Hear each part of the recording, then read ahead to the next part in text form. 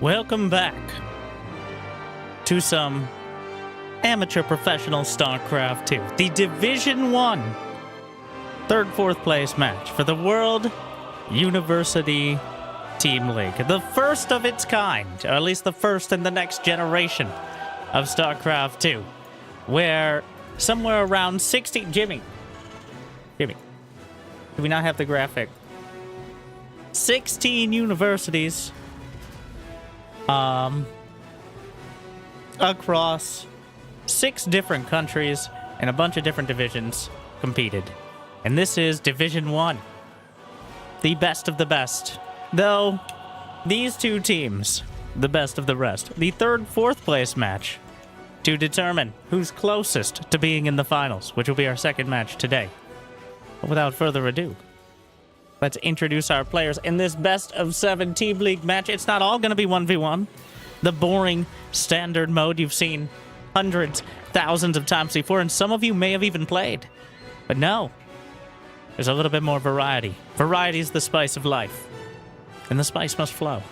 But first, introducing for the Southern Albera Institute of Technology, we have green patches.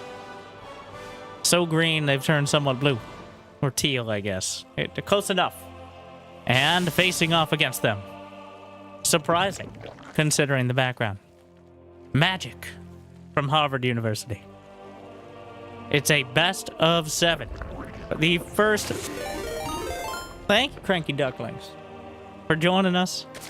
And for all the effort as well for community matches. This is my attempt to support some more grassroots community StarCraft 2.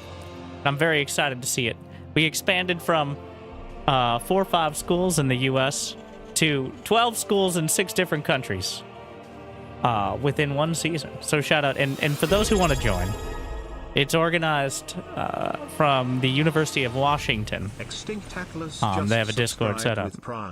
So, well, each of these matches will be a best of 1. And then we'll switch either the players or the format. So there's a lot on the line. A lot of expectation. A lot of stress. A lot of potential. But hopefully you've had a good day so far, and hopefully it's about to get just a little bit better. As the first Reaper comes in and poking at the Zerglings as we're on Winter Madness. Oh, an interesting and potentially fun fact. All of the players, this was played not too many weeks ago, but they decided to play on a mod for the old patch. All the players agreed. So this is held on the previous patch, 12 workers start, and all the other fixins. Now, I don't think the differences are going to be too notable unless we get to the late game in Terran versus Zerg, with the ghosts being able to be interrupted and such, but just in case you're picking out the details.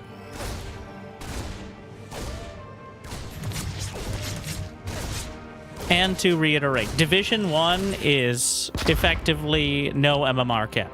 There were lower divisions, so that way we could get maximum participation, because you know what? Not everyone is at the bleeding edge. So even if you aren't the most accomplished player, or have a friend or two with less experience, we've accommodated for that. The World University Team League. So, the Reaper overstaying its welcome. The Zerglings will make sure that the Queen's hanging out, also participating.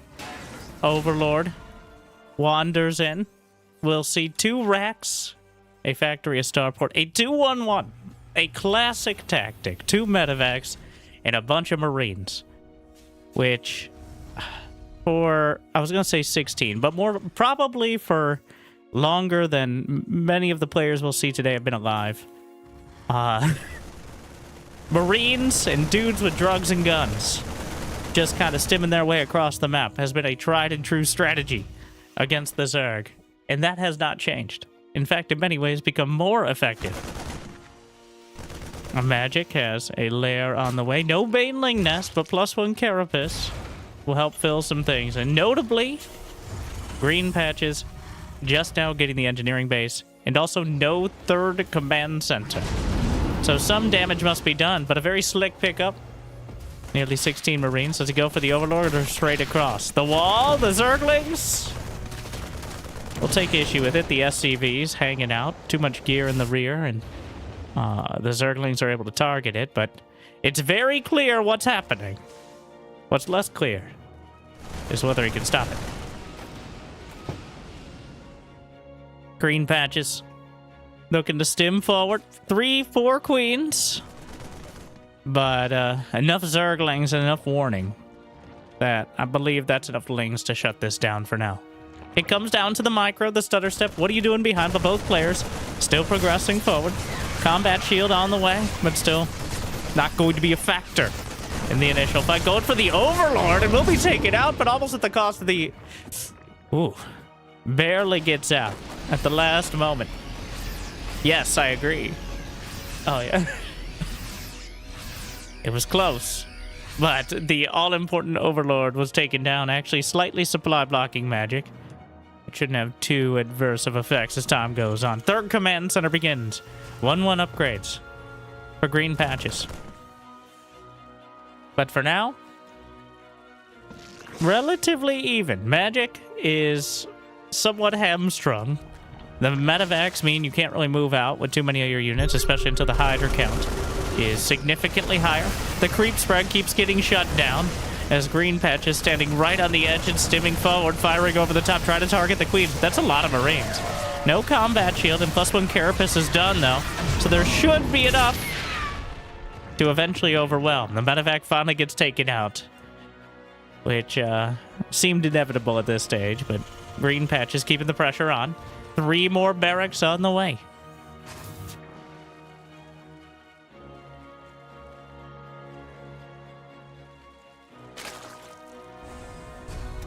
+1/+1.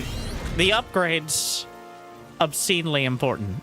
That might be a dramatic phrasing, but the upgrades in this matchup, especially with Marines versus Zerglings, these are battles that scale out of control for either side if you don't have the upgrades to compete. The Marines fire redonkulously quickly, and they have range. Whereas the Lings and Banes, especially Banelings with attack upgrades, can easily melt through the Marines if they're looking the wrong way. So, 124 to 100 supply, but only 54 drones at the moment for Magic. So not exactly the booming economy a Zerg would like to have. But Green Patches still doesn't have his third command center landed. So an intense game to start things off. And no closer to a conclusion.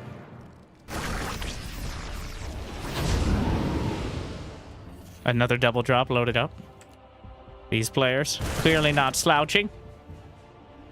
As both of them right on the edge. You don't want to go down again, all right? You don't want to disappoint your teammates, yourself, your university, your world. Okay, that's a bit much, but going out first. Infestation Pit. 2-2 upgrades for Green Patches, who may end up outstripping the Zerg, as Magic kind of going a couple different directions, figuring out a way to deal with the Marines. Clearly not anticipating the ability to attack before Hive Tech, as attacking up a ramp into Marines and tanks is not the highest percentage play. The double drop jumps over, drops out the Marines, picks off a couple drones. The Zerglings and Banelings. One crashes through Hydras. Bit of a lackadaisical response, but eventually gets up and gets out. 137 to 145 supply. Worker count dead even. Green Patches, now that he's got his production rolling, some scouting SCVs, maybe a little bit late for that, as the rally point seems to be exploratory. Double drop, 3 o'clock, hatchery for now, but not anymore. Sniped off easily as the Hydra's Lings and Banes will scramble back to defend. But unfortunately, the hatchery's already gone. The lack of creep spread. It is Against a Terran who's keeping up on their production, you can't attack forward without committing all your forces. And if you commit all your forces, then you're incredibly vulnerable to drops. So, sensor tower on the way, but I think he'll get notification of this attack a little before that. 2-2 is about to complete for green patches right as this fight commences. But that's so many Marines. 5 siege tanks, 55 Marines. And plenty of workers behind Magic now. Realizes, alright, Lurker Den, Hive Tech. Is the Hive already done? Indeed it is. You do not need a Hive for Lurkers. But if you don't have one, they're just kind of sad. Zerglings slip through, get on top of the siege tanks. 2 down easily, as all the Marines were sent across with the medevacs. The siege tanks entrenched for life. They're house tanks, of course. Till death do them part, which the Zerglings facilitated. Well, 1 siege tank on the back line, the Marines crashing in, but way more Marines behind. Infestors. An existential threat. I think he spotted them. But, now with Infestors and plenty of Banelings, this is mostly Marines. There's not that many tanks. The supply could swing dramatically. Fungal thrown out! Banelings rolling, look away! And the Banelings melting through! Infestors on the front line, they don't have their auto attack yet, but they don't need it, because there's plenty more where that came from. A decisive victory for Harvard for the first time in this game. The Infestors lock the Marines down, the Banelings roll through. And an Overlord will help to deny the 4th base, doing its part, creeping everyone out. Literally, not figuratively this time. Hydra's Lings and Banes, but now in entrenched position with plenty of medevacs overhead. He's able to fall back behind the tanks. And Magic realizes that no magic is going to make this happen.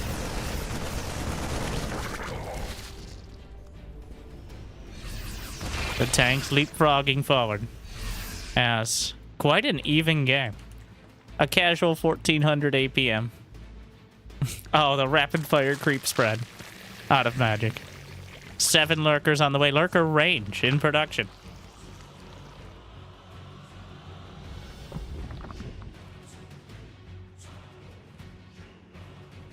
The Lurkers, well, the Infestors so far have been the key. Does he have Adrenal Glands? Indeed. The upgrade's coming online. And without Ghosts, Liberators immediate 2 green patches credit.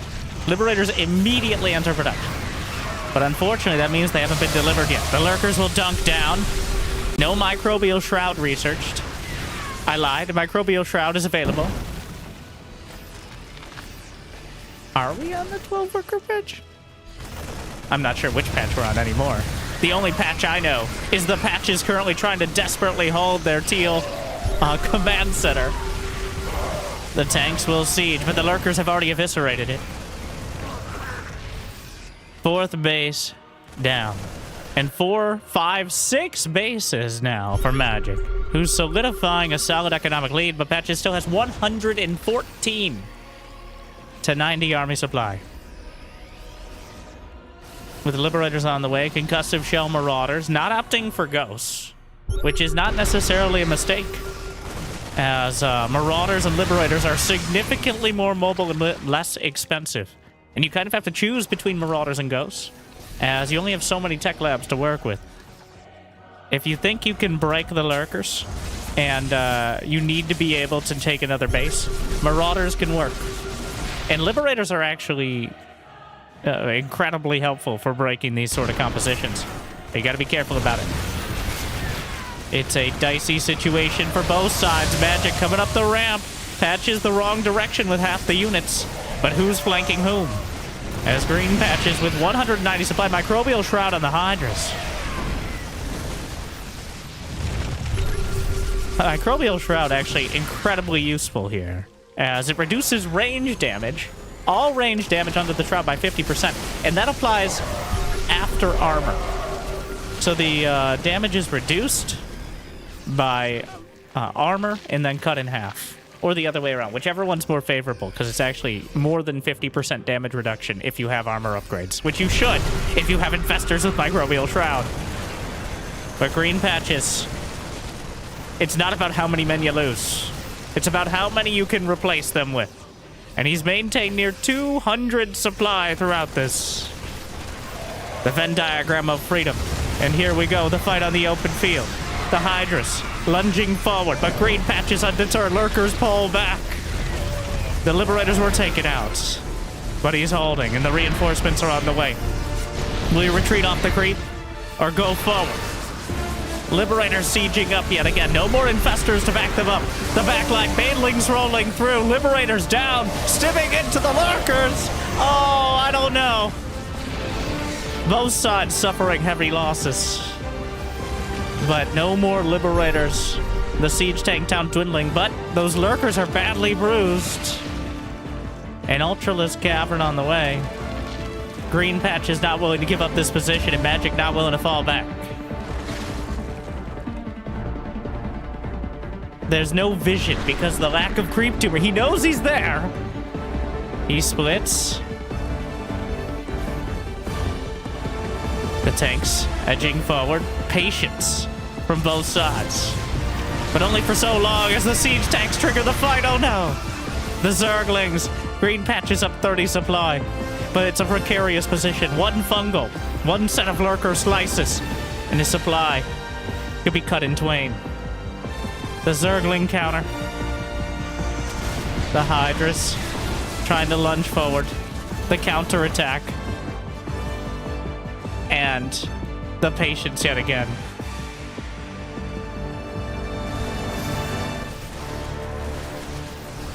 The battle will continue. The drop picks up. The Liberators scans the Lurkers. Magic down to 150 supply. Picks off one of the Liberators. Meanwhile, the double drop and reinforcing. A smart move out of Patches. He can't break the Liberators, so he finds another angle. Infestor picked off. And Magic is grasping at straws here. The Ultralisk Cavern is completed. Chitinous plating is on the way. Meanwhile, the double drop still slips around the Lurkers on top of the drones. Lurkers will reburrow down, loses one. Slicing through the Marines and Marauders. The base. What a save. Drop up to the top right corner. The hatchery survives. Magic still down at 150 supply. Green Patches still. The main base is mined out. The second base nearly gone. But Magic is scrambling to maintain any sort of realistic army supply. Those changelings. We've got the fusion core on the way. The base, he's on top. The drones are pulled. And the siege tank takes it out. But all the Marines and Marauders are taken down, and Patch is starting to bleed units on both sides. Taking a whole lot of damage, and an Ultralisk is on the way. Trundling forward, there's a Raven. And the Raven just turns around, doesn't want anything to do with this. And Magic has held on by the skin of his weird Zerg teeth. And he maintains 144 supply apiece. An incredibly even match to start things off. Anti-armor missile whipped out. Ultralisk, chitinous plating negated, but the fungal growth holds him down, and the Ultralisk helping to cleave through. Knocks it out, but there's another one where that came from. No planetary fortress yet, but Patches notices right now. Magic trying to find somewhere else to mine from. The income is looking... Well, mules are dropping. The Ultra caught around the corner. The creep spread has definitely been improved from much earlier in the game. As well, with the Raven, he can clear it up. And keeping it together. The Raven usage already paying off. Oh, but the Marines and Marauders can't fly away that easily. The fungal catches, and the Lurkers capitalize. Diving forward, anti-armor missile yet again. Ultralisk taken out, but the Hydras and Lurkers shoving forward. The Lurkers in an awkward position. Multiple Ravens. He can see them, but that doesn't mean he can kill them. Still, Magic been struggling with significantly less army supply throughout all this. Only now is he finally... Well, I was going to say turning it around, but it looks like he turned it around again. 360 degrees and walk away. Liberators Patches is not able to push forward reliably, but he has yet to be pushed off a base besides his initial 4. And as time goes on, 3,000 more gas has been lost by the Harvard player. 3,000 more minerals, which is less critical, but might become relevant as well. The Burrowed Infestor, not nearly as good when your opponent apparently seems to actually be able to use Ravens and keep them alive for more than one fight. Which makes him, and I'm just going to check my notes here, yes, better than Maru.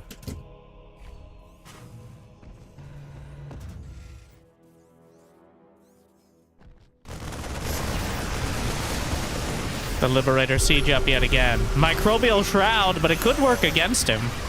Well, helps out the Ultras. That's the most important thing. Microbial Shroud.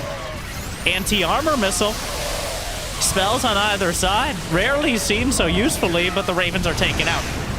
Lunging down the ramp.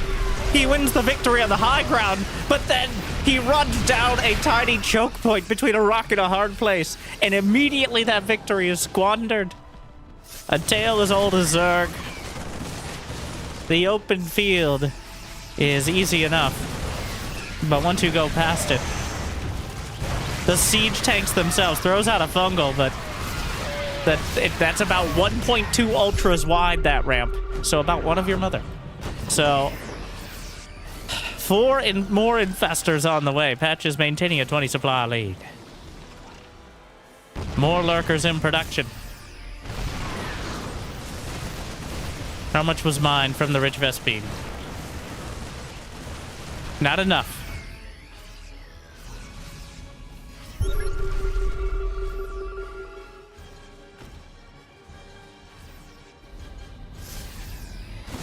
The Marines and Marauders. With the Ravens, continually 5 medevacs, a Liberator. Another Infestor dead. Setting up the siege line. Magic starting to run low on units. That's been true for a while. Fungal catches another group on the front. Banelings rolling by. Move command is good. Making sure to get the most out of them. Tanks being dismantled. Marines and Marauders fully routed. And Magic finds a victory. But the Liberator is unchallenged. Fungal doesn't do nearly enough damage to think about it. He has no Hydras. He's building 1 Corruptor. But again, Magic goes down a ramp. And again, Patches makes his supply magically disappear. There goes all of the Zerglings and Banelings. The Ultralisk get 1 HP. And driven back yet again.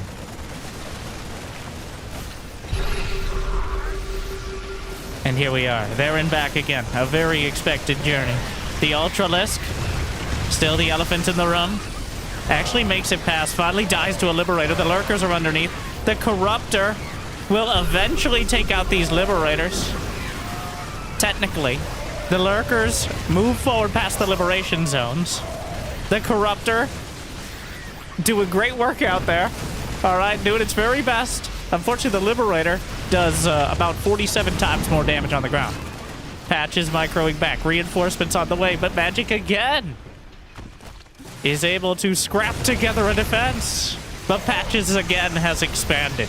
And the production continues. The Hydra is challenging the Liberator. Another one sieges up. The Marines and Marauders are surrounded. The medevacs will be driven back for once. The Liberator's just forcing such a toll. Even though they're taken down. We have to ask ourselves that question. Have you liked and subscribed? And at what cost? Again, siege is up. But Patches, medium on the field.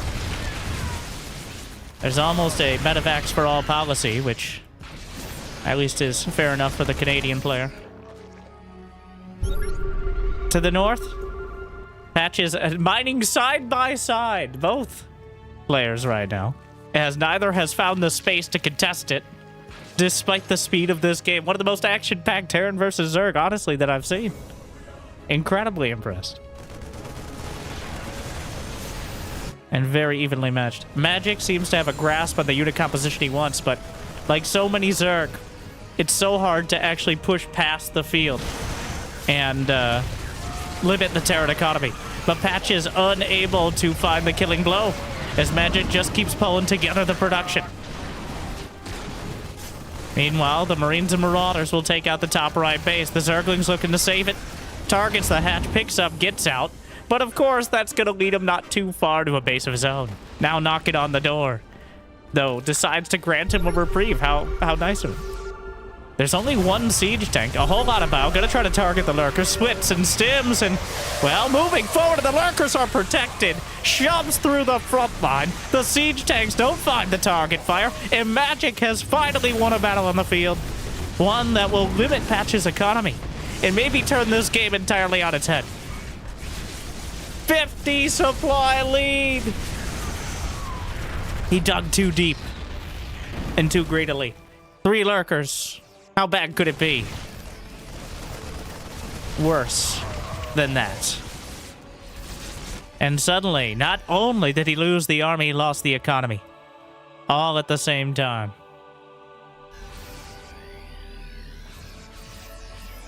And Magic now has, for the first time in probably 20 minutes, a decisive army supply lead.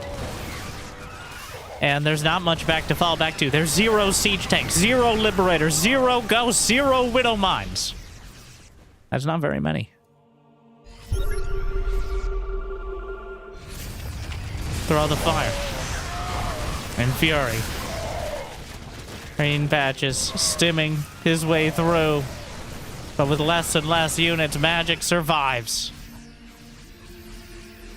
And I think we're trending towards a situation where Harvard will take the lead. 4 kills on the 1 corruptor. Important. Honestly, without it, he may never have broken those liberators. But sometimes all you need is 1. Green Patch is falling back to his comfort zone, which, like every Terran, is Marines and Marauders and Medevacs. Unfortunately, that comfort will be disrupted as 2 Gs are thrown out, and Magic survives. Game 1 goes to Harvard. After 27 minutes and 27 seconds, 900 Zerglings, 410 Marines.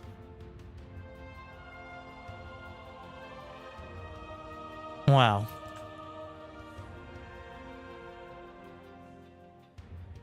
Quite a game, though. Clearly, we've reached Division 1.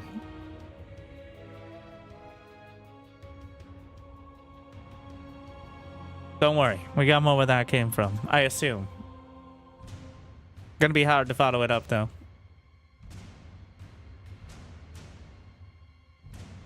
It's honestly, well, when games are evenly matched at the highest level, they might not be pro, but if I told you, if I put Solar and, like, Cure on the names there, I bet 99% of the people watching would believe me.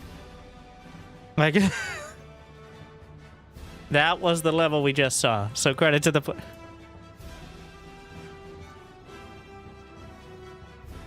the kind of attrition-based style where it's so hard to ever get more tech on the field because you're too busy fighting right now. And incredibly hard, like, Magic holding for that long against that composition without just throwing his units away for the last time. And Green Patch is actually holding those positions. It wasn't the attack that eventually ended him. And yes, we're filling time because these are old patch replays. Well, before the hotfix, which means we have to spend several minutes loading the game in the old version of it. Old version each time. So, but with that said, so smoothly. They didn't keep the same color for that. Okay. First, we gotta figure out... Wait, how many patches do we have? This is a different patch? Are they both called patch? This is a different person, right? We have 2v2s, like... Wait, the other one was green, and this one is patch. This is the real patches. The other one's name was just in tribute, I think. Anyway, so now Southern Alberta Institute of Technology is in red, and Harvard is in yellow. It's just taking whatever they picked from when the game was originally played, but whatever. All right. We have Jingming.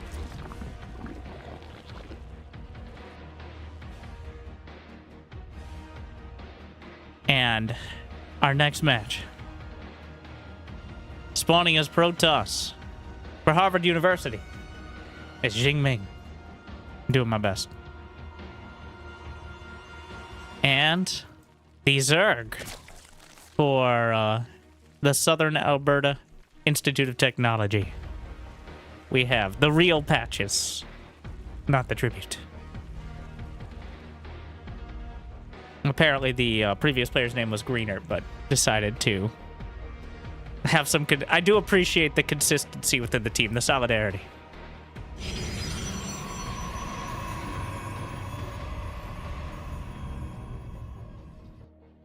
And well, speaking of solidarity, I neglected to mention he is drone rushing.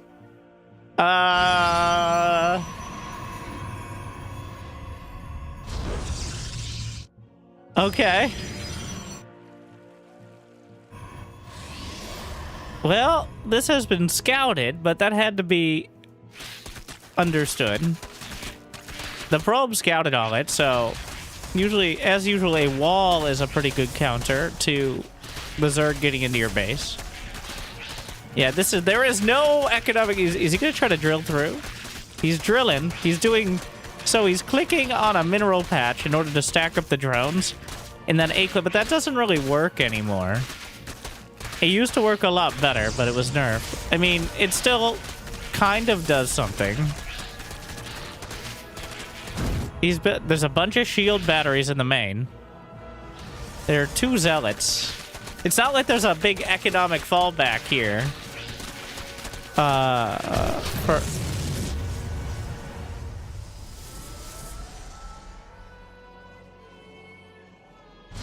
Okay, well, this doesn't... That's a lot of shield batteries. Now, the awkward part...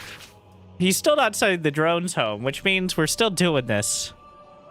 Certainly a more aggressive game than the previous one.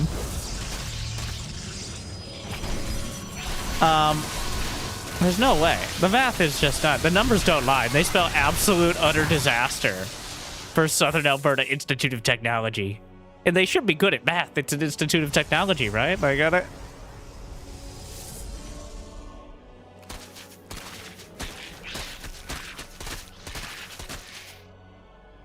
Stargate? Oh, there's still a cybercore. Yeah.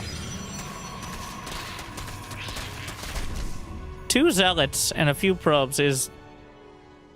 Don't worry, there are 3 macro drones, so another round of Zerglings is on the way.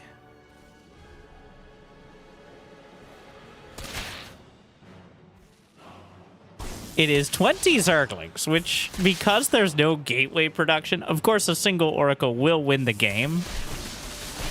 We're going for it. That's about as good energy recharge on the shield battery. Okay, yeah. That's, yeah. All right. Yeah. Yeah. Well. He's dead,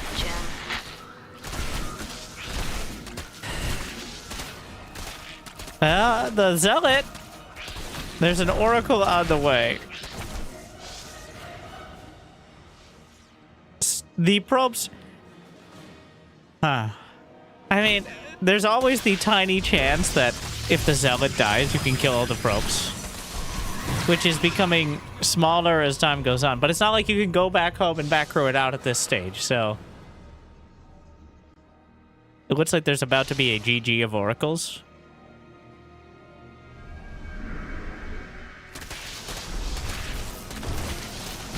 Yep. GG! And Harvard takes 2 in a row. So a more concise game than our first one, really showing the dynamic nature and the struggle for scheduling tournaments in StarCraft 2. Games could be half an hour. They could be 1/10 of an hour. But,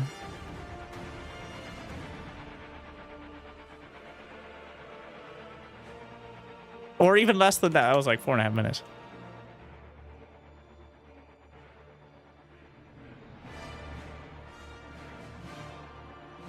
But our next match is our first Archon mode match. Ah, I see. So now we will put the teams together to become one. Now, the interesting part of Archon mode, so for those who don't know, which is probably most people, unless you played at the start of Legacy of the Void, Archon mode is 2 players playing as 1 player. There are absolutely no restrictions or mechanics to make that easier.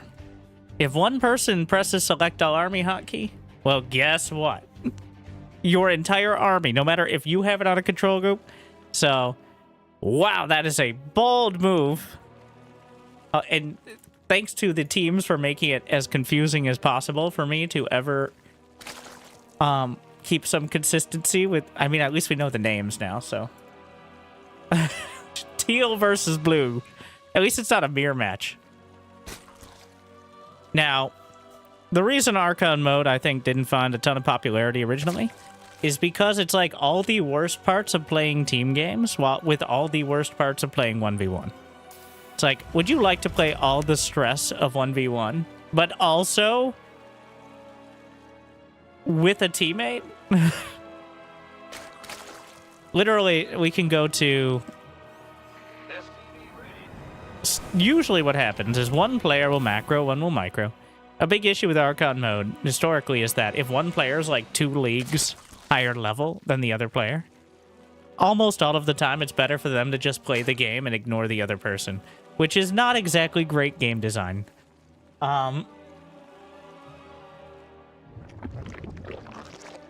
So,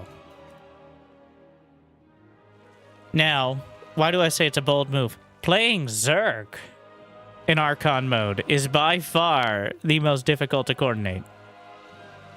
Because what is macro and what is micro for Zerg?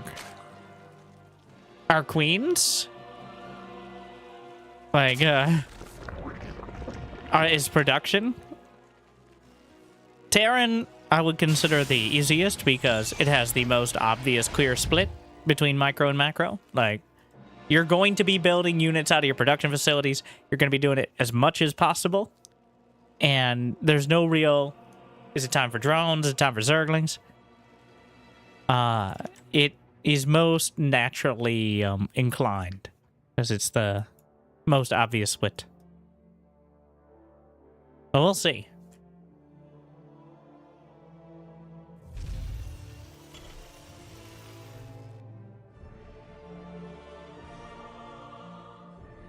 God. SCV Scout.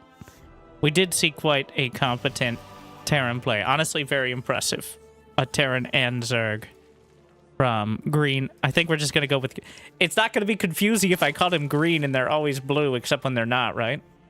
Well, anyways. And then... That's not my job. Well, it is my job, but still. I never said I was good at it.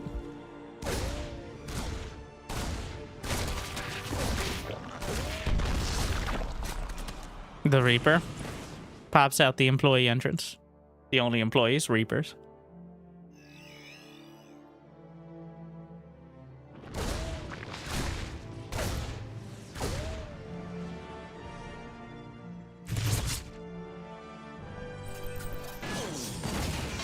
Wow, even doing some heal micro. Reaper pops into the main. So, let's see. We have, right now, Patches handling the Reaper. Green handling the base. Let's go to Harvard. Jingming.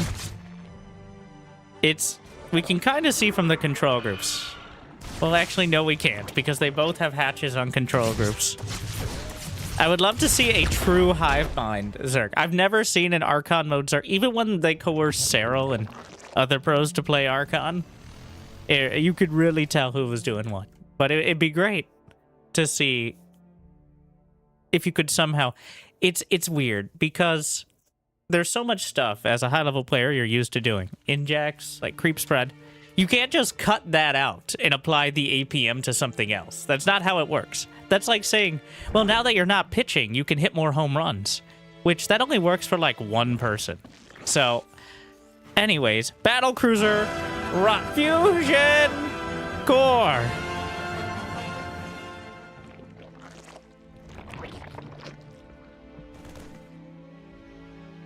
So, is certainly one way to give someone a clear, I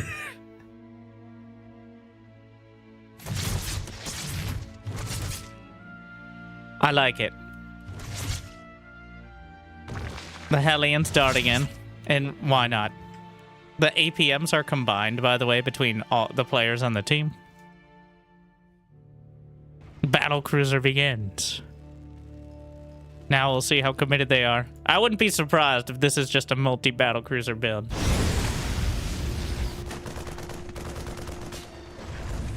The Tech Lab starport is spotted, which is almost... Wait, what? An armory? In this economy? There's a Spire on the way. They saw a Tech Lab starport, but that is... It wasn't researching Cloak, but... I think Mutas are another incredibly microable unit for Archon mode, so... No Yamato cannon. Which is not that critical against Zerg, especially. It looks like they're going... Well, clearly they're going for more mech. Ah, Hellbat. Battlecruiser push. And do we jump? Jumps into the main. Southern Alberta has arrived. It's a boot time. Hell. And, well, the Queen's scrambling back. The Hellbats burninating across the third base. The Queen... This is restricted lair space! Why is it so tanky? It's a laser bathtub, Susan. What do you expect? So, okay, well, there goes the third. There go all of the queens. And, well, I don't know if this is... yeah, I think they're dead. There are 4 mutas on the way. The battlecruiser still has about 30 seconds on jump. Which means the first battlecruiser may be taken out, but have we had second battlecruiser?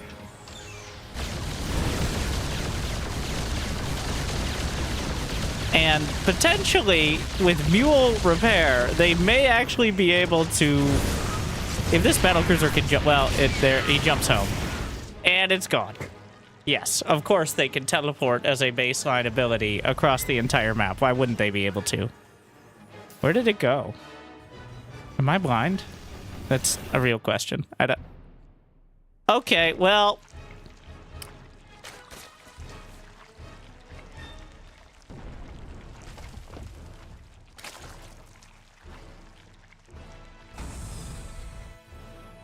I'm looking. I'm trying to find something. But all I'm finding are at least 2 Gs. Okay, I guess... No.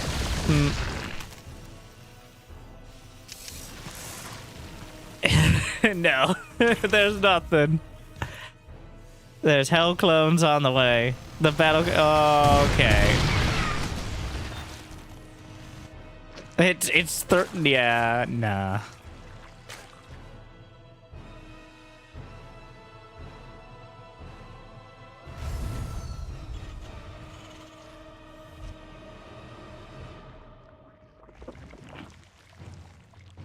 So far, they've lost 10 Hellions and a Reaper for a base, 20 drones, 5 Queens, 3 Mutas. The battle cruisers will have jump available, which means they... Oh, well, I guess they could jump in too. That's also an option. I was going to say you could use it to kite back, but why bother? And you could just tactical dunk. GG!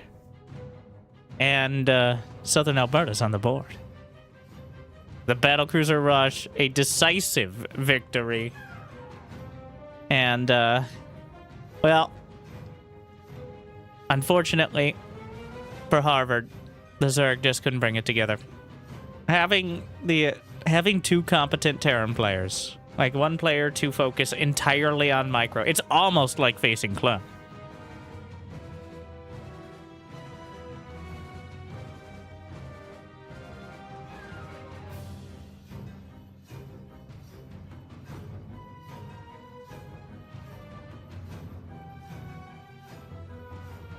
And now, we're going to split them apart and then bring them back together for game number 4. 2 versus 2.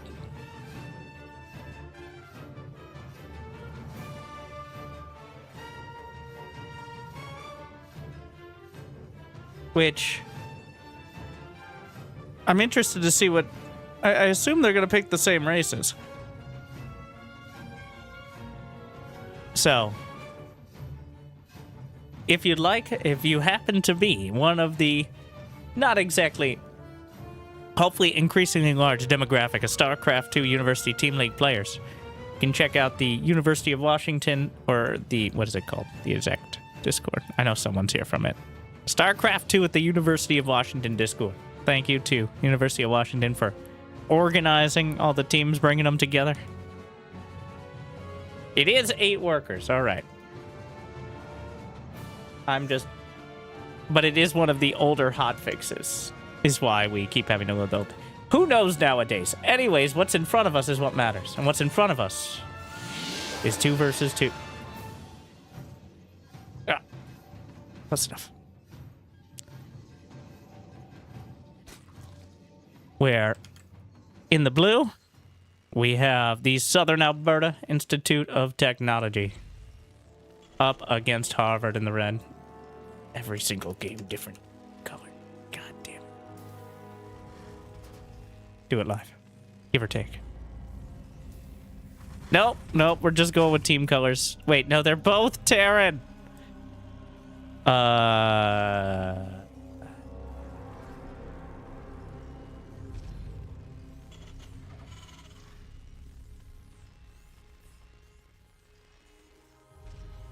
There we are.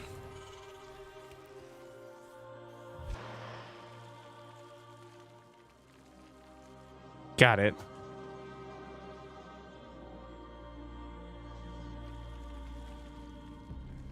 We know the players by now. Double Terran from... yeah. So, the player names, I look back over, are Greenert and Patches. So, their names are Patchert and Green Patches. You know what? Doesn't really matter which one's which. That's true teamwork right there. The coordination.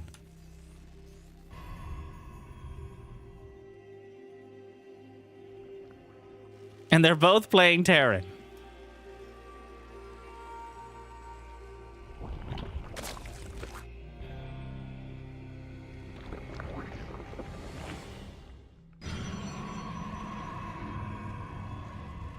One more. Patch.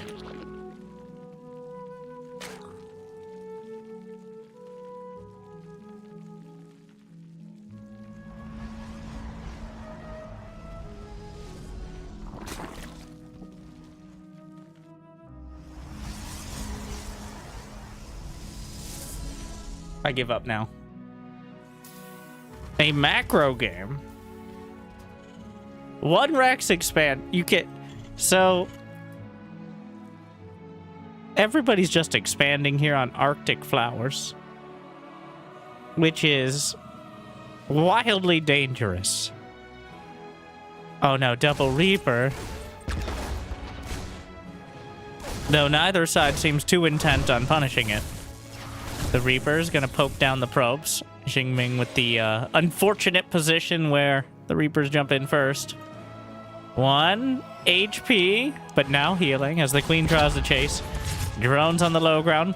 The Reaper's still going, doubles back, grenade, bounces the Adept, and might have enough to survive a hit and actually get out. Another, oh my.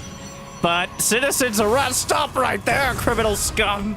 The probes rack up the kills. And at least one of the Reapers will be brought down.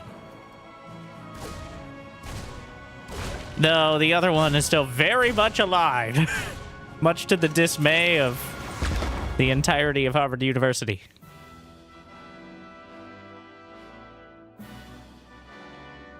One drone, 2 probes, the tally so far. Zergling speed not too far off. Adept shade? Where did the oh, shaded by.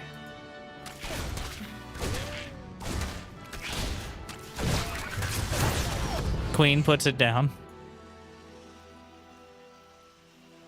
And are they both going mech? Yes. They're taking us to McDonald's. Mass Hellion. Great minds think alike, but Southern Alberta Institute of Technology minds think even more aliker, as the saying goes. Mechanical engineers, clearly.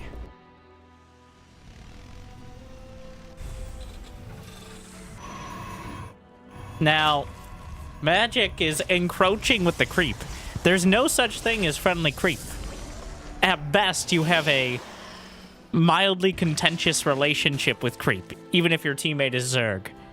Because now the creep has spread to the point where if Xingming loses his Nexus, then he cannot replace it. So that is an interesting conundrum.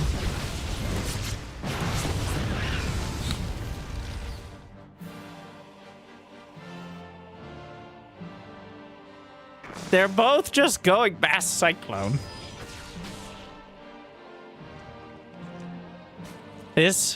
So we're going to go double Hell Clones as the Industrial Revolution in the main base. Half a dozen factories.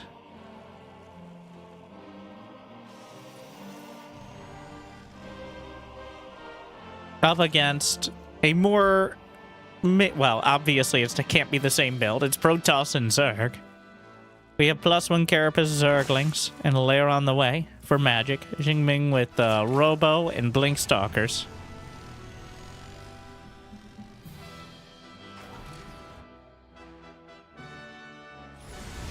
Blink Stalkers on their own quite good against Cyclones, but it's a numbers game. The Hellions body blocking in the Blink Stalkers. Cyclones locking on.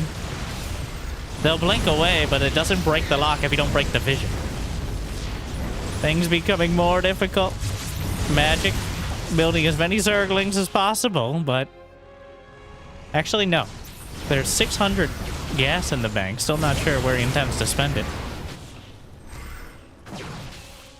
The Stalkers on the high ground, a siege tank added in. Harvard definitely wants to hold this third base. Behind this, Southern Alberta, no third command center for either player. The production tab's looking very similar. They know what they want. They want the same thing. Archon mode, even despite playing 2v2.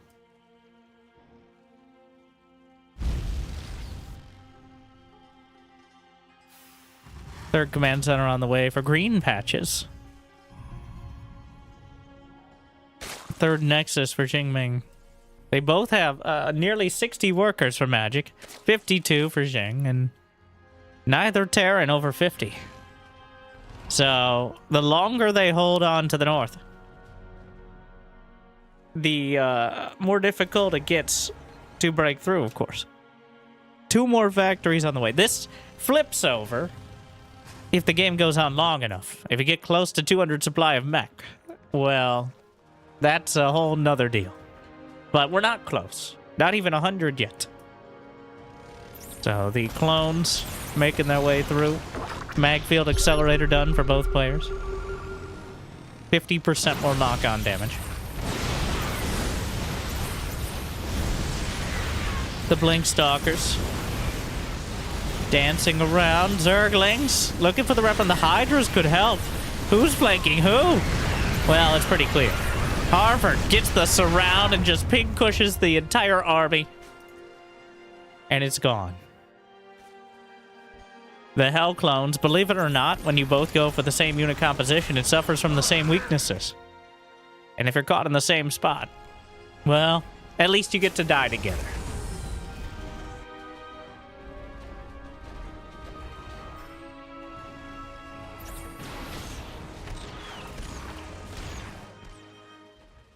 Magic, working on a hive, now has 76 drones.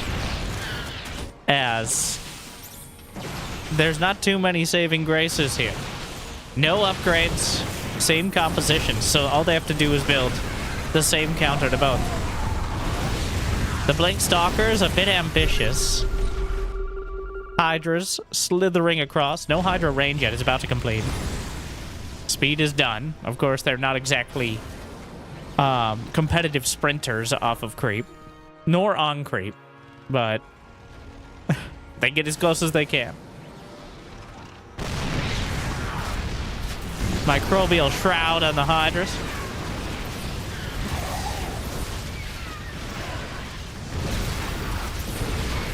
Doing a great job of tanking the tanks. And, well, the mechanical army is crumbling as the Zerg and Protoss will overrun them. Harvard goes to match point. A solid defense and just textbook macro. And they're back in command of the series.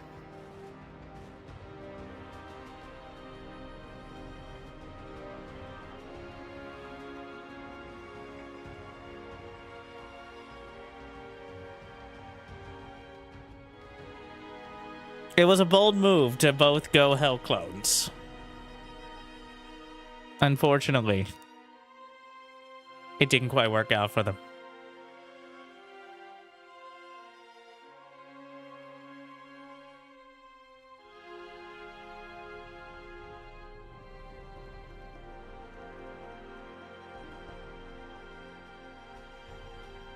And we return to Archon mode. We combine them yet again.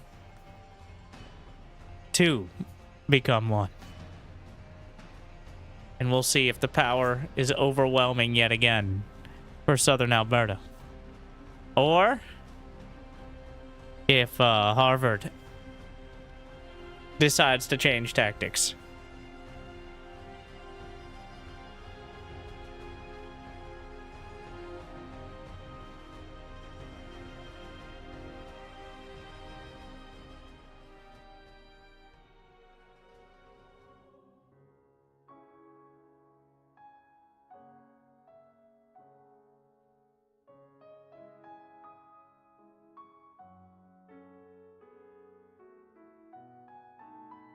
Interesting. The tactics have changed.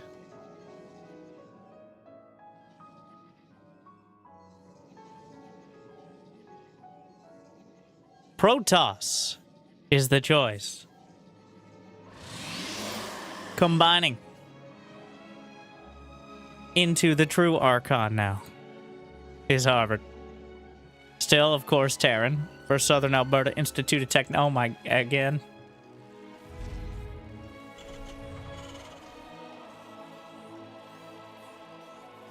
This is just a...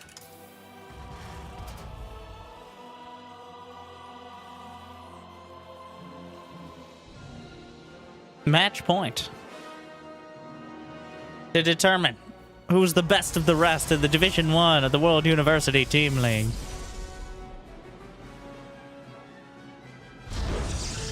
The highest level players and games, though we're still looking to top that game number 1.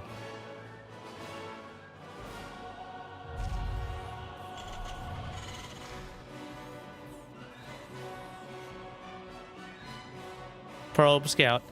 Now,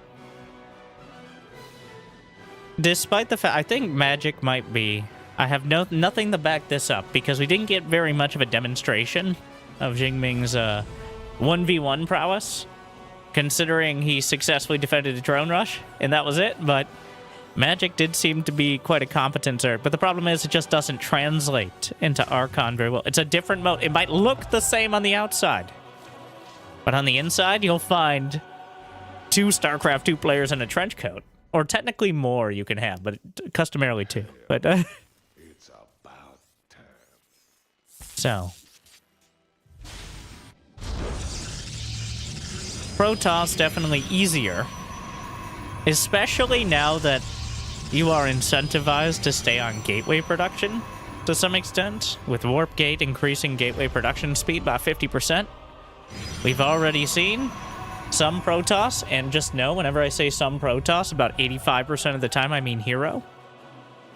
The other 15% I mean Clemmer Max Pack. But some Protoss really using, just cutting down on the gate count and using it to max out like a Terran, just way more quickly.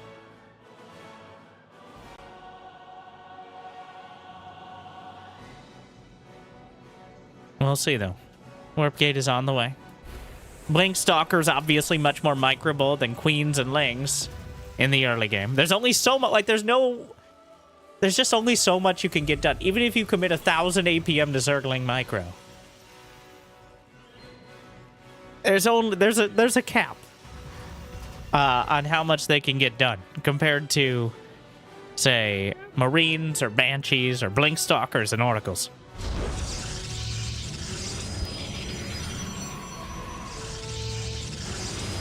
Energy recharge on the Sentry. Hallucinated Phoenix to immediately scout.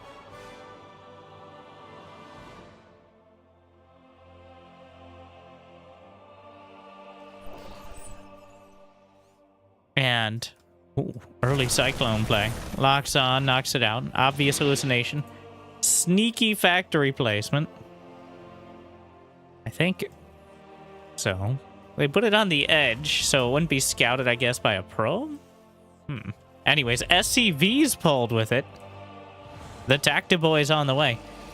Right now, it's just a Stalker, a Sentry, and an Adept. So, with great Cyclone Micro, there is potential here for now, but it's very risky. The shield batteries coming online, but target down the Stalker before it can finish. The timing thin, but they slice through. And the SCV's just in time, draining that shield battery energy. Energy recharge keeps it intact. Sentry will survive for now. Another Stalker comes down. The repair versus the... Oh, the probes are pulled. Locks on. Doesn't actually lock to the Stalker, but great micro so far from Southern Alberta. The Stalker comes in looking for the shot. Not gonna find it. Saved by the SCVs. The probes will be slaughtered. And they're tearing through, but 2 more Stalkers on the way. Warp Gate is done. That means the gateway production speed is obscenely quick. And now the Stalkers are growing at just that production bar is so fast. And despite the damage, look at that. Look at that. Just look at it. It's like, what, 14, 15 seconds for Stalker? Stalkers build faster than Marines now. That's actually true, without chrono.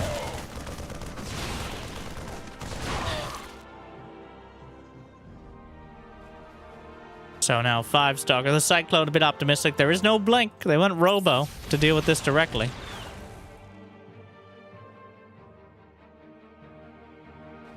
Command Center is done. Enough probes killed. A siege tank! Crouching Marines hidden siege tank. Wow!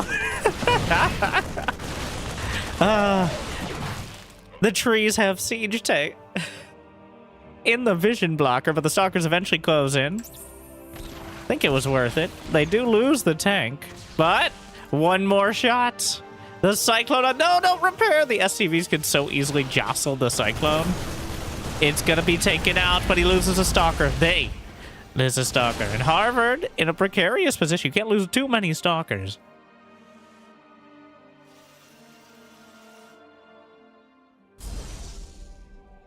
Because even though they produce more quickly, They still cost the same amount. That is, it's much like the larva buff to Zerg, where, yes, you might have more larva, but you still have to pay the same price, and also more for hatcheries, so...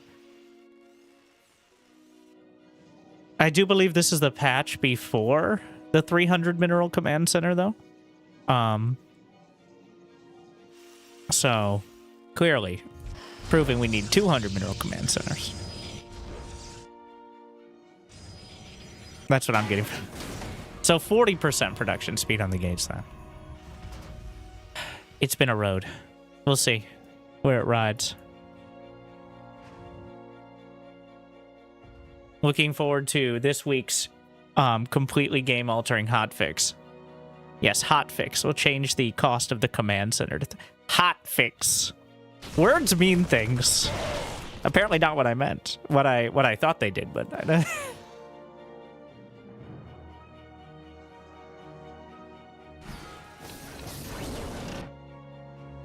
Anyways.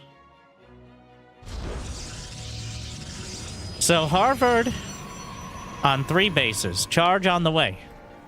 The gate count has gotten quite healthy. Looking at 6 gates, which should give you the same level of production as 8 warp gates if you're using them.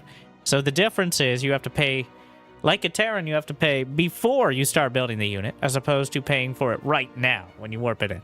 On top of the fact, too, you have to pay for the warp gates, 25 apiece. So, you can get away with less gateway production, but you can't reliably use it to turn it into an attack, is most of the effect. The army supplies, about even.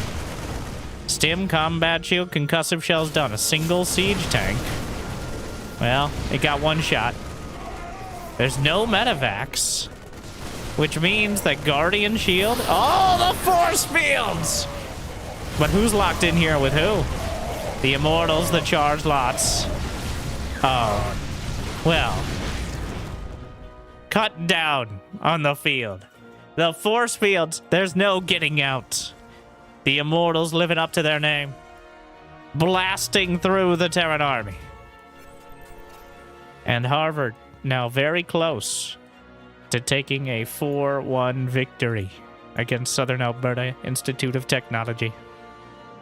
As biting off way more than they could chew. Now, that's impossible for the Protoss to do, as you know, as the Protoss do not have mouths. But extended thermal lance on the way.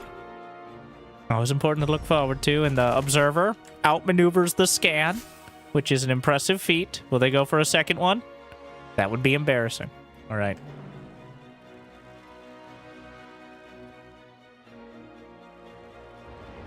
Yeah, the Observer right outside. Loads up into the medevacs with whatever's at home. Another great use. Like, Archon mode is the best case scenario for multitasking with medevacs. But at the same time, Harvard with the 72 workers, 4 bases. Colossi coming together.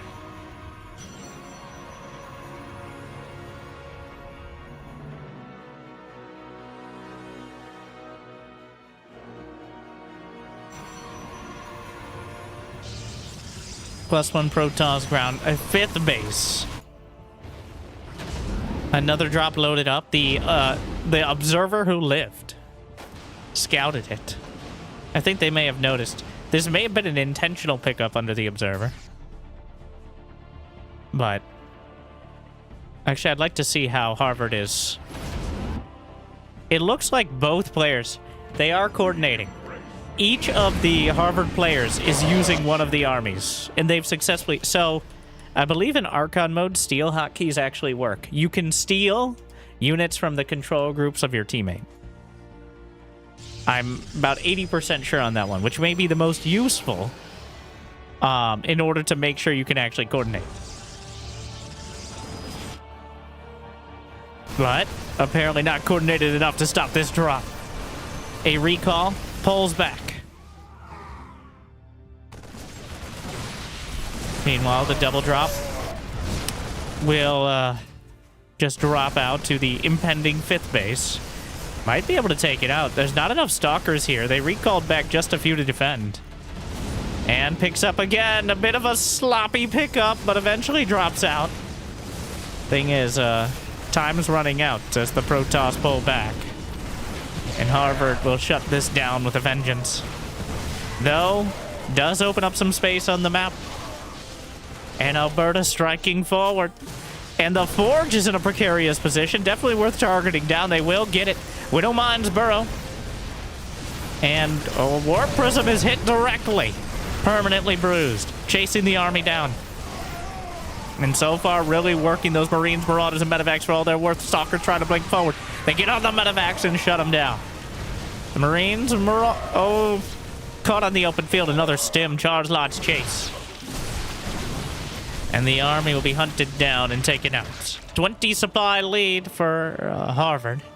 91 probes, 93 probes, creating a few problems here, but warp gates opened up. The economy's there. 66 SCVs for Alberta. Which leaves actually more army supply for our Terrans, but that could easily be filled in by another warpin or two. Oh, danger zone. Very lucky the blink was just used, of course, but it's not too hard to anticipate. The Observer is still alive.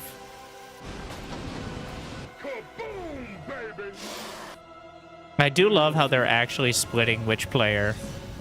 So this is how it has to be done with Protoss. All right. Again, simulating Clem. Having one play, like actual split armies. I don't think the same is necessarily true as Terran, but they're doing it right. And now, Magic coming in with the army to the south.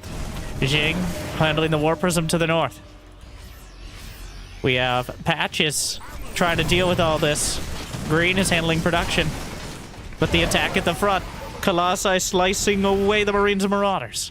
And while there might be an upgrade advantage, the unit composition and the economy far outstrip it. They're about to hit 100 probes, which at this point, somebody needs to say stop. You can't pay tuition with those. 101 probes and the double Ds of destruction in production. Disruptors on the way and a Dark Shrine as well. That late game deadly unit composition.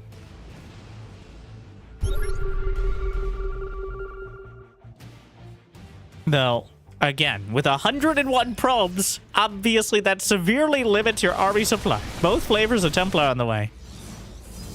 Can only warp in 5 Zealots. The drops into counteract them. Blinks forward, but the Widow Minefield here is actually great for thinning out the Zealots and Stalkers alike. 2-2 upgrades for the Bio against 2-1 on the ground for the Protoss. The Vikings in possession. And the Colossi are not so deadly. Disruptor shot, just stand still. That's one way to counter it. The Immortals, are these the same Immortals from earlier? I believe so. Yes, not a single Immortal lost. Otherwise, they wouldn't be named correctly. Mules will drop, but Alberta able to hold onto 4 bases. And we've seen this story before in Protoss versus Terran. The Protoss might do their best Zerg simulator, but the Terrans simply refuse to die. And eventually, not losing can over great effort and time, translate potentially into winning. Fusion Core on the way. Tier 3 upgrades, Medevac energy regen, advanced ballistics, probably not battle cruiser, but you know.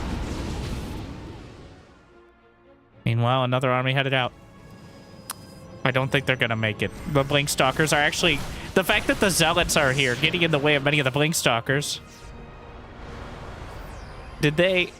Don't rebuild the So, Alberta just did Harvard a favor by killing like 10 probes, because their army supply was so low, they could easily just lose a fight. Oh no, the Disruptors on the open field! Fires everything! 1, 2, but a shot goes off. Meanwhile, the rest of the army, no! It's caught! A classic mistake. Caught on the rally, and half the army's just gone before it can fire a shot. The Widow Mines will try to burrow, but a decisive victory on the open field.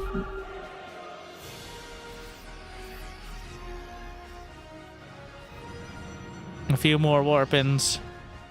It is now 7 next side, 4 mining command centers. The income, 1,500 more minerals per minute in favor of Harvard University.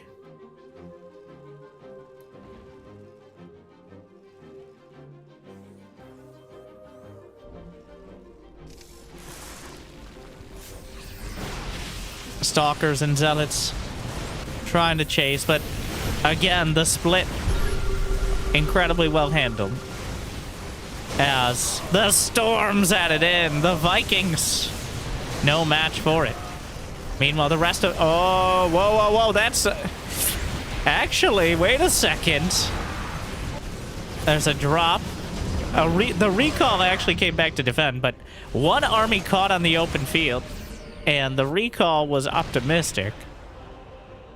But the economy is the problem.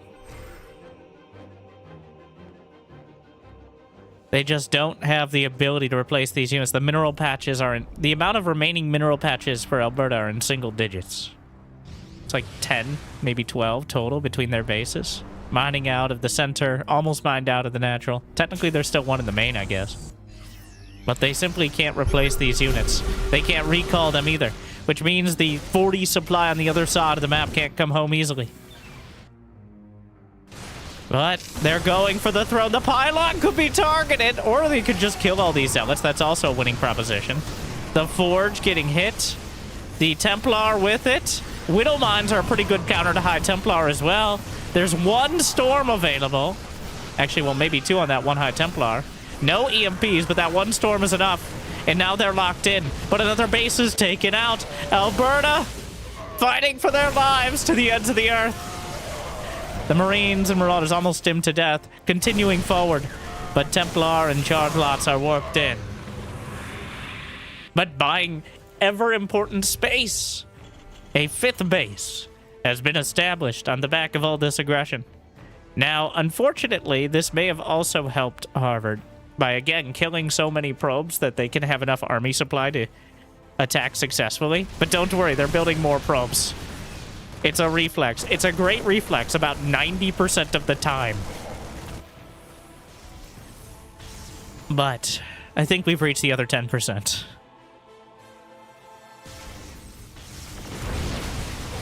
Well, the Immortal and the Planetary. It's a double Planetary, though. Actually choking this all off. The medevac count was pretty much reset. The lack of starport units is a huge problem. A second starport on the way, correctly diagnosing that problem. There's a couple Templar on the back. EMP hits the Colossi, most of the gateway units. The charge lot trickling through. The Planetary being repaired. It's holding, it's holding! It's targeted at the last second, but the Immortal will die for it.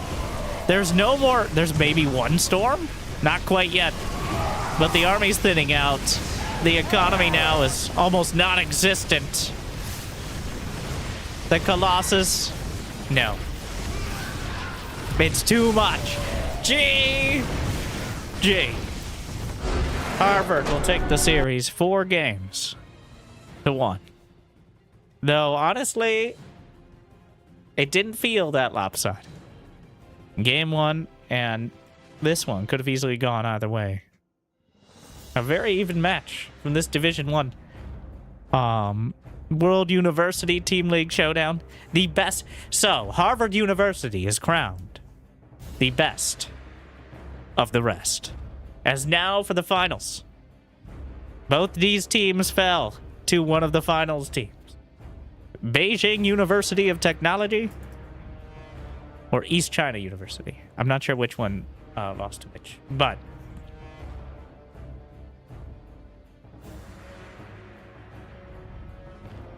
quite a showing. Honestly, really impressive. I really like the Archon usage from both sides. As game 1, the build choice and execution, and then the final game with the split Protoss, which is, that takes a lot of coordination to make sure you're not metaphorically and sometimes literally stepping on each other's toes when you're trying to control groups of units.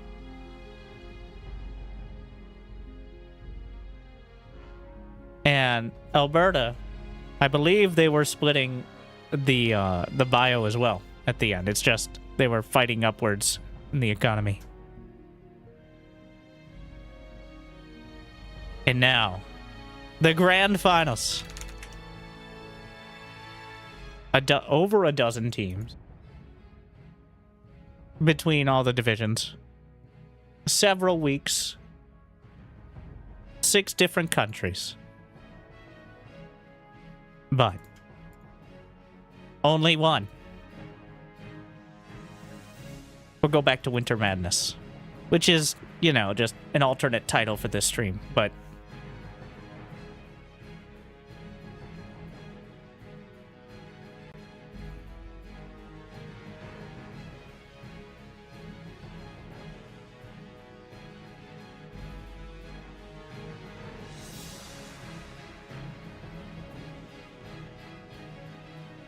gotta make sure I have the names right.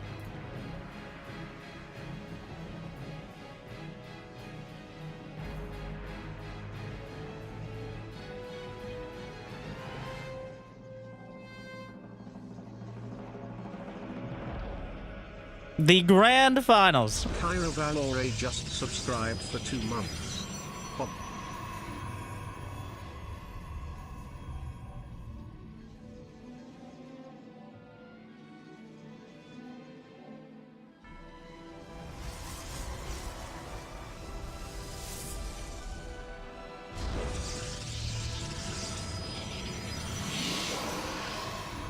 Starting things off. And since many of the teams are using barcodes and also Chinese characters, I'm probably going to just default to using their school names because otherwise it's going to be a struggle. I know. Or maybe just calling them... Wait, they're both Protoss, so that's not even going to help.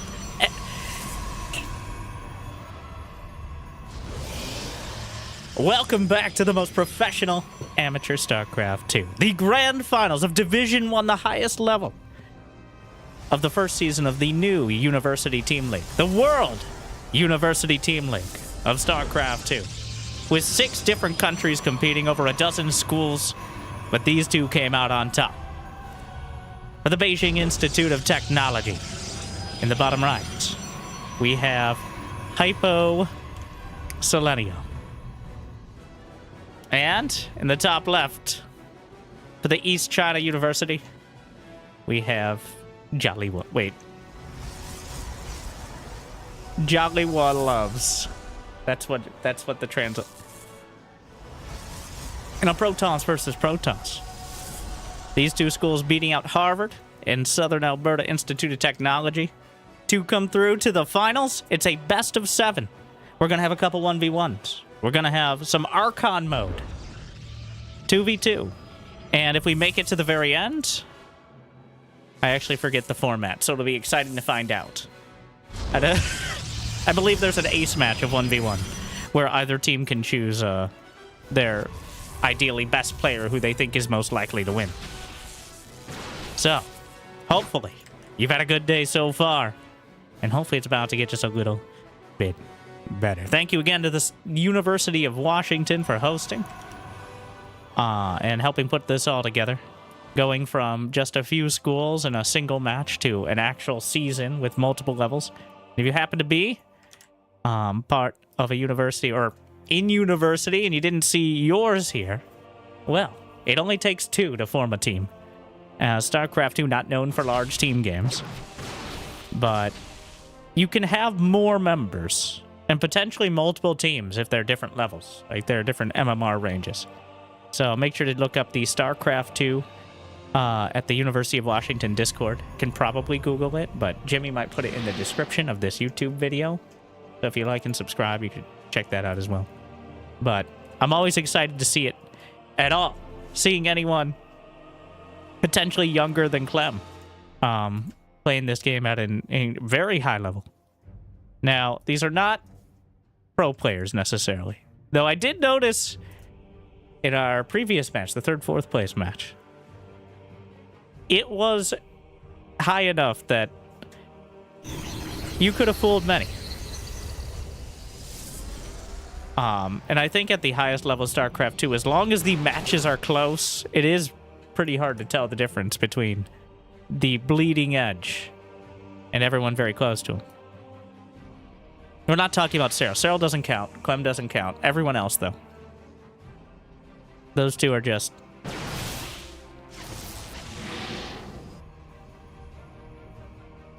Would you do good against them?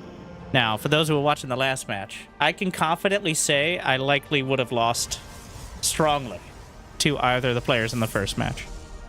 I believe they are significantly higher ranked than me. There wasn't much of a display in the second one, to be honest. So...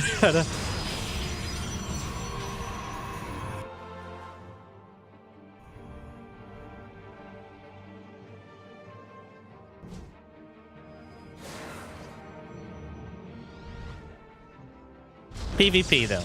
I went 5 minutes without talking about the game itself, which is surprising that the game didn't end. Not a single unit has been lost, which is already a massive point of interest, as a lot of the time, Protoss versus Protoss has already ended by this point, as 2 Adepts in the mineral line are an existential threat, as East China trying to... to remember.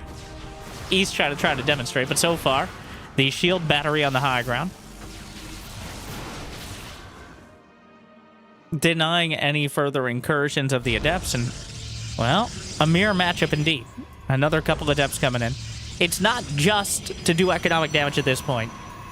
A great way to scout your opponent is just get up in their face and threaten to do damage, as many players will feel obligated to actually show you what they got, if you would.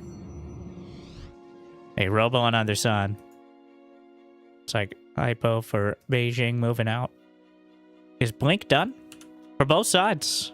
Forge is a little bit quicker. For East China.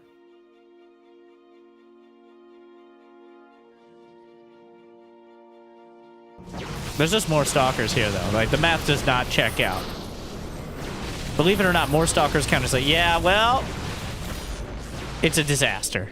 Losing several Stalkers for nothing is clearly not the ideal move. But the Adepts find an opportunity to slip in, as the Stalkers obviously distract and get a few kills.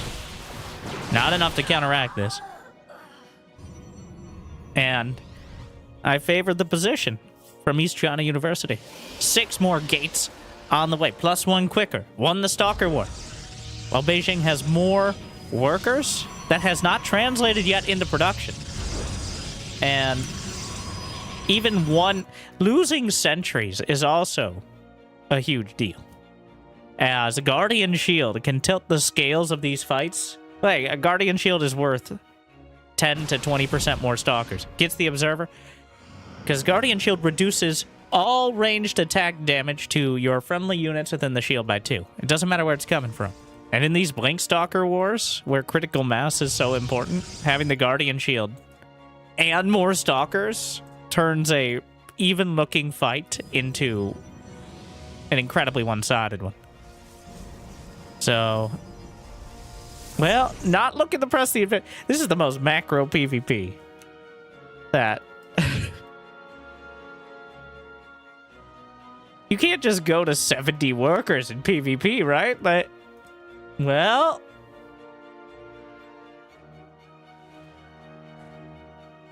Apparently you can.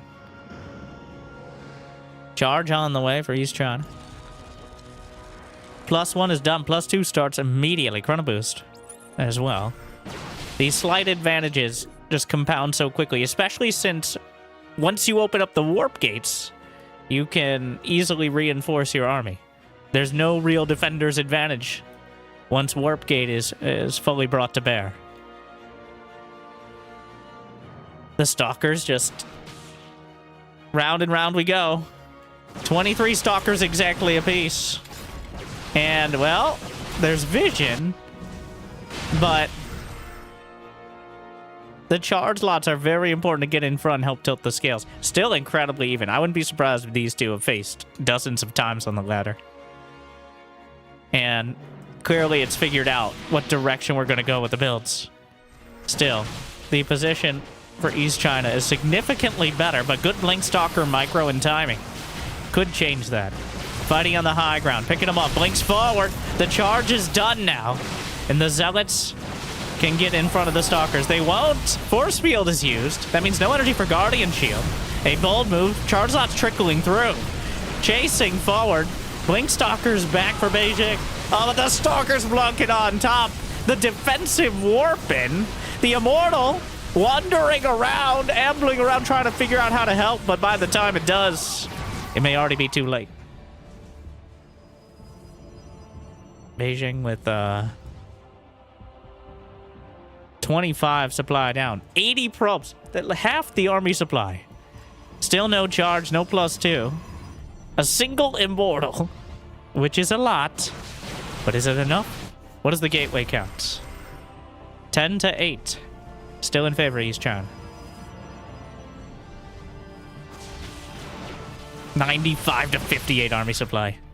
Charge is now done. +2 attack as well for East China. And blinks forward. Oh, well, looking to compound that advantage in 69 probes. Very nice position on the map. Stalkers and Observer combined to deny vision. And that's so many Zealots. 27 Zealots. Just gonna absorb so much damage and close the distance on the Stalkers. And, well, this has been trending a certain direction for a while. But I think finally gonna be able to capitalize.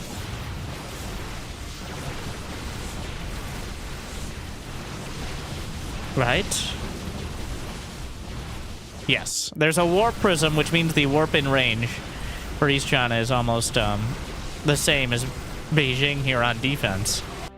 And GG. It all...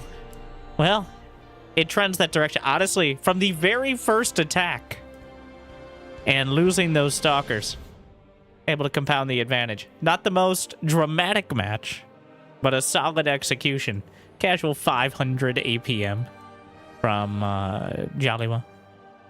I don't know if that's a clan tag or their name. It was not explained to me.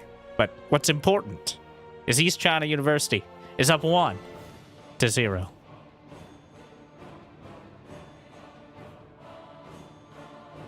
That was just really solid. So solid it was boring, almost. Well, it's PvP. If they don't die in 5 minutes, we're not wondering why they're still here. But Beijing's player got two. You can't, if they're on a similar economy with a similar unit composition, you simply cannot attack unless there's something. You can't just walk into their. They're gonna have the same amount of stuff. It's disrespectful to attack when you think about it. You think they didn't build a similar amount of units on defense? This is mirror matchups in a nutshell, though. Like, you've got to figure out what your advantage is. Walking up and trying to figure it out from there is not usually a high percentage play.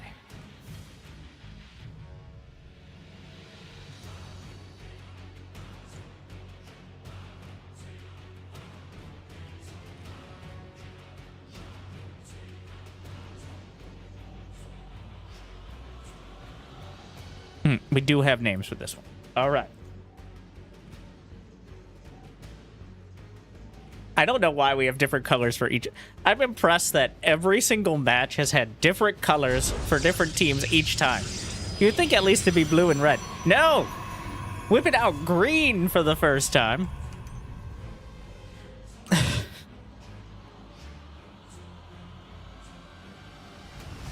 Let's see. So... now, our Beijing Institute of Technology player is TATP versus Migi, or Migi. My guy. No, not that probably, but...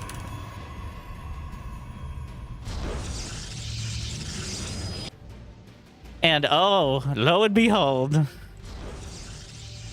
it's PvP. Here we are. New players. Same matchup. So, for the Beijing Institute of Technology, we have TATP up against Meiji for the East China University. Protoss across the board.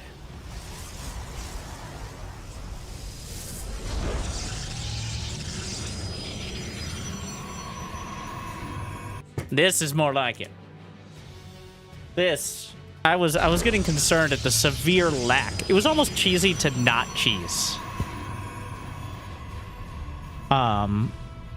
In that previous match, but I'm glad we've gotten back to basic builds, which are putting your pylons and most of your buildings in random locations on the map. That is what PvP is all about. PvP should be a mental health crisis, not a build order simulator. And here we are. What's it gonna be? Stargate? Robo. Just one? A robo for both sides. Meiji has it in the base, whereas TATP about halfway in between.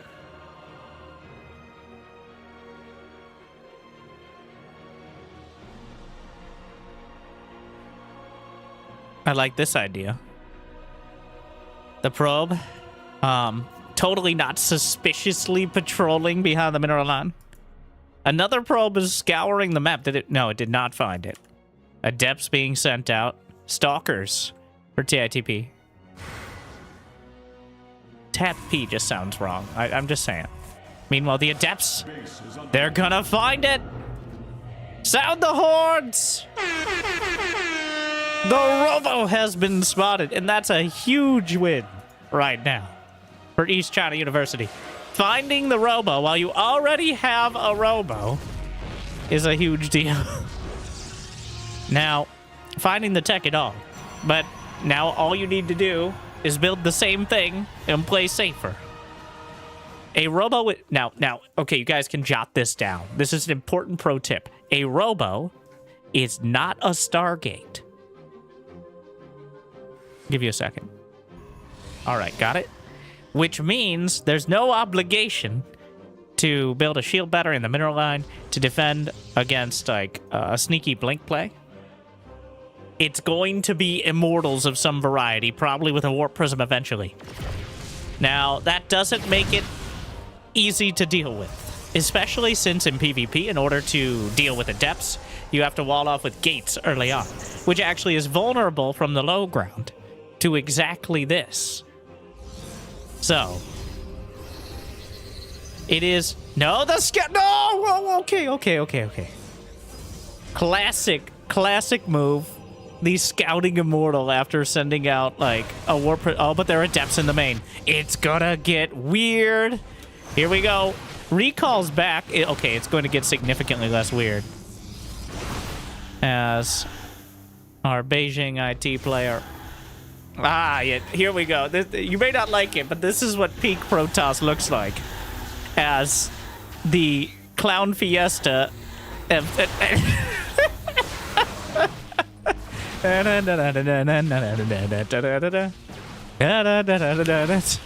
The Adepts will shade and join up with the Prism again as he successfully boxes out the Stalkers from chasing the Warp Prism. Now, TATP has 19 probes to 25, but they're both still very much on one base.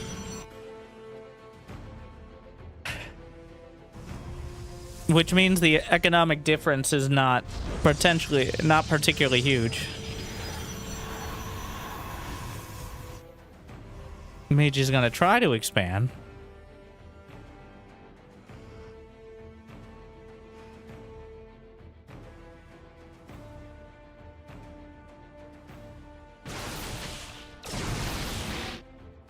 Unfortunately, well, fortunately for him, the pylon powering the Robo will be depowered. And, well, that's the end of Robo production for now. It might actually take down the Robo. Does he have a recall? No. That means 2 Immortals in the Prism are not in the base. A force field will lock him out. And yes, that's always a significant option. He could try to juggle the Immortals into the base, but there's a total of 4 Immortals for East China against 3 for Beijing. But those Immortals, of course, are split between the Warp Prism with 2 and 2 back at home. Another Immortal's on the way, a Stargate for TATP, and a Robo Bay for Miji. The Immortals in the base, though, there's 5 Stalkers, which is not actually enough to kill them, but he's tapping on the barrier. The shield battery might kind of fudge that equation a bit.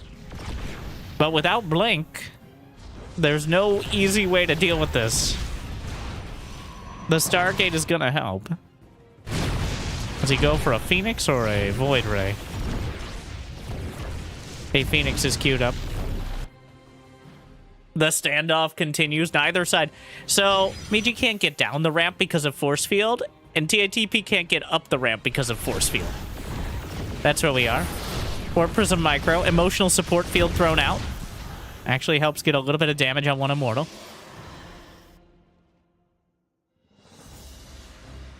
And this is the PvP I expected to see. 1 base, 7 minutes. Half the tech tree is invested in. We have a Robo Bay. Wait, did he cancel and build a Robo? Now he canceled and built a Stargate, which is probably a smart move. Pylon taken down. Both players are now transitioning into 1 base Stargate. It's 7 minutes into the game. What am I watching? The Immortals chase down. The Warp Prisms flung all around. And Warp Prism for TATP swinging in. And there's nothing directly to deal with. It tries to expand. Classic mistake. Another Pylon taken out.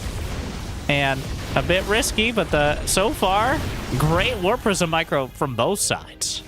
The fact that no Warp Prisms have died means that Hero would be very disappointed here. Hero would have lost 3 Warp Prisms and then won the game by now. But, unfortunately, Hero is pretty far out of university. One of the only pro players older than me. Anyways, moving on. Wow, speaking of moving, 6 Immortals trundling across the map.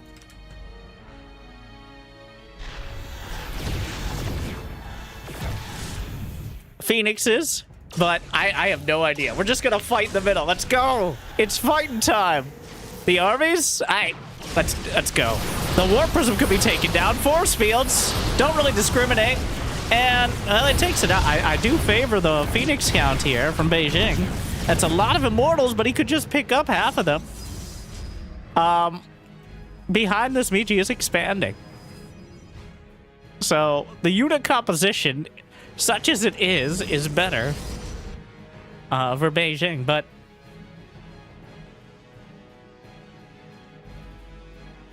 Phoenixes are such a multiplier here.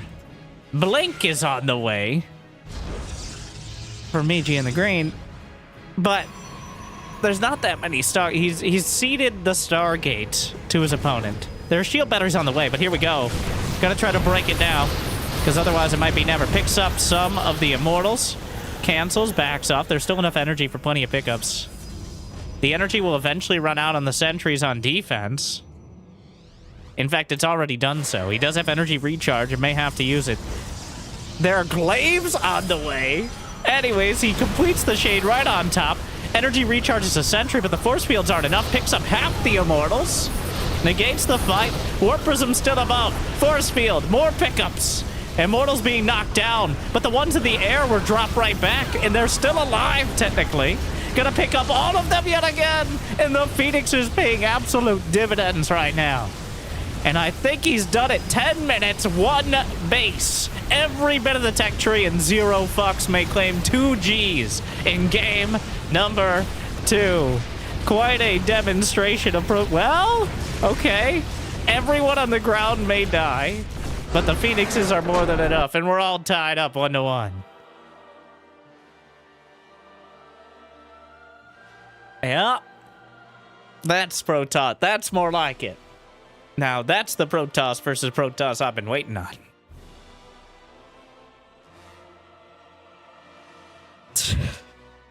What a mess. A disaster piece. Honestly, incredibly well played by both sides. it's very hard to make a judgment call on whether it's time to, like, defend or attack in that scenario. Because if you just pull back to defend every time, you give up map control. But if you only defend, you can never win. So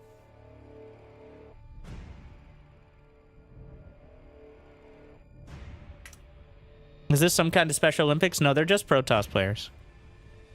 That's why they're in the finals and not getting knocked out.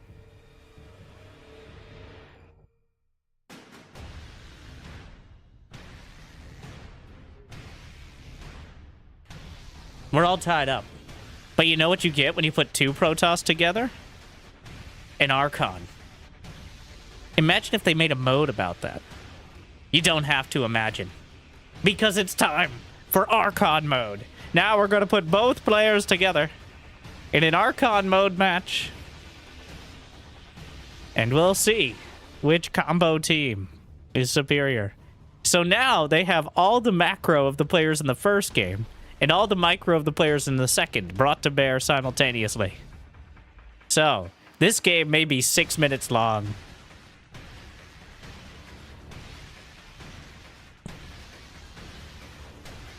I love the double bar. And yes, we have another.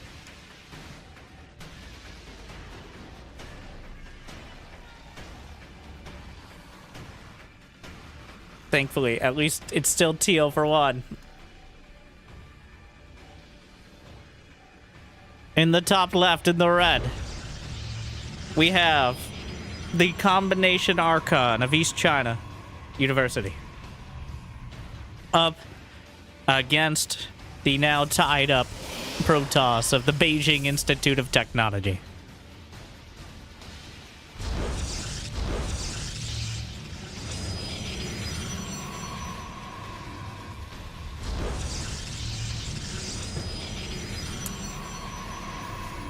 I think the most interesting part of this is going to be whether or not they cheese. Because you know at least one player is going to be microing Immortals in and out of a Warp Prism like it's their entire career. And in this case, it is. Or Phoenixes, or both. So both sending probes out. Similar timings. Are they going to do the chest bump?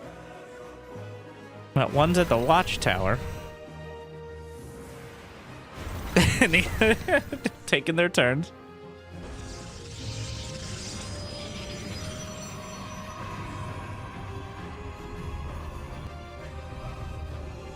Both pylons in the main base. Already looking a lot more macro-oriented. Not as much macaroni and cheese. Now, that doesn't... Okay, that doesn't mean it's not cheese. It just means we're not building buildings out on the map. It almost certainly will be something on one base. I would be shocked and partially chagrined, even, if they just take a Nexus here. Sure, build your pylons on the low ground. That doesn't mean anything.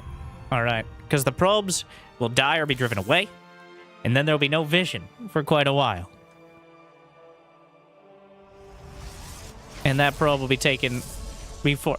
Hey, look, they're going for the Nexus. All right.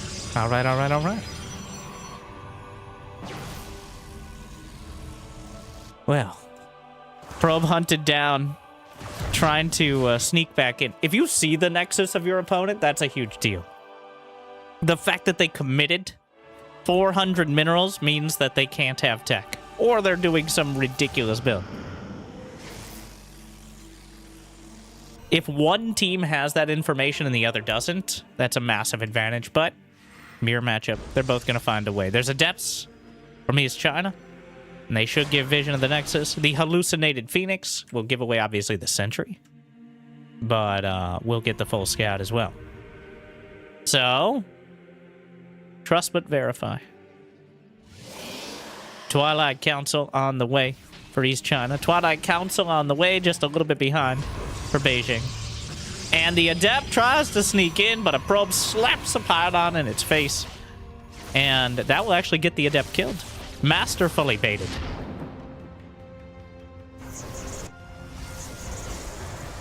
Warp gates opening up.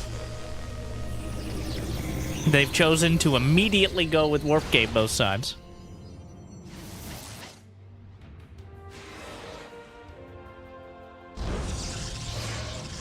Blink. And blink. We'll see who blinks first. Chrono boosting probes. The use of chrono in PvP, the use of chrono boost is important to keep track of as well, especially at this level.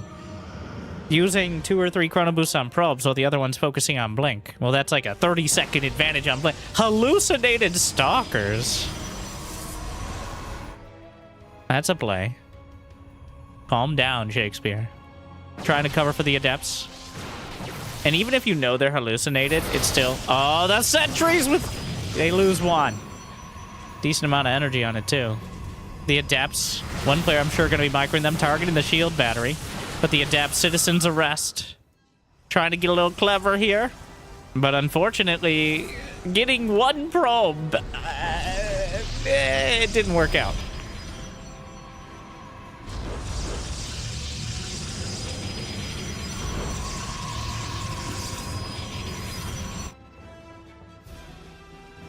The scouting probe is still here for East China. And it saw the probe just sit there, clearly implying a 3rd nexus, and just dips right back out. Smartly done. And when your opponent is committing to another base and has already lost some units, well... This is a well-scouted and well-timed attack from East China. Beijing gonna struggle to defend it. They have more stalkers at this exact moment, and they're about to have blink. What's the gate count? 2-2. But more just opened up for East China, and there's no sentries on the field. Guardian Shield will be used. No stalkers left lost for either side yet. Perfect blink micro. I mean, for now. That won't hold true forever, but... And here we go. The dance begins with an incredible blink micro. Beijing can hold this. They have less stalkers right now, but a defensive position at Guardian Shield for longer. Shield battery coming online. Staggering back. Couple stalkers not quite in the fight, but the shield battery going to make the difference. And pushing forward. Could blink. It's a risky one, but I think they're looking to risk it. You got to be careful. Holding back. Knowing reinforcements are on the way. A 3rd nexus for East China. They're actually up 3 workers as well. A lot more tech coming up for Beijing Institute of Technology. They got Immortals and Charge, whereas it's just Stalkers for East China. And the numbers are dwindling. 15-12. The micro is intense, as that is all, at least 1 player on each team. This is all they're doing. Their teammate can handle the rest, hopefully. They're trusting, as clearly the focus on blink. Dodging projectiles, which you can technically do. Target firing as well. But the Immortal changes the equation. No upgrades for either side, just slamming units as quickly as possible. But still, unable to find a critical mass. Not enough for Beijing to chase the army down, and not enough for East China to break through.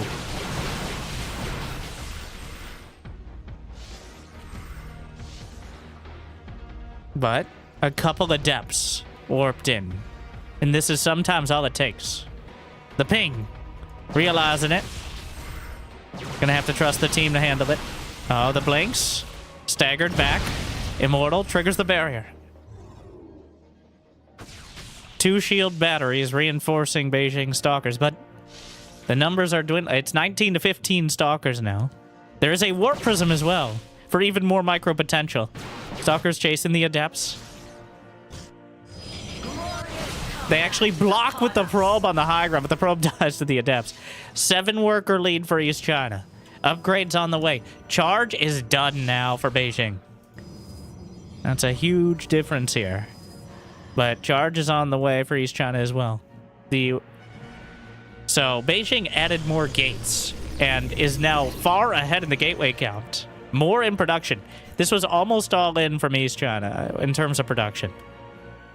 Unfortunately, well, yes and no, but they have the economy behind. So their production is late, but their economy is good. Whereas Beijing has more production, but significantly less economy.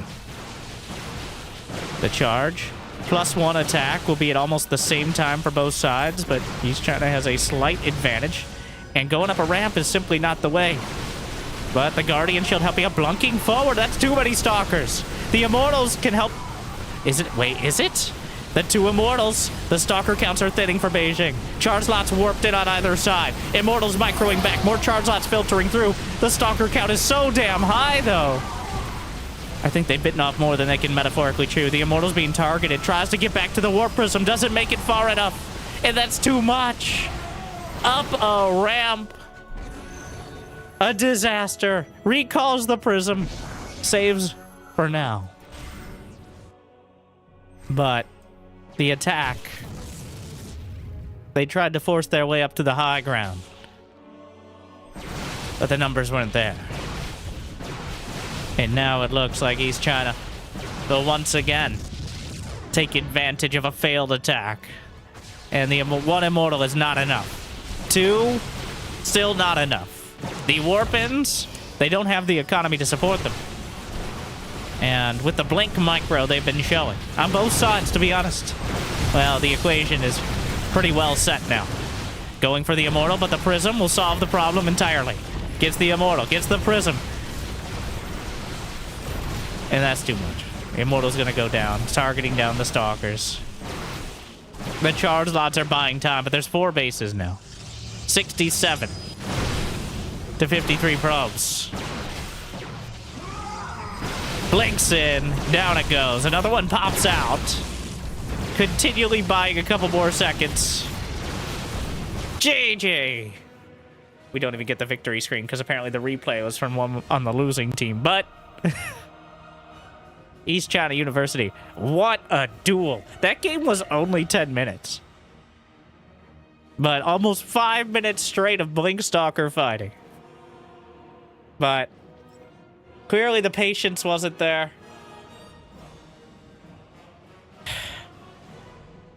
Attacking up a ramp, even with Immortals?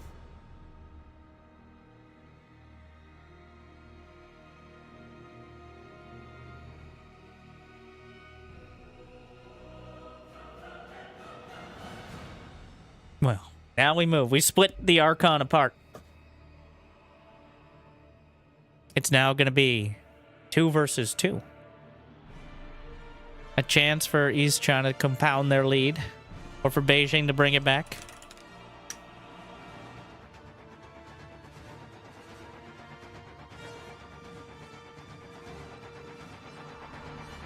Very impressive by that. Like, when you give, I believe, Grandmaster players across the board here, definitely at least 2 of them, the ability, literally your only job is Blink Stalker Micro. It's just, you never have that opportunity in 1v1. I might be like, maybe if you're Hero, but definitely not even. Like, Hero will lose 34 probes to Zerglings while microing Blink Stalkers. But then, you know, it was worth it, though, is what we try to tell ourselves.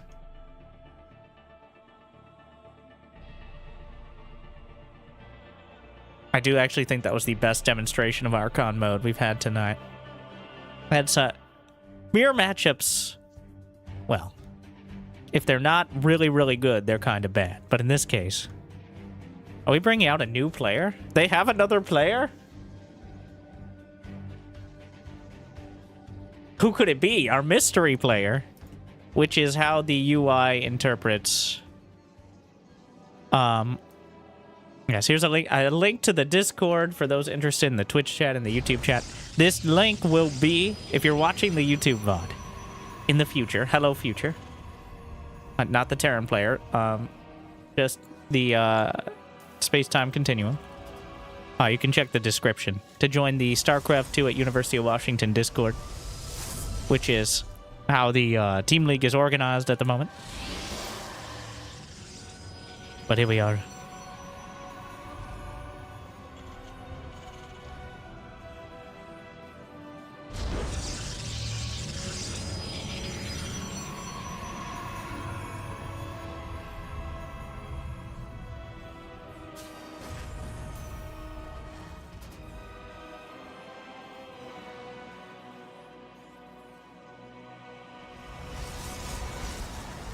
we have the Christmas barcodes to the south for East China University.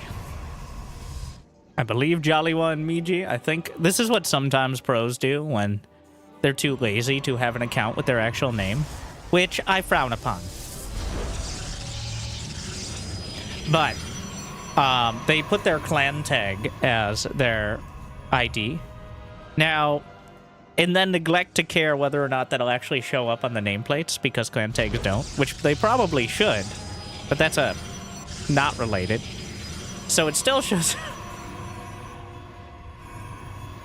But for the first time, a non-Protoss for the Beijing Institute of Technology, pulling out a third player. You're allowed to have more than 2 players. It's just most teams focus on their top 2 players to play the matches. But I don't know if there's a limit to the roster, but the format is the same no matter how many players you have.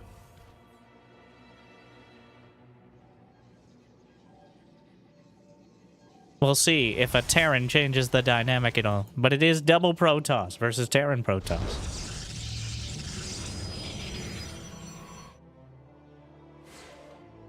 Oh yeah, I just put a random Discord link in the chat instead of saying what it was. But that is what it's... Just trust me, bro.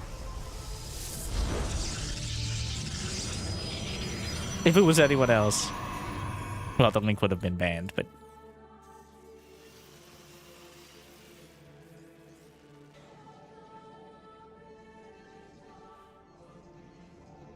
A proxy Stargate from East China. A bold move. And a cheeky one. Whereas, Green going for Blink on the Twilight. Unfortunately, because of some of the quirks, we don't have the little production icons. Depending on what mods are used and stuff like that. You can only have so many applied to the game. So. But don't worry, they are researching. Maybe StarCraft 3 will fix that. Happy birthday, StarCraft 2. 16 years today. The Adepts. Oh, sharing control. It looks like sharing. Yeah, sharing control? You can sometimes tell by selection. Oh yeah, definitely sharing control. Red is sharing control and controlling the Adepts for both players. Which, so they're playing Archon mode to an extent, even in 2v2. Which, you know, so far, a good track record.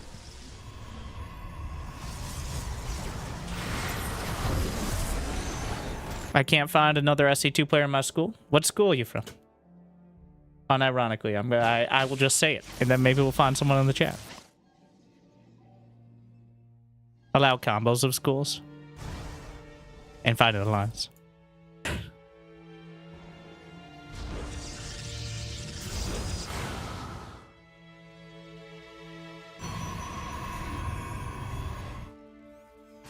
So the early Oracle shut down.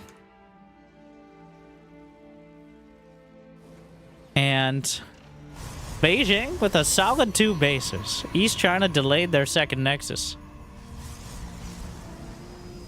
And at some point, you suffer from diminishing returns here. Where the proxy Stargate isn't going to find much more value. And the direct attack with Blink Stalkers is unlikely to find really any damage. So, with a Terran army to back it up, especially against ground toss, I think Beijing's in a good spot in order to take an advantage. Though the Oracles find an opportunity, burn a few more probes, and as I say it, workers dying on either side. East China slicing away a few more probes and SCVs. There's a couple more Blink Stalkers out of Hypo. And that will be enough to find the proxy Stargate and drive back the Stalkers of his teammate. A Dark Shrine on the way as well.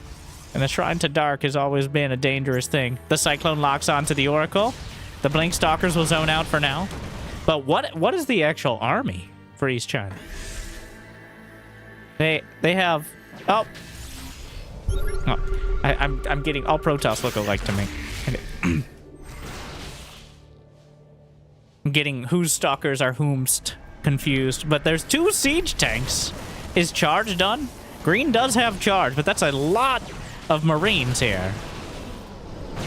And the siege tanks on the back line, a few SCVs pulled. Oh, good flank. Gonna target down 1 siege tank. Immortal's coming out for red. And, well, the tanks are dealt with, and the reinforcements enough to drive back the initial attack. Though that base may have just been given away. Another scan. The SCV's on the front line. Gonna need at least 1 more warping to deal with this. Will spot it. Another siege tank. Grinding through the stalkers. There is no charge at the moment for red. The siege tank goes a little bit too far forward, but the Marines are still grinding through. Unfortunately, not enough. And Beijing will be driven back for now. But during all this, is there a 3rd command center just started? The economy? East China losing a few probes. In fact, Dark Templar making sure those probes are lost much more quickly. 12 probes dead for green, 0 for red, so a focused effort.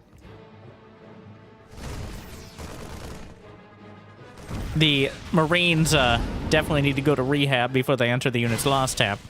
Stimming almost to death, but hunting down a couple more. Wow, what a proc! I didn't even register that this was where the Dark Shrine was. I have just one letter. Why? That's certainly a hidden Dark Shrine. A proxy. Well, if he gets a, it's worked out so far. Oh no. Well, okay. Yikes. Too deep. Too greedily.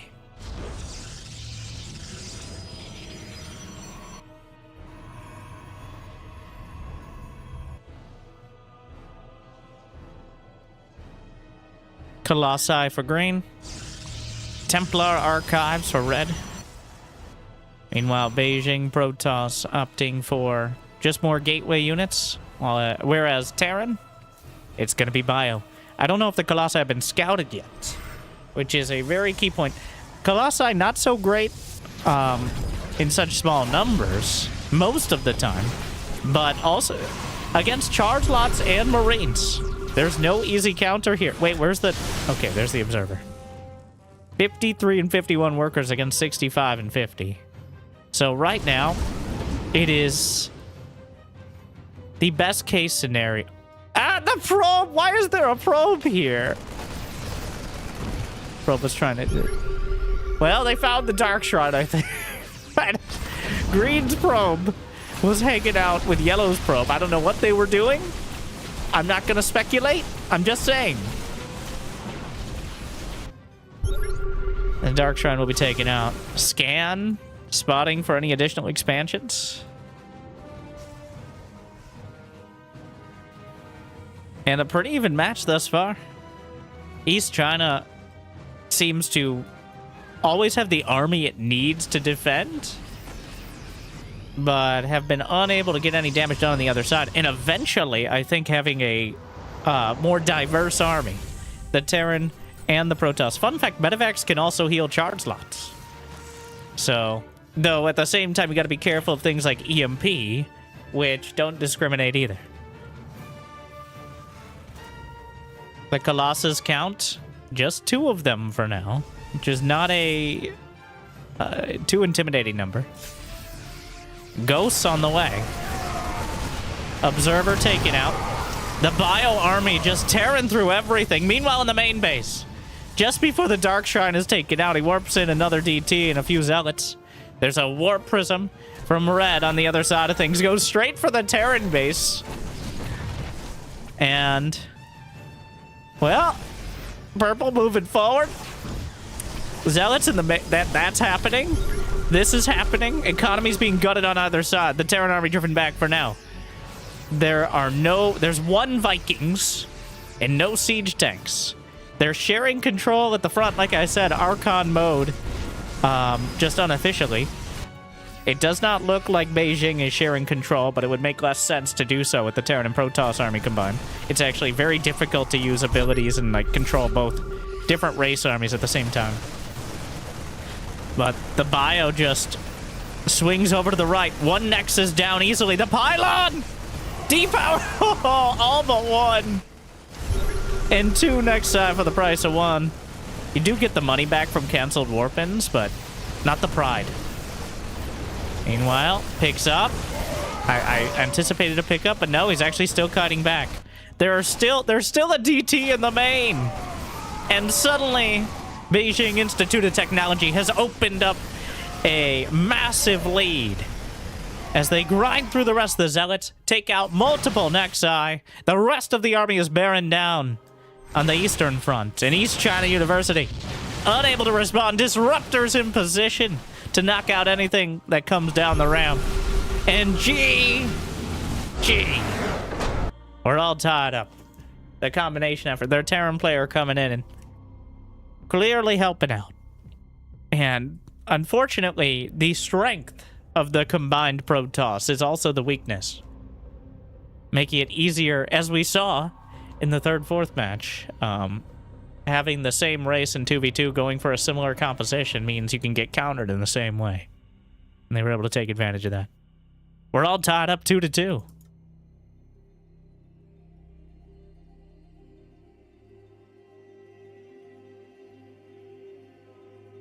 Clearly evenly matched. The Dark Templar, feel like I did not highlight them as much as I probably should have relative to their impact on the game. Because the reason East China wasn't able to move out is because every time I looked, there was a DT in the base somewhere. Even if it wasn't actively killing probes, its existence was buying time. So, the danger continues. And now we re-merge the team for our Archon mode match of game number 5. So, essentially, the format is to introduce our players, merge them, split them slightly, merge them again, and then if we get to an ace match, we eventually go back to 1v1 with the best players. That looks like a 12-year-old kid. That was a picture of Maru playing his first professional match. He wasn't 12, he was 13. So that might be in Korean age, which is actually 12.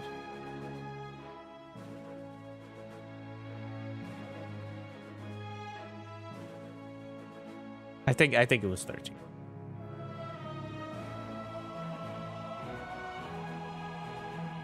And now he's 16 years older. And so are you. How did I know? Lucky guess.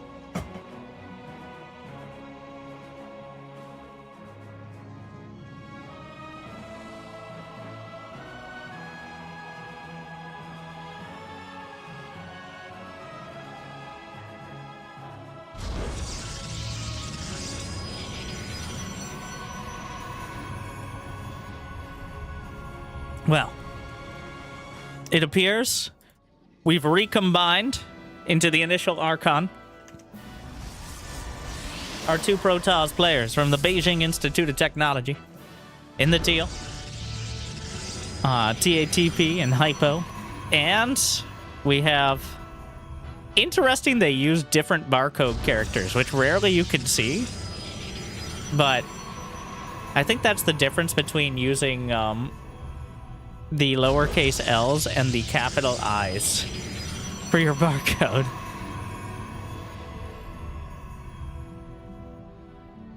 Just in case. And giving us absolutely nothing. And this is another reason in the rare Archon mode match, while putting your clan tag as your name does not work. Anyways. Bye.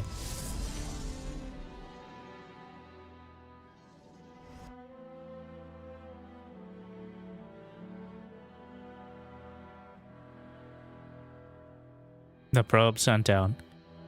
The last Archon. Honestly, that was a very impressive display.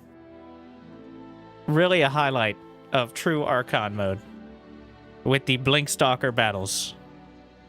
But we'll see if Beijing can keep their cool. Because so far, both of their losses have been building the right army, getting a decent economy, and then running into a larger army and losing. Which, yeah, you can go ahead and say, well, don't do that. But believe it or not, it's a little harder to judge in the game itself. Just take my word for it.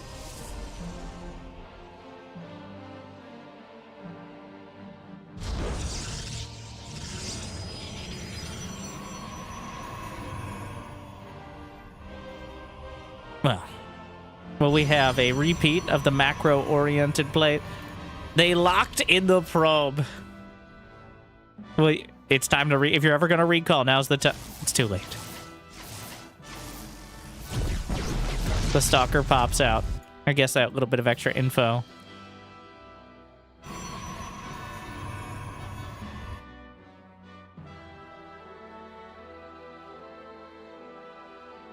But the stalkers, 2 stalkers against a sentry. So, I am not actually convinced the 2 stalkers win in a heads-up fight here, especially if there's enough for Guardian Shield. Though, why take the risk? Probe scouts in. Because sentries do bonus damage to shields. Because Protoss has a lot of fancy ways of doing extra damage to Protoss, because Protoss units are very good. So, you have to have Protoss units that are good to counter them. You're like, wait, no, stop thinking. Meanwhile, the sentries. Force field. Oh, beautiful force fields catch 1, but that means no Guardian Shield. And that definitely, with 4 stalkers, well, now he's got a bit of a problem. The micro from the stalkers, near perfect, immediately shoots the rocks just to prove me otherwise.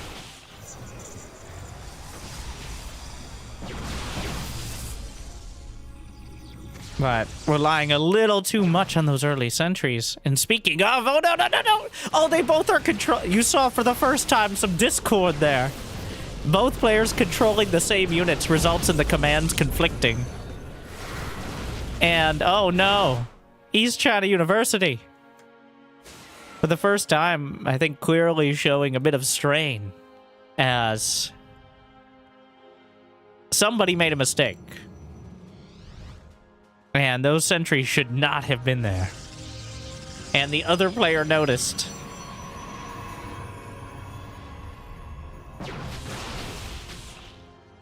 And now, Beijing, the Adepts,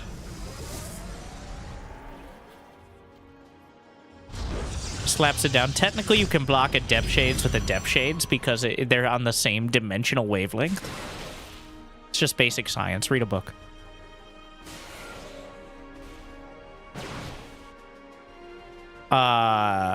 The stalkers are here. Okay. So, all right. Goodbye. Sure. When I look upon this gameplay, it makes me Hey. almost feel like I am capable of human emotion. How long did it take you to record? Laughing, crying emoji. It was a few hours. And I approve this message. They're 170 lines. Took longer to write them. Well, I wrote a lot more, but they vetoed some of them, and I cut some.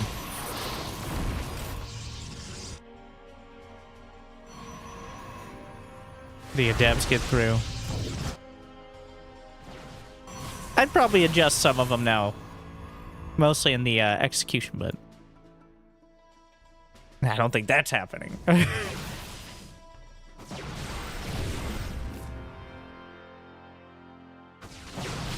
The Stalkers dueling. Blink is done for East China. No hint of it for Beijing, because they focused on the Robo and Immortals.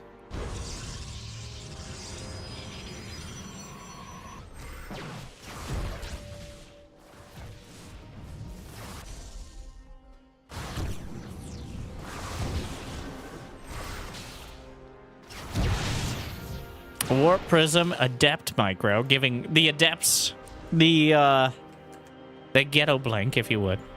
Oh, no. The Warp Prism. Oh! Uh-oh. Well.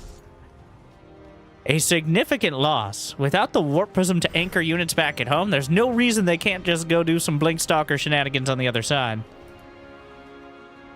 Certainly something to even the scale somewhat.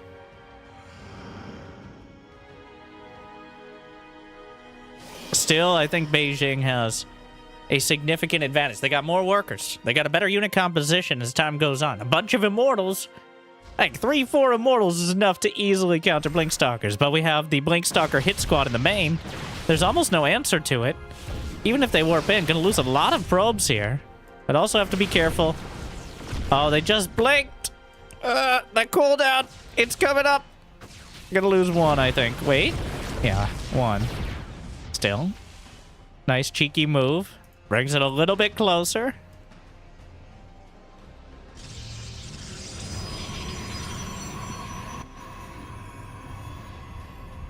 Now, most of the ones that got cut were a lot more coachy, because the premise was angry coach. Like, I had a lot of lines that are like, you're maxed out with those upgrades? Stuff like that didn't, a lot of the time, they're like, it's a bit much.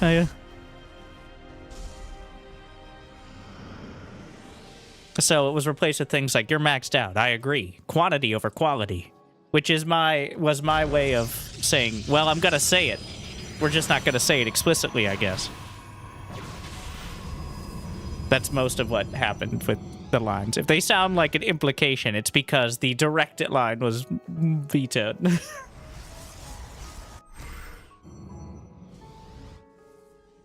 Or some of them are just about the implication.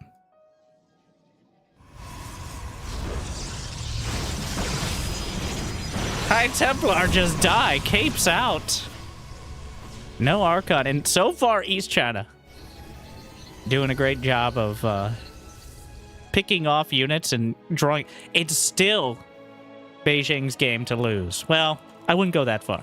I wouldn't have gone that far in the first place. But they have the better composition. They still have the better economy. But the Blinkstalkers have been slowly chipping away at that advantage. And one or two more mediocre fights or skirmishes could see the entire advantage slip away. As the Stalker count is so damn high. Supply block from Beijing. And a fourth base is on the way from East China. The Immortal count is 5-1. But 8 gates to 10. Beijing actually has more in this case. You can't. Those Immortals are strong glance. It takes 3 Immortal shots to kill a Stalker. Now, obviously, they're not necessarily concentrating their fire, but with 4 Immortals in range... Look at this. I mean, that's his entire job right now. One of the players on the team is clearly focused entirely on these Blinkstalkers. The other on the macro, maybe the charge I run by. With the Immortal count, just building up that strong army. The charge lots, the Immortals, the Archons. The CIA build has always been a strong way to ensure long-term success. No matter what your opponents might get done early. And, well, he's definitely trying to rely. If they can catch the Immortals with the charge lots, but actually trying to outflank charge lots. Oh, and they spot the massive flood of them. The Stalker's caught on the other side. A few will be cut down, the rest driven back. But the charge lots, that demands respect. There are 20 charge lots, and almost all of them on the other side. Oh, here. Okay, base trade it is. There's not enough Stalkers to defend, but there's not enough anything against the charge lots. Beijing has the better army, but less supply. They have to get damage done because the third base is gone, and the Natural's probably next. At some point, they can recall, but there's a Disruptor! A Disruptor point-blank range wipes out the Zealots, but we'll have to recharge. More Disruptors on the way, and that can certainly change the equation. But they're blasting through the robotics facilities. After teasing for this long, everybody just explodes into action. And everything, we're going to a full elimination race as the buildings are falling on either side. Beijing still has a way better army. A force field, I'm not sure whose force field that is, but a recall. I don't think they can fit their entire... A Disruptor shot! Huge damage, but still not enough. Are all of the buildings here? Just a few Stalkers back at home. Are they gonna recall? No, they go back forward, realizing there's not gonna be any home to go back to. What are you doing? Oh, the Discord. Where are you going? No! What's the plan? Oh, it's a no. It's a disaster. They couldn't decide whether they were going forward or going back. So now they're going down 3 games to 2. It doesn't matter now. Even if you save this Nexus, which they won't.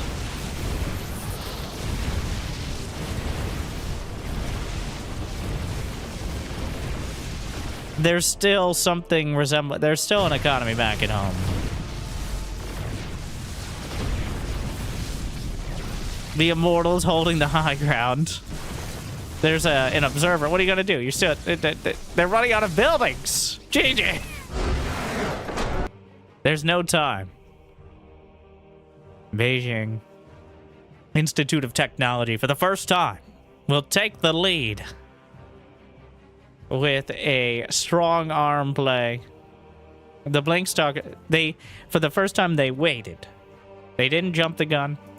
They waited for the right army and had enough to barrel through. And East China, clearly, their unit composition, the mass Blinkstalker relies on catching your opponent out of position. Once they have a certain amount of Immortals, you can no longer really fight. You are looking to go anywhere they're not. But at some point, if there are 3 or 4 disruptors instead of 1 back at home, but they didn't decide on the follow-up in time. And it cost them. Match point for the Season 1 Grand Finals, Division 1. So there were 3 divisions, split by MMR. I believe Division 3 was up to around...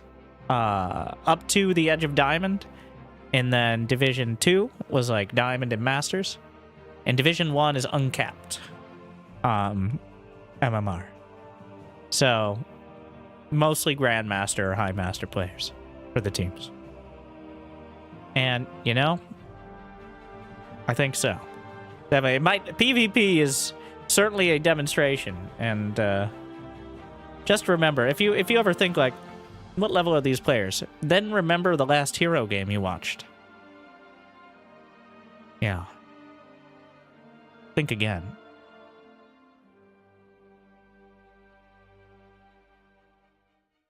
Match point.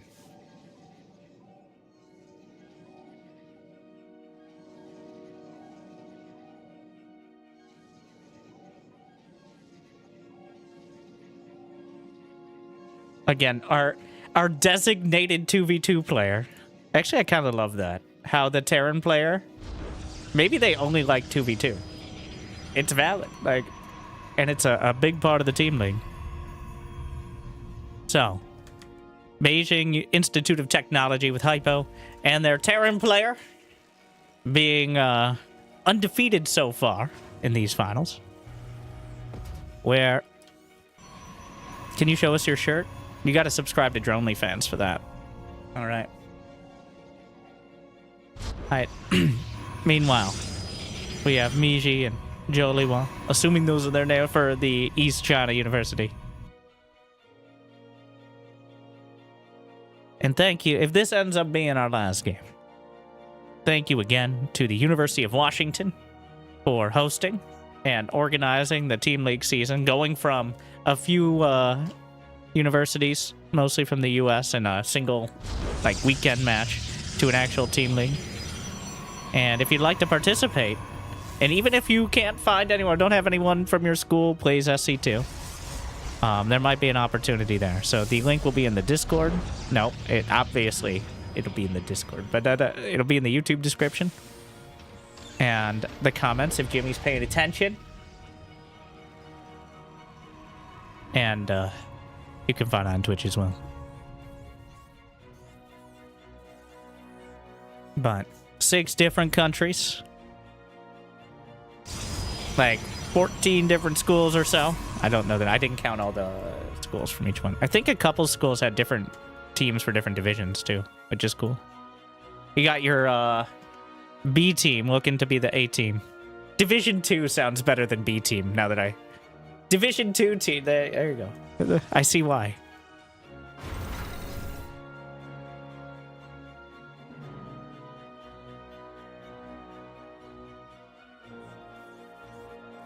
I got teams from US, China, UK, Brazil, Canada, and Egypt. We'll see if we can double that next season.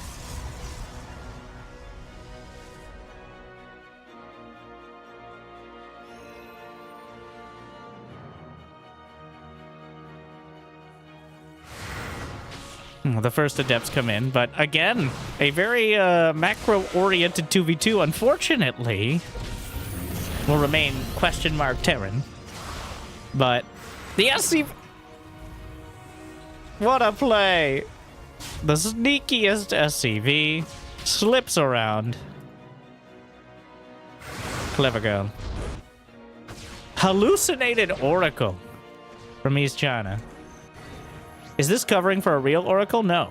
Add-on's done. Took long enough.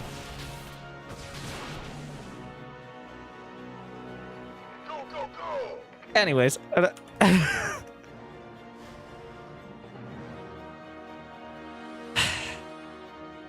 The old fake out. I actually really personally like hallucinating an Oracle almost no matter what.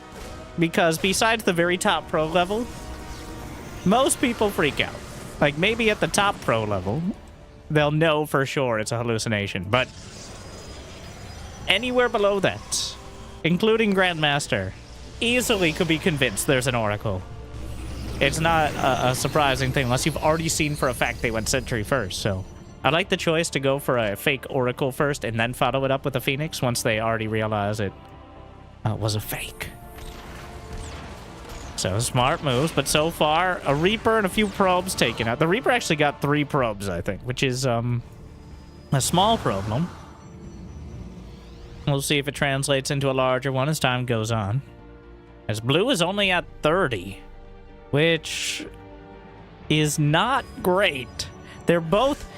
So we're going to be left in a similar scenario as the last 2v2, it seems. It's going to be double ground toss against... Terran and Protoss. And I think in a heads-up fight, the combined Terran army, with Protoss to back it up, is significantly better than just more gateway units. But we'll see.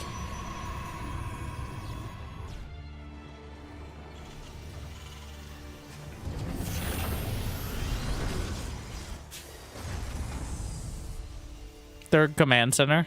So much macro. It's wild.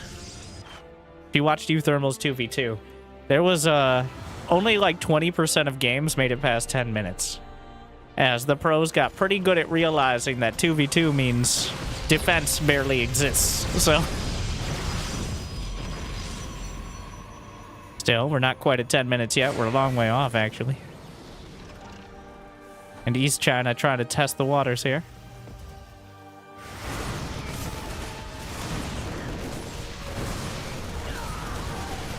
Few more SCV kills. Trades out the Adepts, which have already passed their expiration date of the 5-minute mark, as we all know.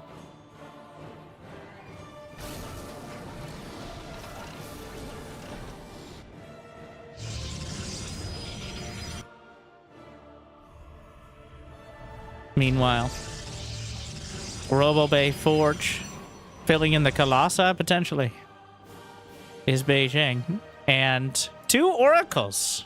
Real Oracles. 4 kills so far. Just keeping them busy. Swinging from the Stargate all the way to the Robo Bay with barely anything in between. Relying on his Terran teammate to cover for it. The ping. There's nothing to kill him. There's so much airspace back there, too. Just recalls out. Completely out of vision. When I look upon Avid Raid Knight, thank you. Me almost feel like I am capable of The Terran army. The tanks hiding in the trees. Hard to hide tanks in trees, but you can do it. If you siege them up in the right spot, it actually blocks vision. He's trying to 50-something probes apiece. Blue is caught up. Acquitting himself well. A scan knocks out the observer. And a 4th base from green. What are the upgrades? We got no basic upgrades, but +1 Protoss ground is on the way for all Protoss, +1 infantry weapons for Terran is not too far behind.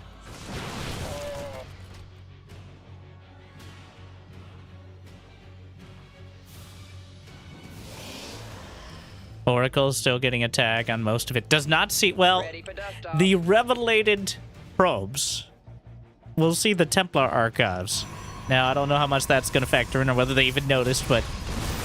Bit of a mistake on the probe pathing there. Scan watching for the army, but Terran through the probes at the 3rd. And already pre-boosting the medevacs, though a little bit late to get out of there. That is so many stalkers. The medevacs will be knocked out. That is, well, or you can just kill everything. Yep, that works. That is so many 22 stalkers. Both medevacs knocked out. Not sure if it was entirely worth it. The classic send out 2 medevacs while nothing else is happening, hoping they do damage move from Terran. An absolute staple of Terran strategy. Meanwhile, the Templar in the Warp Prism out ahead. The storms on the ramp, softening up the bio and the SCVs alike. Whittle Mines will clear things up, but forces him back to the top of the ramp. The command center is knocked out. And East China University with a strong attack, knocking out the Terran economy and taking no losses back at home. Gets into the main Warp Prism, uncontested. Charge lots warped in. A couple Marines on the low ground, but not enough to take it out. Picks up a few more charge lots, drops them out again in a better location. The pressure is still on the 3 siege tanks on the high ground. And where is the Protoss? Charge lot. They're not charged. He doesn't have charge. They're just slow lots. I mean, I'm not trying to shame them, but it's just kind of sad. As they amble across, they'll still find a couple kills. They may even take out this cannon, which... Working on the probes. Not really responding to it. The Zealot getting a uncomfortable amount of kills for a slow Zealot who walked into a cannon. Finally, the response. But several more probes dead. Charge lots warped in. Stalkers counter. Meanwhile, Stasis caught a 3rd of the Stalkers for green. The Bio Army trying to chase, but 174 supply for the green Protoss. Collapsing from either side. East China University just crushing the Terran army, but the disruptors are absolutely deadly. And Beijing will respond with a much more technical army. The stasis force field is perfect! Wow! That was absolutely perfect. The disruptor blinks on the last second. Could not have been closer. Warp Prism warps in another round of charge lots. The recall, the Warp Prism escapes just barely. SCV's pulled off the line. The charge lots coming out of stasis. Another one. Oh, the timing is perfect. Wow. Oh, my. Wombo combo. Lined it up perfectly, which is actually incredibly hard to do. And Hypo putting the team on his strong, supple Protoss back to editorialize a bit. 185 supply, 100 more than his teammate. The most in the game by a pretty large margin, and his economy still booming. As both of the East China Protoss still on the mass gateway unit composition, which relies on your opponent being out of position or having their army dismantled. But with 200 supply, it's not going to get any better for Beijing here. I mean, having any Terrans, but one army might be able to beat both. Disruptor shots flung out. The Colossi adding the splash damage, and there is still some Terran to speak of. Even 30 supply of bio could be deadly. It forces them to split their forces. The oracles are brought in. Still dueling to the north. Both players, we've got the sidekicks here. 100 supply for blue and purple. Meanwhile, a lot closer to 200 for their teammates. But, oh, knocks out the Templar Prism. It's a disaster. The Stalkers are looking for an opportunity. 2 more expansions. Interesting dispute over the base in the bottom left corner. The bio-army chasing the charge lots to the literal ends of the earth. Another incredible stasis saves the day! Disruptors will be targeted down, but the extended thermal lances are more than enough. And Hypo is completely holding it down for the team. The stasis wards have been immaculate. They have been everything they needed, everything they could ask for, and even more. And for now, Terran still holding. Another Orphan, some Ghosts. What are the upgrades? 1-1 for Terran against +2 attack and 2-2 for Hypo. So the Terran army struggling, but anything to keep them busy. The SCVs are being slaughtered.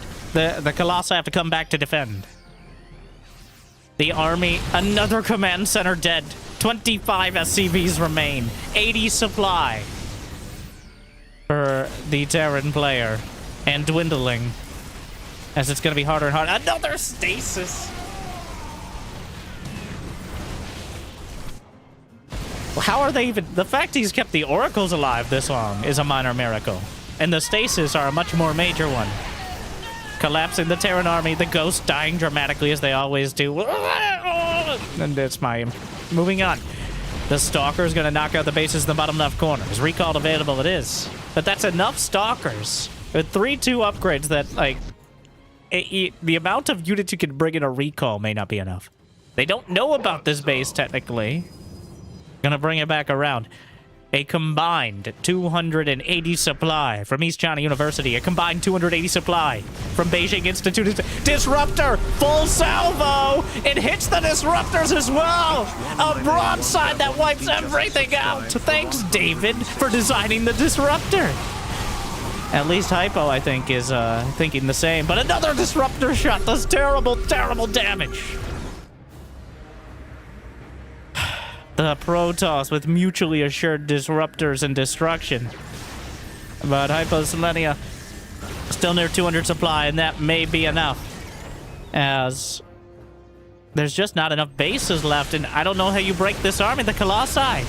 16 kills, 12, 8, 11. And remember, those are all Protoss units. The probes are recalled out, which is something. The Oracle's still laying down stasis wards. Mass expansion to the north from blue. The Disruptors are keeping him at bay for now, but they both have him. The Terran, there's a chance... Wait, Hypo might be sending his money to the Terran. Giving him enough to continue to produce, because that's the only way the team can get more army supply now. You know, that's a valid option. He still has enough in the bank either way. The probes being slaughtered. Meanwhile, Disruptor! Oh no, he looked the wrong way! Oh no! It's a disaster! Half the army annihilated with 2 or 3 Disruptor hits! Oh my, Disruptors are really good against Disruptors. Disruptors being flung in from the back line. It's... Well, that... He still has the supply, but Green gets a counter battery salvo there. My, he almost fired his own Disruptor in the back. Terran army is holding, knocking out the blue bases to the north. Disruptor fadeaway shots on either side. Clips the corner. And the Disruptors who fired first. The Drags fighting in the north. But it's going to come down to the Ruptor hits. Another hit. Knocks it out. Either side. If either player gets a decisive Disruptor victory, their teammate...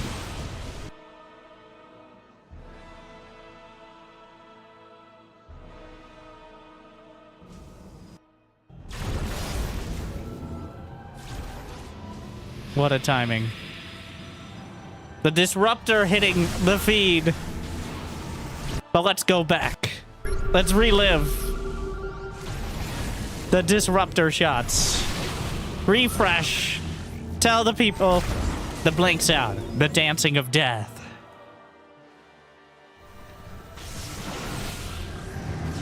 But he looks the other way. And the Disruptors just chunking through. Fun fact, Disruptor shots have collision with Disruptor shots. Is that a fun fact? I mean, depends on who you are. So they can actually kind of jostle each other to an extent. You see there, but only the little tiny hitbox in the middle.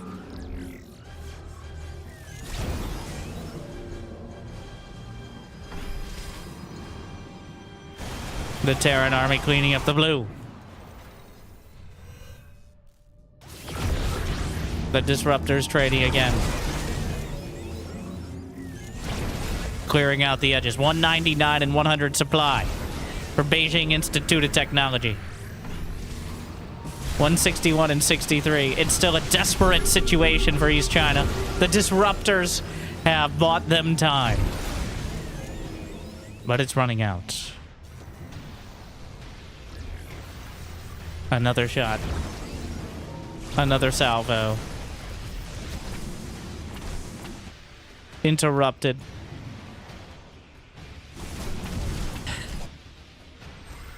It's do or die for East China University. And they do not have the supply. The economy's gonna be gutted. The Terran player holding on. Scraping the economy back. 125 supply. It's gonna take the biggest disruptor hits you could possibly ever have. There's just so much base back at home. You can't base trade now. Disruptors will knock out the mines. Gonna try to at least take out the Terran, which is a worthy goal at all times. Something the intern would never abide. But it's still 200 for Hypo of the Beijing Institute of Technology. And the Disruptors, a double shot! They take out the Ruptors, and another two! Wait, now Blue has Ruptors! But are there enough? They're gonna have to recall, but there's gonna be no home to go back to. These Colossi have lived, standing tall, towering over. And again, we're gonna find ourselves a mothership! What the fuck? Gee, the mothership just existing enough to be the exclamation point on the end of this death sentence. The winners of Season 1 of the World University Team League, Division 1, Beijing Institute of Technology, with some incredible Archon play, and also, did they lose both the one? They didn't lose both the 1v1s, I don't think. Either way, but the 2v2 combo, and the choice / move to bring in another player just for 2v2, I think made a big difference as well and kind of throwing them off their groove. But really, the MVP, I'm awarding the Golden Probe to Hyposelenia. Earns the Golden Probe for the Division 1 Grand Finals as the most valuable Protoss. And the champion of this season. Keeping the team on his back. And holding the line. Congratulations. So, if you happen to be interested in participating, I'm not sure the details or if Season 2's... I assume, based on what I know, Season 2 will happen at some point. Thank you to the University of Washington for organizing all the divisions. Thank you to everyone for participating. It's super exciting to be able to see any amount of college esports with SC2, even now, on this 16th year of the game itself. So congratulations. And it's awesome to see that we have literally, it's not a World University Team League, like it's a bunch of American teams and also the winning Chinese team. No, quite a split. The Division 1 bracket was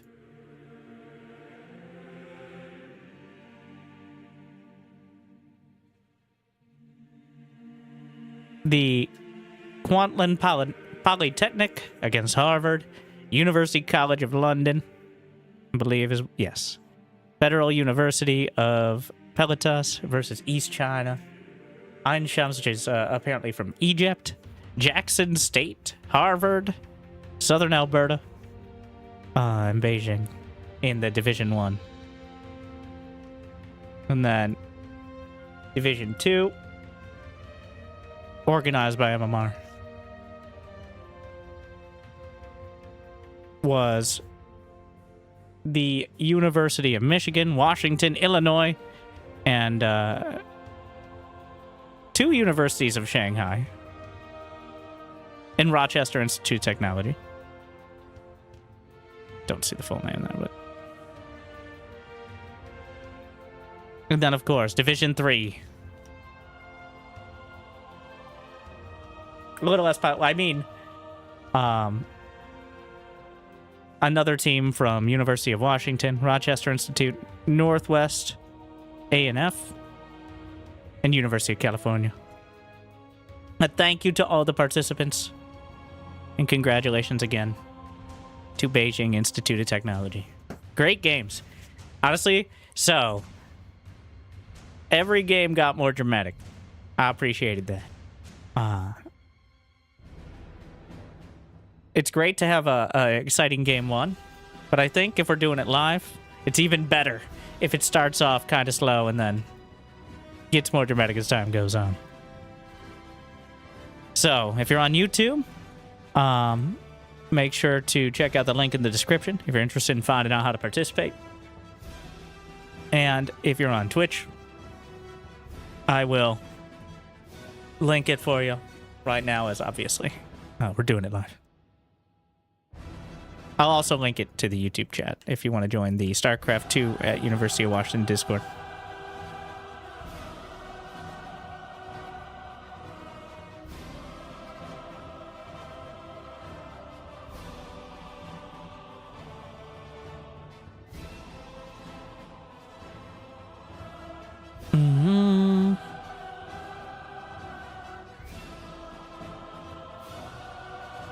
I'm debating.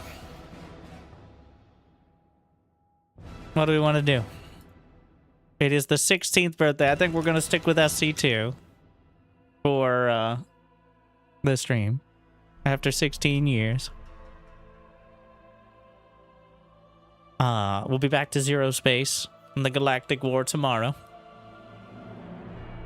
No war update? I mean, we can look at the war and see how it's going, of course.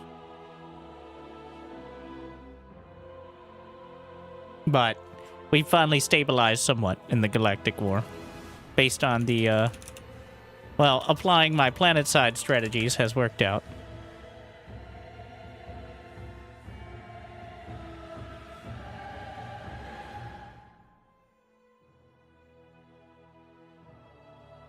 But Stronghold Tau always needs more. Alright, that's the summary.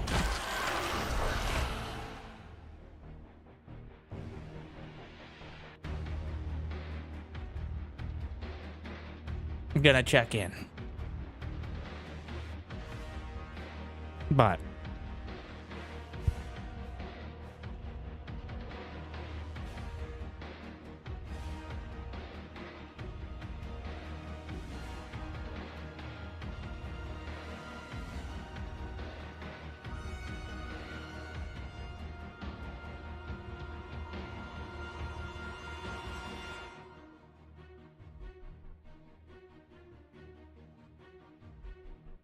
gamer time.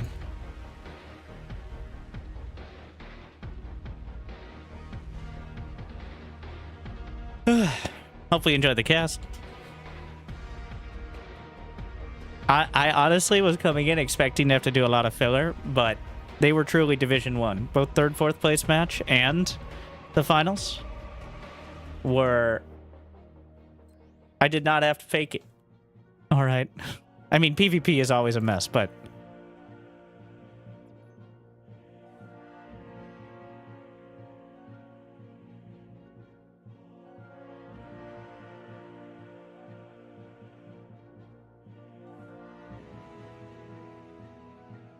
just checking in.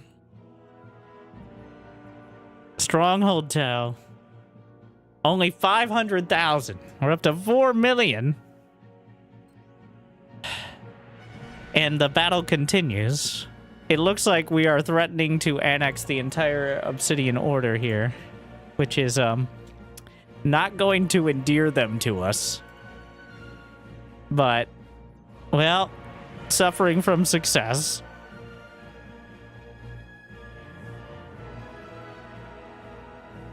Let's see. Yeah, there are multiple players fighting actively. And I think it's slowly tilting.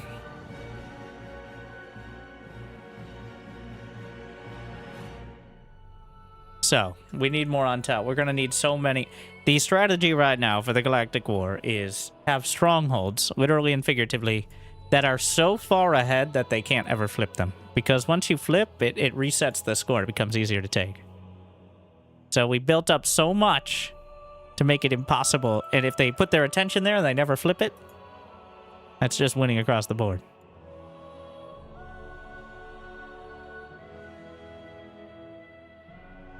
So, great work. Stronghold Tau. Get over there. I'd like it to be at least 1 million buffer. They've shown they're interested.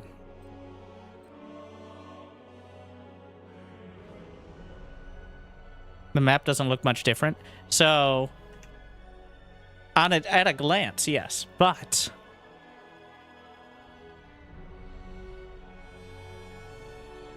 the key part is the amount at each base, which we're now realizing.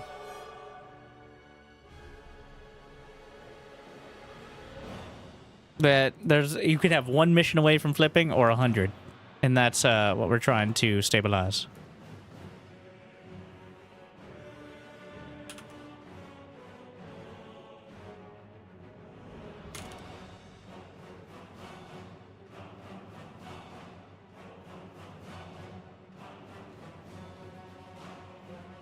Keeper Council it is, yes. Thank you, zoners. Zoners just subscribed with Prime. Maybe it's time to play some StarCraft 2 co-op to compare and contrast. I'm tempted. Because they have the... I don't know if I want to do that. I think we're just going to play some ladder and then get salty, but...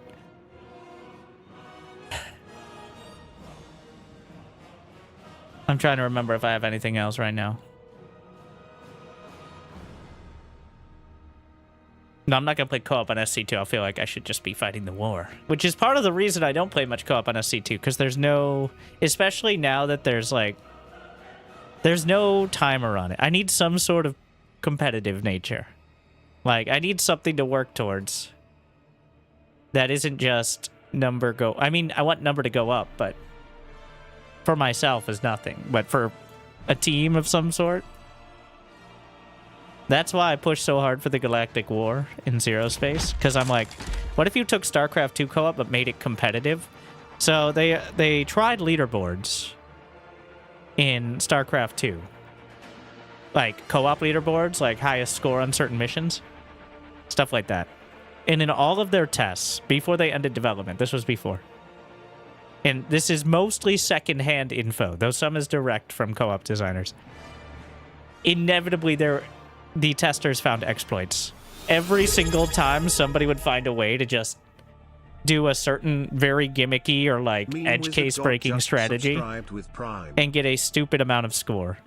And the problem is, when you had a leaderboard for particular missions, like say you want the highest score, you're going for a high score on a mission. Then there's going to be a meta. Okay. The meta is going to be, you got to go for this because this is the fastest, highest scoring way. And that doesn't work for PvE because people don't want that in PvE. But if you make it so you can play normal co-op missions at your own pace and still help out, I think that's why the Galactic War concept works and leaderboards for missions do not. Because no matter what you're helping, even if you play kind of slow, well, you play with other people who play kind of slow. As opposed to sometimes getting people who are... It's like the people in ARAM on HOTS who are very convinced that win rate matters. And then they pick fucking Butcher or something. But Thank you, Meme Wizard Gone.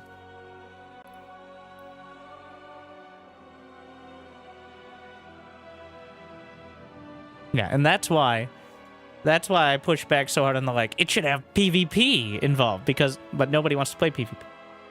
A few very vocal people want to play, but the moment that somebody gets like 10% better, it's just a stomp. Which is very exciting. And also not what the overwhelming majority of people want when they're playing games, right? Anyways. A few later. Let's see.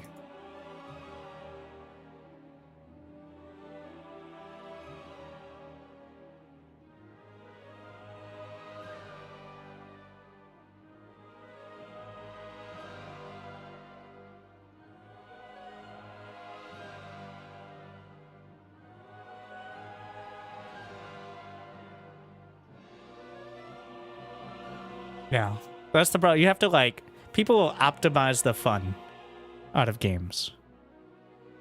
It's just how it works. That's why going to 8 workers in SC2 doesn't really change anything. Because it doesn't take long for players to optimize their builds and look like they're the same as they were before, right? The only thing that changed the actual kind of meta for SC2 was lowering the amount of gas in a base to 2,000 per geyser as opposed to 2250.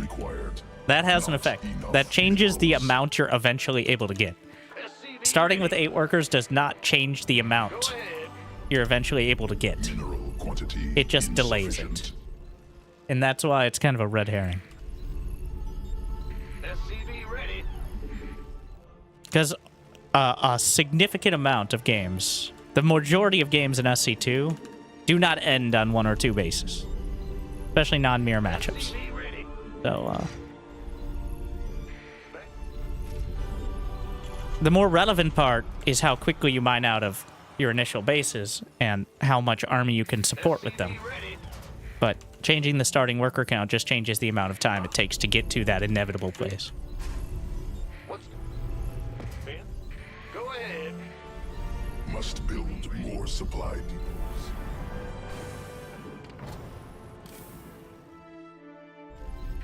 Ah! You scared me.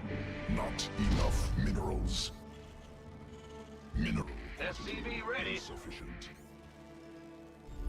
There hasn't been another hotfix, right? We still got 300 mineral. Yep. Bad news. I mean, I just placed it down. Well, fuck. SCV ready. Scared me. More minerals required. Huh? What's going on? Mineral quantity insufficient. More minerals required. Go ahead. SCV ready.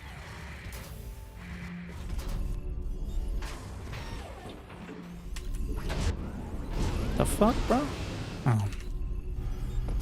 Yes. SCV ready.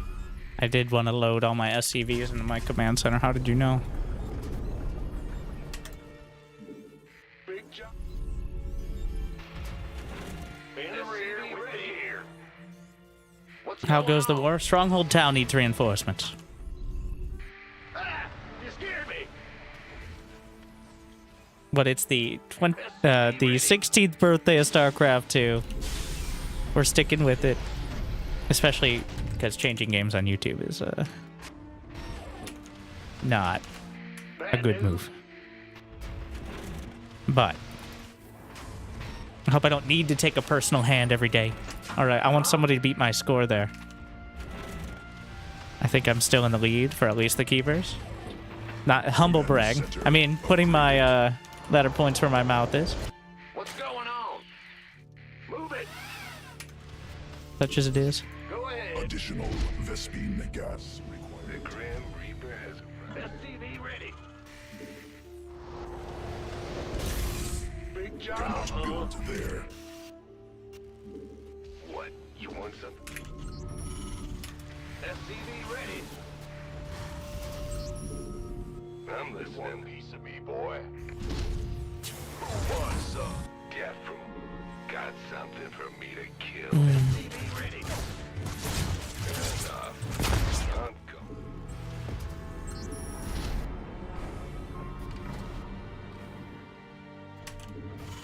SCV ready.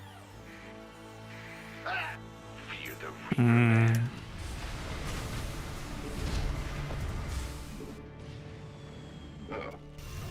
SCV ready.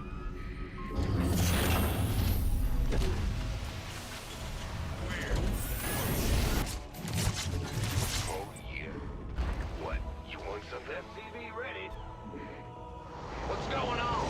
Cannot build there. Yes, Big got something for me to kill. SCV ready. SCV ready. Fear. Death from above. Done. All right. That's what I thought. Yes, indeed. Was it word? SCV ready.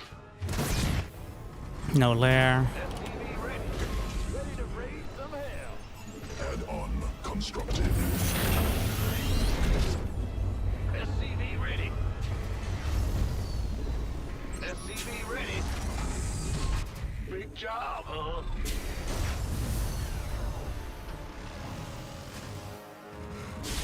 Go Not ahead. enough insufficient. SCV ready. Word. Ready to raise some hell. Add-on operational. Insufficient Vespi. SCV ready. In Cannot the rear build with the there. gear. Are you ready for this? All day long. What's going Command on? center upgraded. SCV ready. Right on. Ready to raise some hell. Not gonna be able to just run in. Engine screen. I think it's actually Mutus. Or a hidden base at this stage. SCV ready. Yo. SCV ready. SCV ready. Will do. Want a piece of me, boy? SCV ready.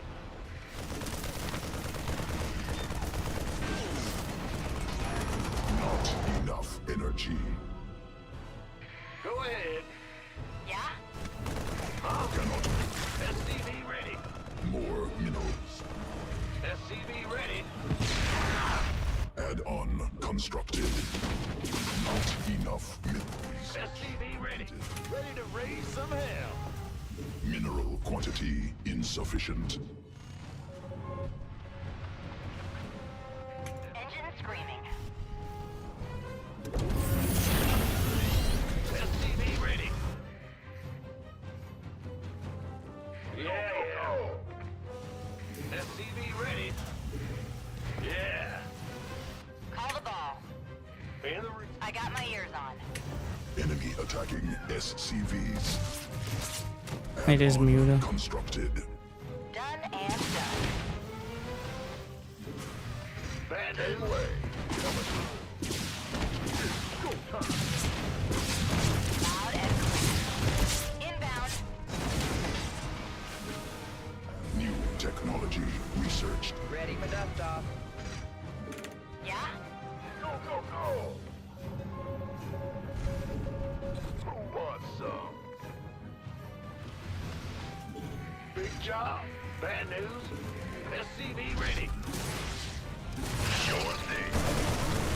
SCV ready.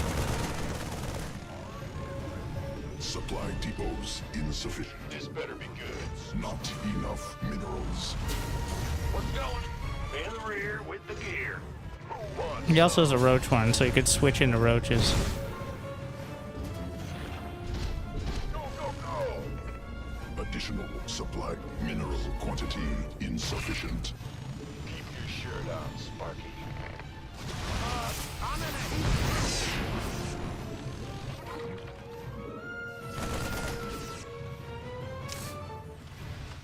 Who wants some? Ready for dust off.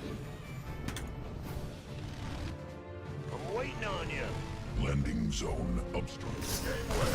Coming out.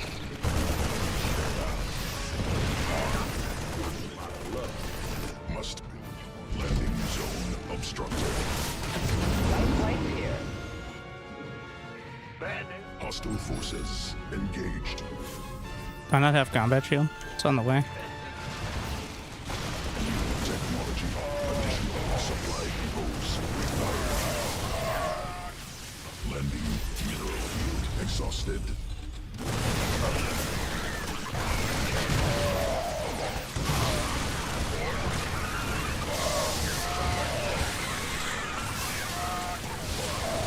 Mineral field. Add-on constructed. SCV ready. Gangway. Mineral cluster expended. Go, go, go! Go Cannot ahead. build. SCV ready. Engaging. Bad news. Ben, Research completed. this better be good. Estimates ready. Huh? Ah! I'm go. Loud and Supply Ready. SCV ready. superior. Must build more supply. Bad news.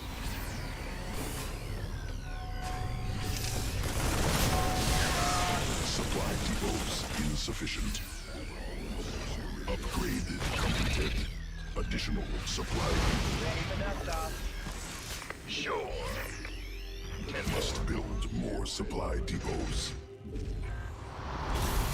A mineral cluster expended. SCV ready. Arm Ready for dust off.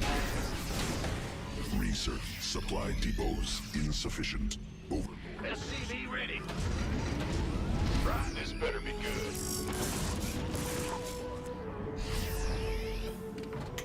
Let's have a More minerals required. 10-4. It's about insufficient.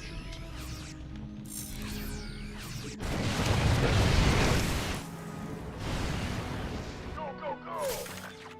Base under siege. Help here. Mineral field exhausted. Ready for dust off. can do. Yeah? Right. Piece of me, boy. Go, go, go! Inbound. We can use some help here.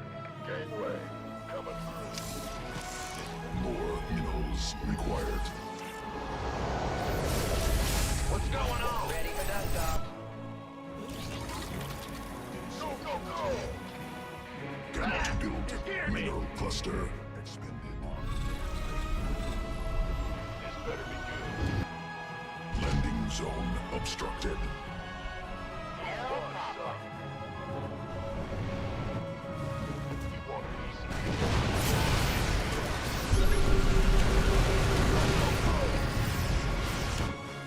Who wants some? Ah! You scared me! This better Mayday, be good. mayday. Roger that. Armed and ready. You got it. Been waiting on you. Don't leave me hanging. Cannot upgrade completed. Armed, Mineral field depleted. SCV ready. This better be good. Oh yeah. Ben, big job, huh? Go ahead. Ready for dust off. Cannot build there. Well, hallelujah. Mineral field exhausted. Talk to me. Command center upgraded. No, not possible. Supply limit reached. Mineral cluster. No. Not. Supply limit reached. Cannot. SCV ready. Mineral field exhausted. Mineral field upgrade completed.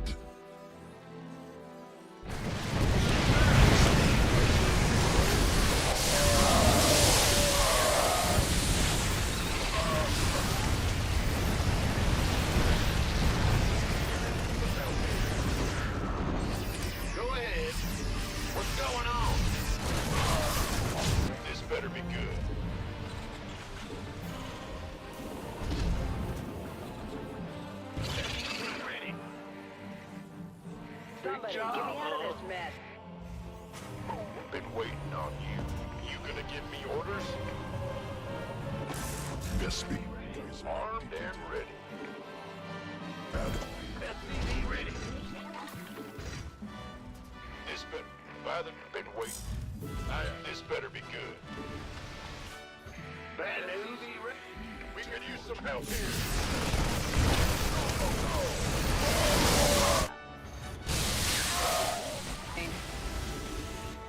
You want a piece of me?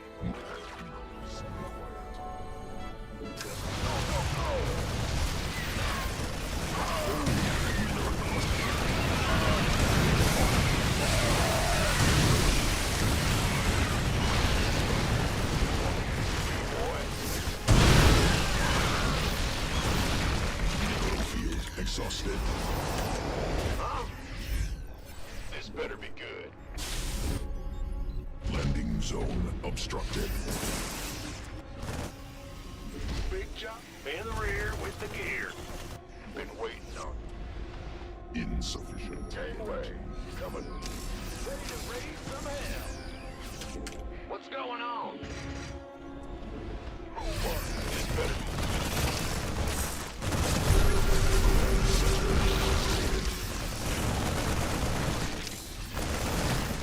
armed and ready.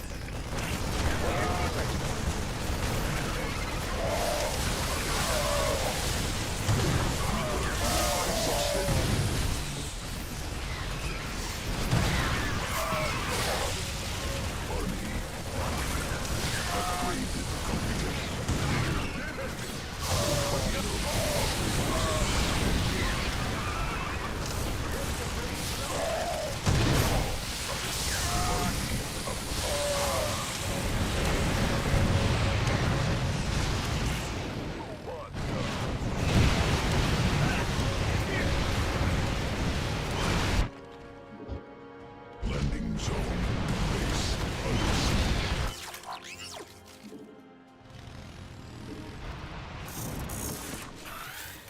This better be good. SCVs under hostile forces. Engaged. Ready for dust off. Not enough energy. Vespine geyser exhausted. This better be good. In the rear with the gear. Not enough minerals. Armed. You. Waiting on you.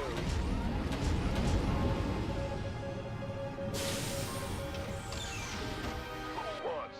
Mineral field. Deploy is here. Orders. By the number.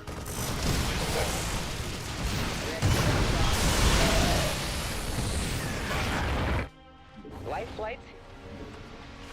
Now what? Loud and clear. Armed and ready. Command. Command center upgraded. This better be. Report me. New technology research. Cannot build. Insufficient. CVs under attack.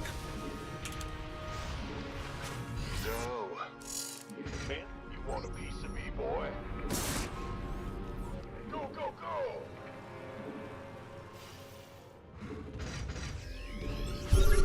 Solo operative, right? Vespine geyser exhausted. SCV ready. Hostile forces engaged. Vespine geyser depleted. In the pipe.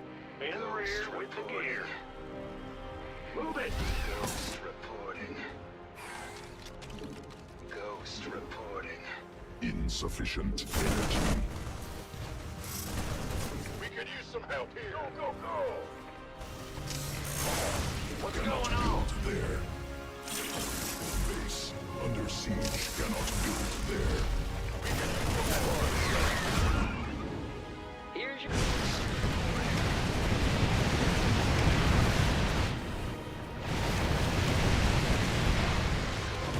Reporting. You gonna give me orders? Ghost reporting. SCV ready. Who wants some? Base under siege.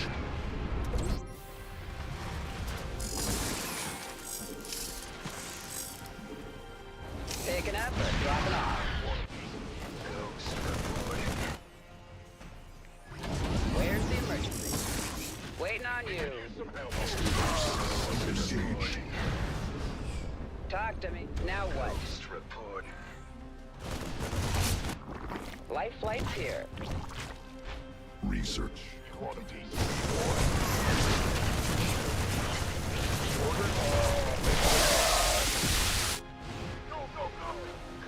Landing zone. Mineral cluster expended. This better be good. Ghost reporting. Cannot build there. You sure about that? Time for wasting. Come on. Give me the cigarette.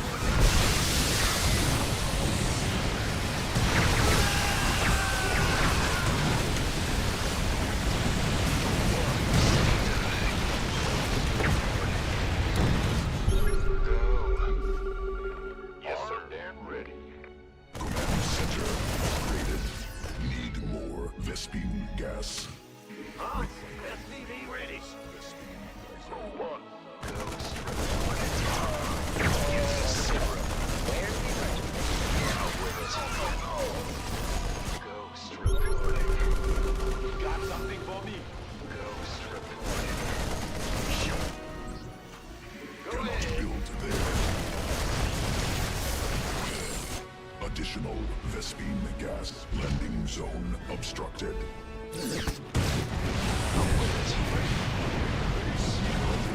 Insufficient Vespine gas.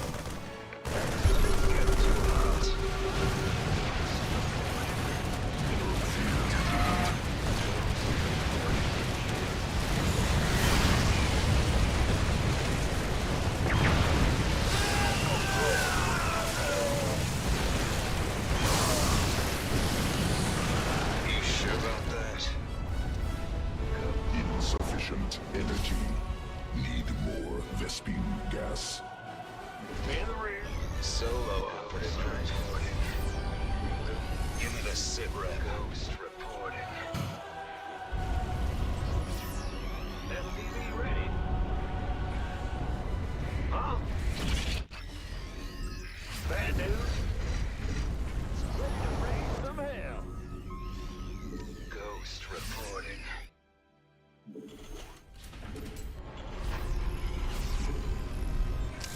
Ghost reporting. Come out with it. Ghost reporting. What's going on? Roger, boy. Ready to raise some hell. Give me the sit rep. Solo up. Are you ready for this? Ghost reporting. Hell, No, not possible. Hostile forces engaged. No, not possible. Supply limit reached. ETA, 1 minute. Well, hallelujah. Hostile forces engaged. Sounds like a plan. You sure about that? SCV ready. Solo operative. Ghost reporting. Go. Yes, sir. Give me the cigarette. Exhausted. Ghost reporting. Mineral cluster expended. Will do. Cannot build there. We could use some help here. Insufficient Vespine gas. Solo operative. Mineral field depleted.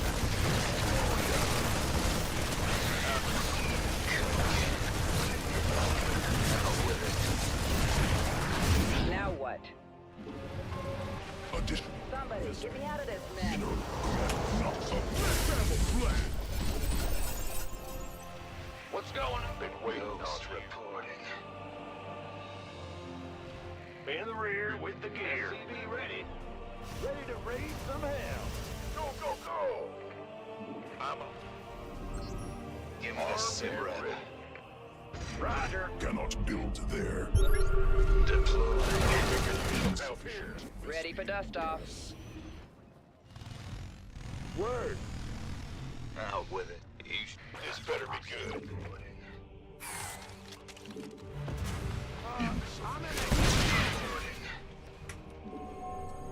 Hostile forces. Enemy attacking. Yes.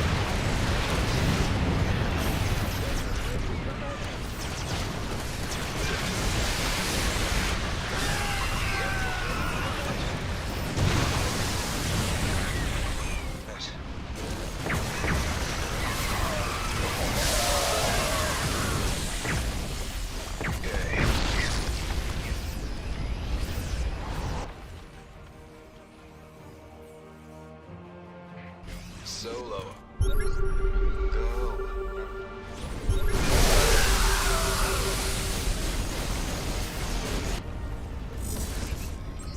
Landing zone obstructed. Not enough energy. Mineral field exhausted. Huh? Go. Talk to me. Want a piece of me, boy? Landing zone obstructed. You sure about that? Roger that. What's going on? Ready Command for pickup? center. Armed and ready. Command center. You're on. Hostile forces engaged. SCV ready. Command center upgraded. Gateway. Overtime. SCVs under attack. SCV ready. Ghost. This better be good. Ghost. Go,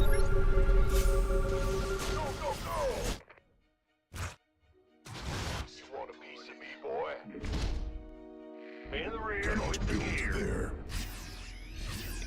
Go ahead. Who wants some? You. Ready for Not. go, go, go! No, not possible. Supply limit. Ghost reporting.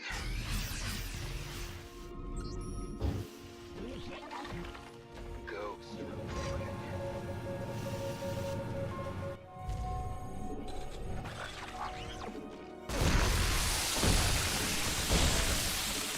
No, not possible. Supply limit reached. No, not possible. Supply. Ghost reporting.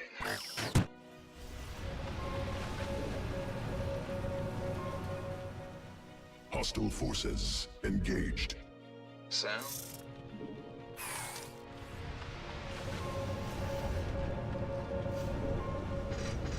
Nuclear ordnance cannot build there. No. Base under siege. big job. Low operative, right? Come again.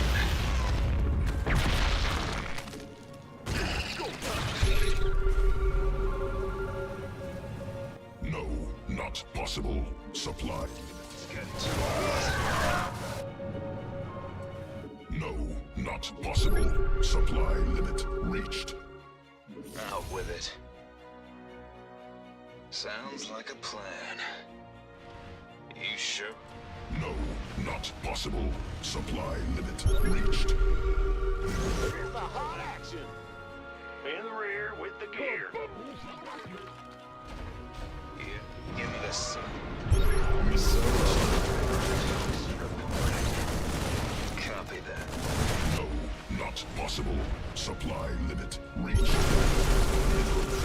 Depleted. You sure about that? Spin geyser exhausted. Yes, sir. No, not It's heating up out here. army. We can use the power. You sure about that? Coming. Mineral field exhausted. Got a whole lot Nuclear warhead prepared for launch. Ready to raise some hell. Mineral cluster expended. Big job, huh? Who wants some? It's go time. Go, go, go. Possible supply limit reached. Ghost reporting. Cannot build the... No, not possible. Supply mineral field exhausted. Okay. Want a piece of who wants some? No. I can't build here. No, not possible. Supply limit reached. You're too hot. Mineral field depleted. We could use some help here. Base under siege.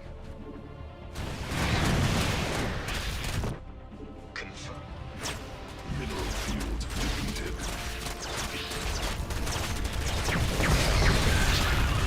Roger. Solo. Base under siege.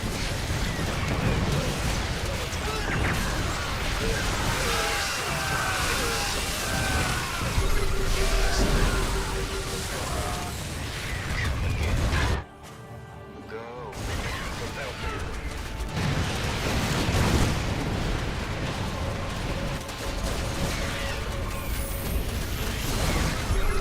Give me a sip. Attacking SCV base under siege.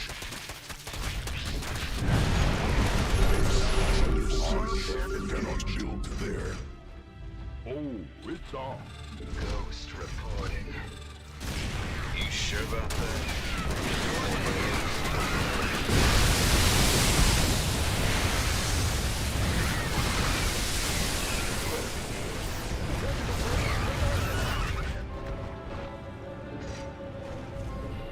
It's go time. SCV.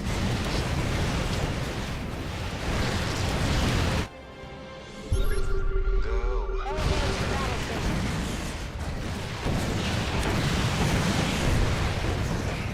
Ready to raise? Cannot build there. All day long. Is that it? You sure? In the rear with the Mineral gear. field exhausted. Ghost reporting.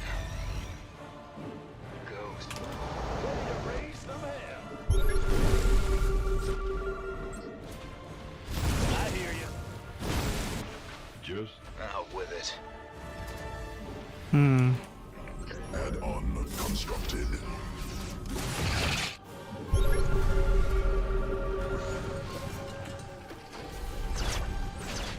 Ready for the... No, not possible.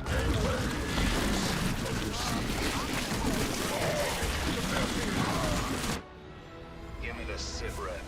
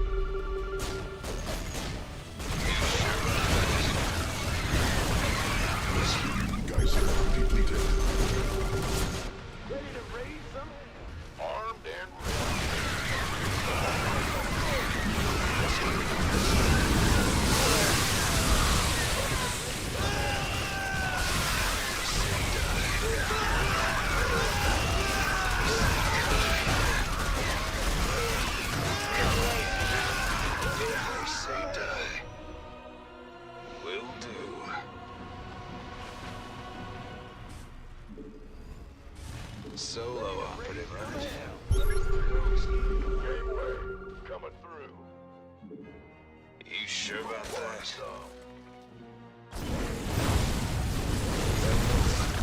Reporting for action.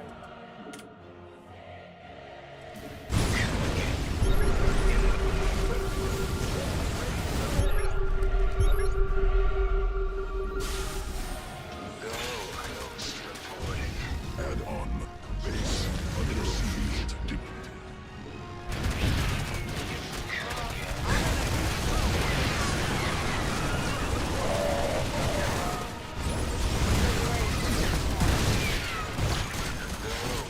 Got the extra firepower. Base under siege. Insufficient energy. Liberation is a path. In the rear with the gear. You sure about Geyser that? exhausted. We have you on screen. Raise some hell. Ghost reporting.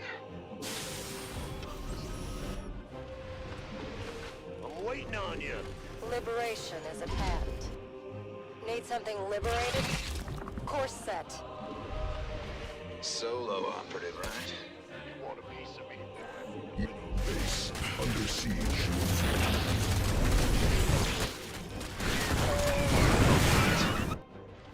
Command And trouble. exhausted. Talk to me. I hear you. Yes, sir. Flight. Fired up here, Ghost boss. reporting. Out with it. Ready to raise some hell. Mineral cluster expended. Copy that. Talk to me. Ready to raise some hell.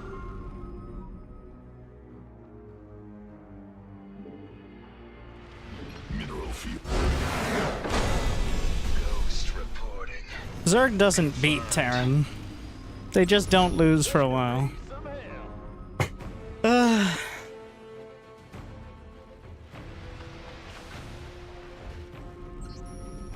Yeah. Way she goes. Attention. Ready to raise some hell. Hell back. Come. Never got smart servos. Ghost reporting. The Zerg mined out? Oh yeah. While ago. If he could deny me getting this corner, then maybe with like 2 or 3 extra bases he could win. But there's no counter to Ghosts and Liberators and Widowmans. I mean, the counter is being Cyril and microing Infestor Broodlord perfectly for 20 minutes. What race are you best with? Well, I used to be best with Zerg, but I find it not anymore. The effort to return ratio on Terran is significantly higher. So.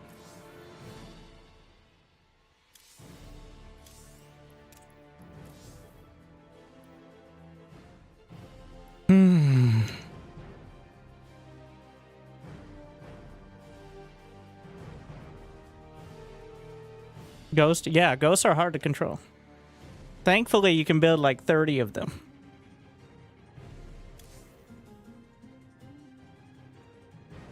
Should I be confused by the YouTube title? Yes, because we were doing the College World Team League match. It completed. You can watch the first few hours for it. I don't want to change the YouTube title because that messes up the algorithm. I don't plan on playing too long tonight, but a lot of people tuning in. I don't know. It's frustrating.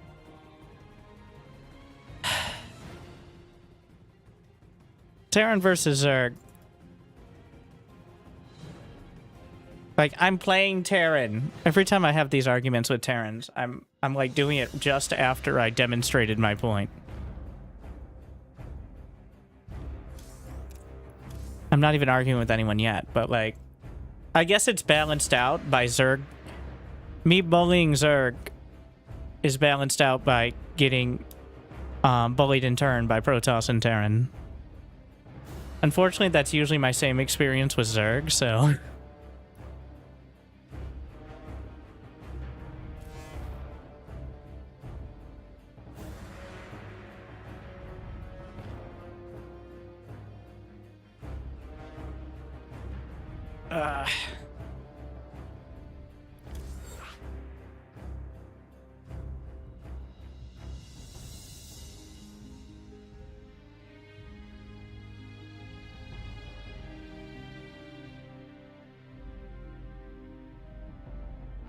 What's the status on Stronghold Tau?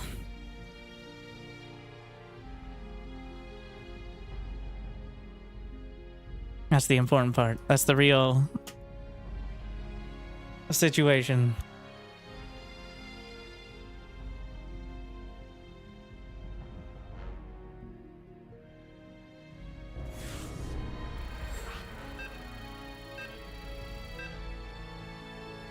Terra not random? Yeah.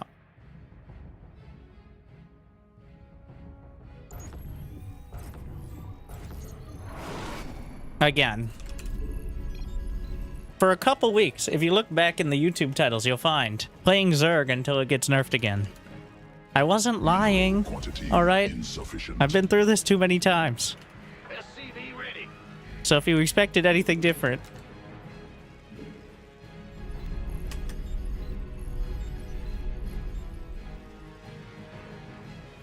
SCV ready. it's always like a slight kind of ancillary buff to Zerg, slight adjustment to Terran, and then completely reworking Protoss, and then 2 weeks later, it's a nerf to Zerg, even more reworks to Protoss, and a Terran buff. And that's been like the last 3 patches. SCV ready. It's that way she goes. Go ahead. In the rear with the gear. Big job. Ah! What's going on? SCV ready. Huh? Ah! Because, now, like, you might consider a lot of things, but I need you to consider one thing. Cyril. I have spoken, thank you. What's going on? In the rear with the gear. More minerals required. Not enough minerals. Mineral quantity. Can I build his third CC before third hatch finished? I'm usually building a third CC before the third hatch starts. SCV ready. Though against Cyril, that might be a little greedy.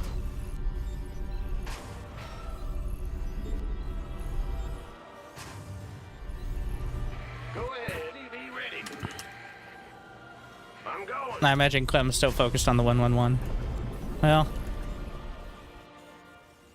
no, there were 2 weeks where, with the larva change, like, Terran and Protoss didn't know. One, the 8-worker start, plus, so the larva change, here's the thing. The larva buff SCV ready. is just a straight-up buff to every Zerg build. Okay? So Zerg immediately did better, because literally What's just going on? straight up from start to finish of the game, it is a buff of some factor. So it's not too surprising that immediately Zergs were finding success. Because it literally just don't change anything besides getting everything slightly faster. The thing is, you still can't afford a lot of it, but Upgrade enemy attacking SCVs. generally. SCV ready. But the panic reaction is nerf that, and then apparently also buff 300 Mineral Command Center is also a buff to every Terran build. But it does require you to change your builds. Your builds are different. Usually better, Required. I would say. Like, but it isn't like an SCV build speed decrease or something. SCV ready. So What's it worth? it's not like you just do the same thing. You do slightly switch it up, which takes some adjustment. I think Terrans are figuring that out now.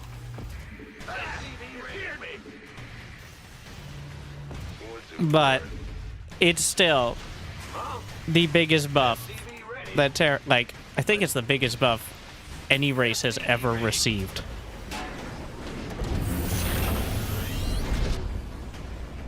And if I have to explain why, I've already lost the battle. Like,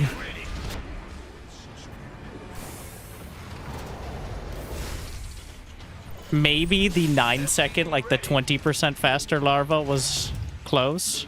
Thing is, you still have to pay the same amount. In fact, you have to pay more for hatcheries and queens. So having faster larva doesn't actually help your early game economy that much. It does help, let's not lie here. But you can only afford so many units. So, whereas this is just a straight up discount. It's obscene.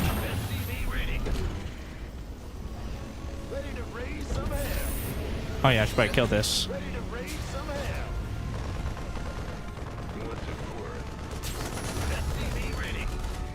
Additional supply depots required. SCV ready.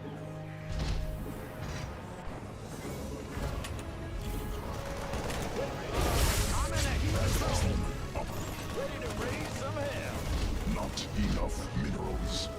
SCV ready. SCV ready.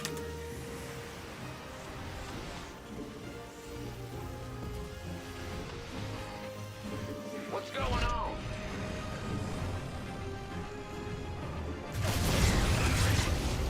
Raise some hell. I'm listening. You gonna give me one? SCV ready. Not. SCV ready. Bad news. Fear the Reaper Man.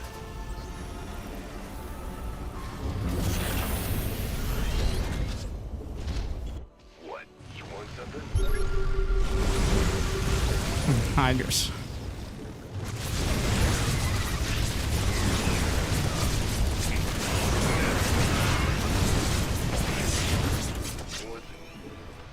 What? Bad news? Insufficient.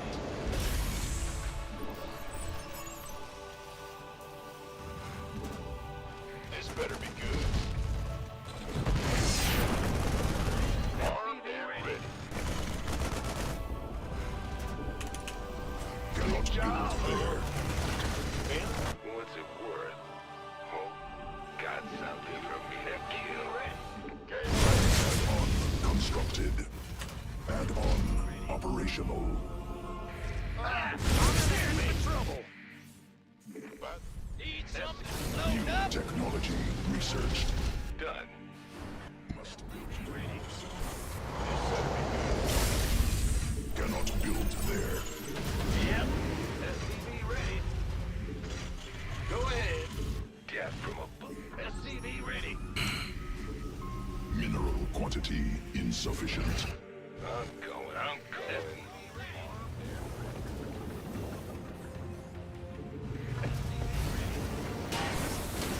Upgrade completed. This better. SCV ready. SCV ready. Who wants some? Insufficient energy. SCV ready. SCV ready. It's your dime. By the numbers, boys. Armed and ready. SCV ready. Add-on constructed. Very quick lurker. Operational. I'm listening. He doesn't have a hive yet. Boy. Yeah, been waiting on it. Research completed. On the way. Army upgraded. What's going on? Cannot build. Add-on constructed. Ready for dust off. Insufficient Vespine gas. Landing zone.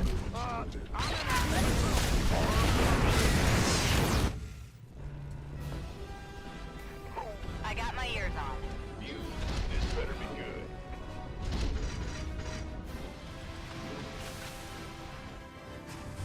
SCVs under attack. SCV ready. Mineral field depleted. New technology researched. Need more Vespine gas. Fueled up, ready to go. SCV ready. Add on. Ready for dust off. This better be good. Mineral field exhausted. Go, go, go! Where's the emergency? Add on constructed. Command center. Want a piece of me? Upgrade completed.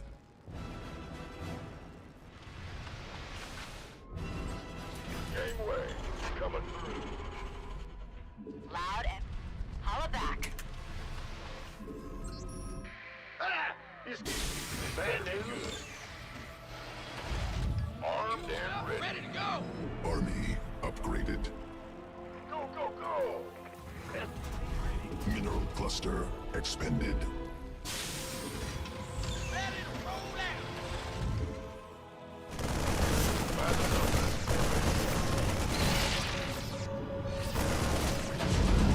Mineral field depleted.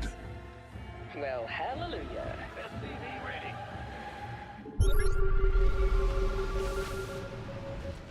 Ready to roll out! Mineral field exhausted. Command center upgraded. By the Talk to me. big job, huh? Ah! Additional Vespine gas required. Go ahead. Ghost reporting. That's fine. I feel it. Insufficient. Ready to roll out. Ten. Landing zone obstructed. Additional Vespine gas required. Show. Give up. No research completed. Manga.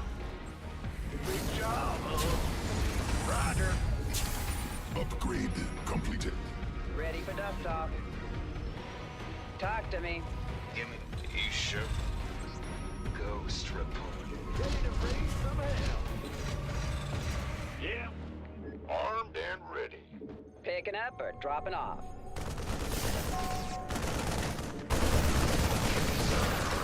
Can't wait.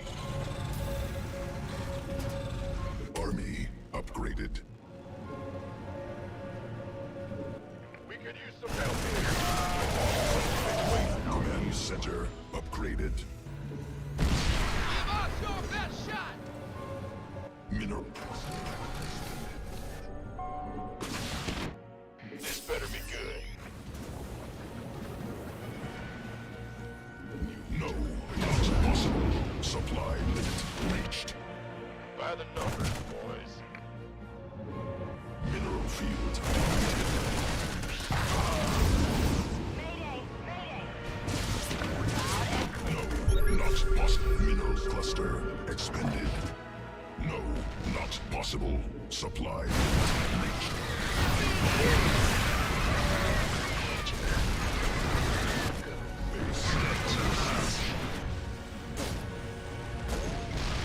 Give me the sit rep. You sure about that? Big job. Go. What's that?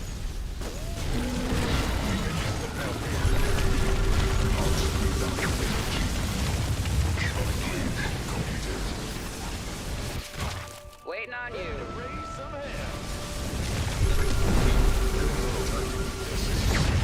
Field exhausted. Base under siege. I'm in deep.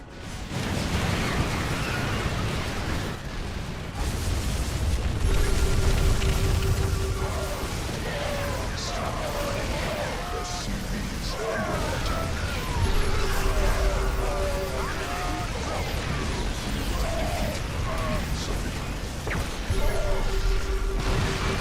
I'm in deep. The double nidus.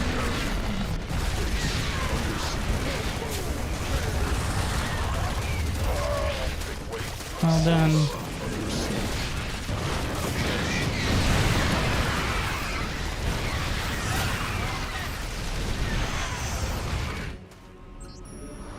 Not enough energy. Go ahead. Ready to raise some hell. Ghost reporting. One would not have done it. Ghost reporting. In the rear with the gear. Raise some hell. Ready for Not good. Army upgraded. SCV over Upgrade time. completed. SCV. You want a piece of me, boy? Go, go, go!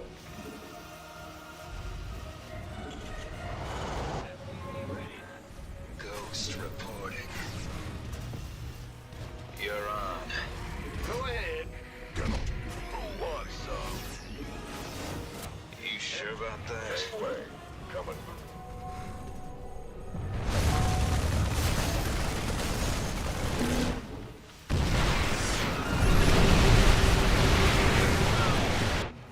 Out with it.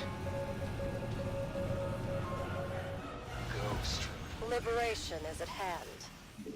Huh? Mineral cluster. Ready to raise some hell. Ghost. Supply depots insufficient. Overlords. Ghost reporting.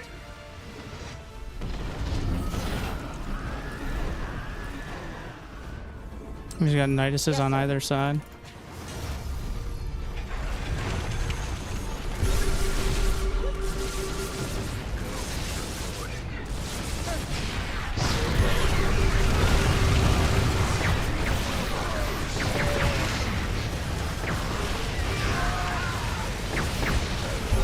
Constructed. Ghost reporting. Liberation is at hand. Ready to raise some hell. As you Insufficient. Army upgraded. Ghost reporting. Zone obstructed. Big job. Ready to raise some hell. Upgrade completed. Solo operative reporting. Ben, go ahead. Daylight's burning. Not enough. Ghost reporting. Mineral field exhausted. I'm waiting on you. Command center upgraded. Nothing to it. You're on. It's heating up out here. Ghost reporting. Ready to raise some hell.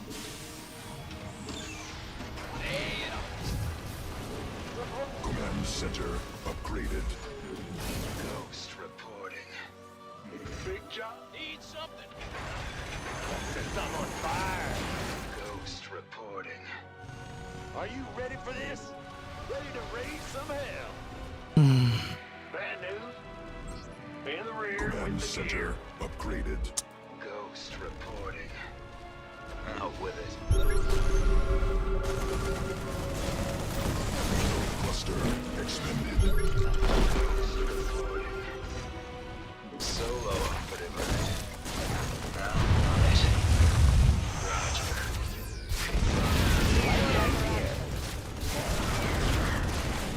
Come again. Out with it. Give me the cigarette.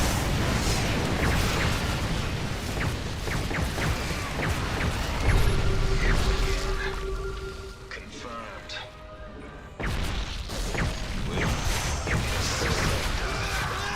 Roger. Now, you sure about that? Talk to me. Ghost reporting. Mineral Solo field operative depleted. Huh? Yep. Mineral field hear me? exhausted. Big job. Give me the sit rep. yes, sir. Mineral cluster expended. Landing zone. Vespine geyser depleted. More minerals insufficient. Cannot build there. Mineral field depleted. Solo operative, right? You're on. Out with it. Geyser exhausted.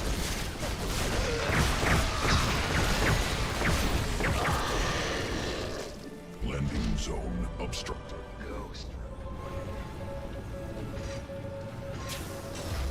Ghost reporting.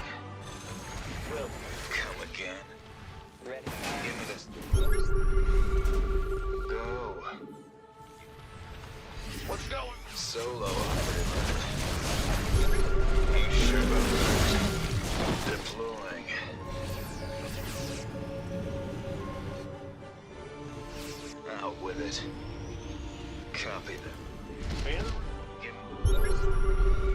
Come again. Go. Attention!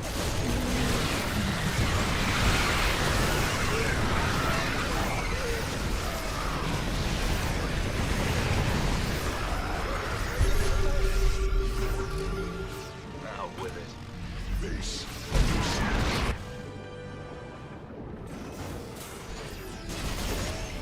Solo operative, right? I'm in deep.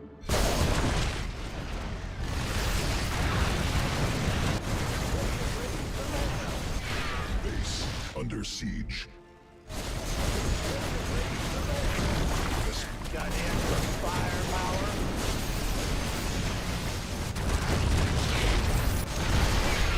You should go. Yes. Go. Will do. Give me the sit rep. Confirmed. Under cluster expended. You're on. Solo operative. Mineral field exhausted. Go. You sure about that? It's getting too hot.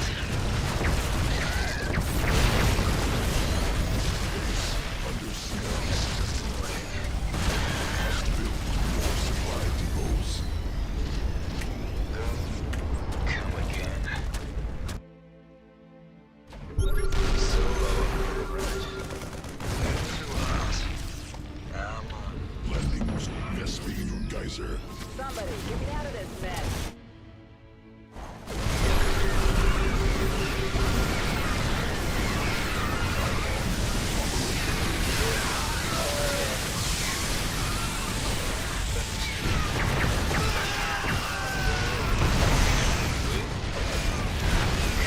Geyser exhausted.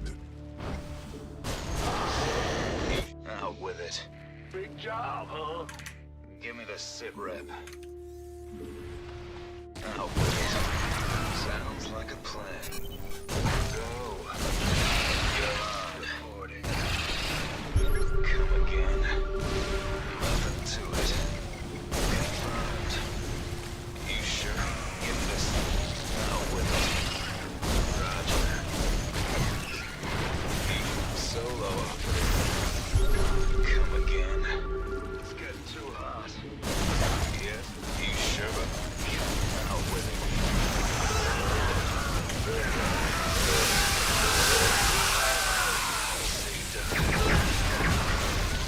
Out with it.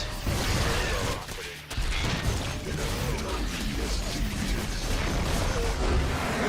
You don't beat Terran. You simply don't lose. For a while. That's how Zerg works. The challenge is how long it takes before they get ghosts. You sure? about Sure, that? I lost my entire economy in production. But Solo operative, right? Come again. Mineral Out with field it. exhausted. I was pretty sure I was dead too. But then, Yes, sir. how do you kill ghosts? How do you kill that which is already dead? Roger.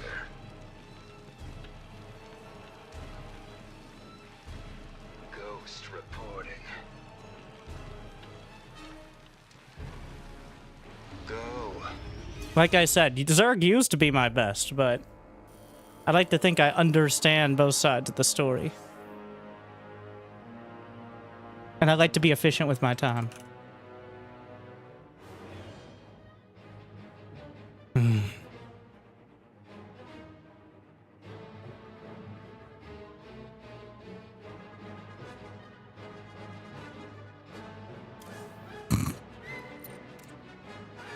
So, that's the workers tab. Can we get the resource tab? That was worse than I thought, actually. But what actually kills ghosts? If you figure it out, please tell me.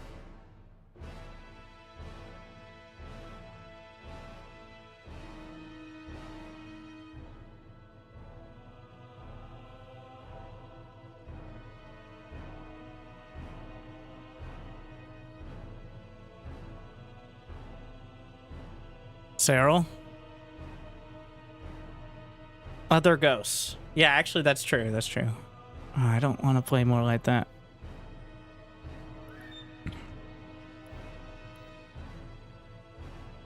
I don't like. It's not fun. The strategy of let's see if I could win with 40 ghosts is not. My favorite.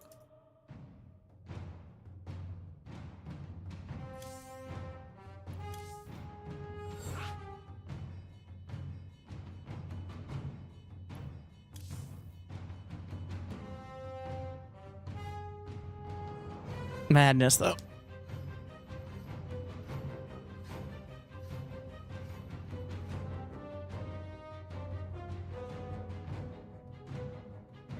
The count. Well, banelings aren't even. Banelings are such a bait.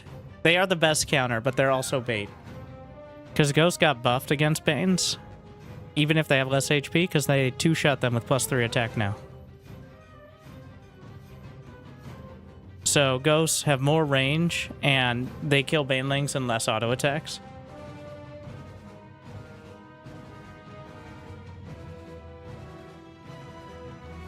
Hydraling Bane with well-placed Nidus, I think, is the way. Like, I think that's the correct move. But of course, if you don't kill them, then they're not dead. And then they drop mules. Broodlords without support. So, if the Broodlords had been with the army, would it have been better? Probably. But I can just... Remember, Snipe doesn't get interrupted by damage. So, Broodlords don't hit that hard unless you have fire attack upgrades, and I doubt they had them. So, you can pretty reliable... Like, if I have 25 ghosts and you have 15 Broodlords, you're not going to kill enough ghosts before the snipes already are going off. Also, that's part of the reason to add Hellbats in, which I like more than Widowmines in the late game, because they don't cause gas, and they can't be used against you. They're good as... They're much better than adding Marines as filler, I think. Because you've got your natural counter to Broodlords, and they can tank a lot better for the Wings and Banes. More reliably.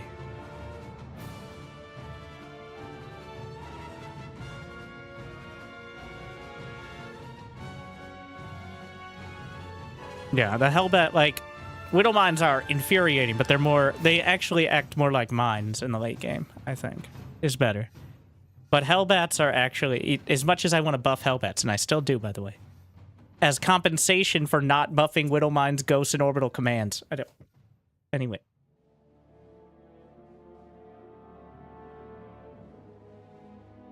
I'm not saying we just buff the...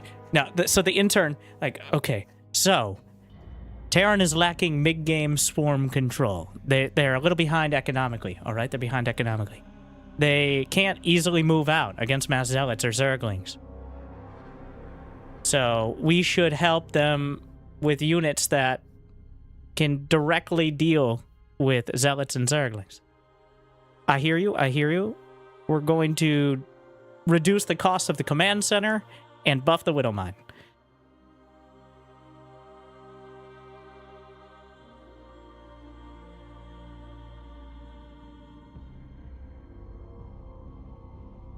In my opinion, as a pretty okay but definitely bad micro-Terran player, the struggle is not so much the economy. It's the fact that you're, like, no matter what you're building, most of the time, it can all die if you look away for a second. Like, Clem makes it look relatively easy, but, like, you look away and they have Colossi, or Storm, or Banelings. And your Marines and Marauders all die. Or the Widowmines are slightly out of position. Like, that's the issue, and that's why pretty much no Terran but Clem and maybe Maru actually move out until they're solidly on 3 base besides early aggression. Because the other races just play Zerg. Protoss better than Zerg usually. You can't go outside. They're all over.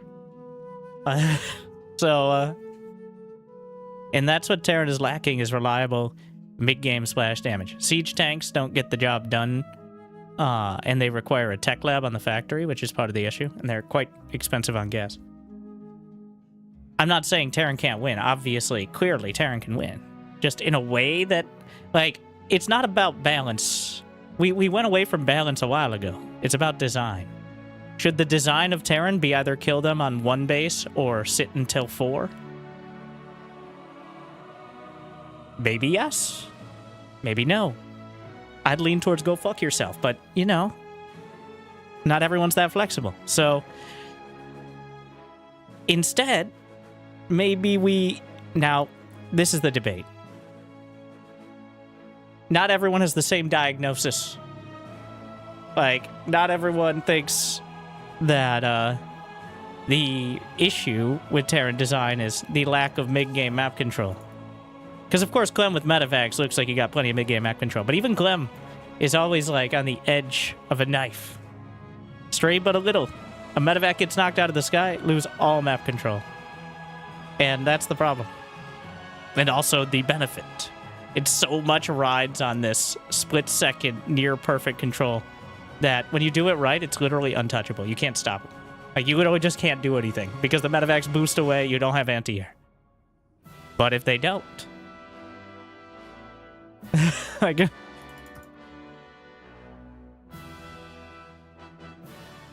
I think that does come down to the severe lack of, not severe, but the lack of reliable splash damage.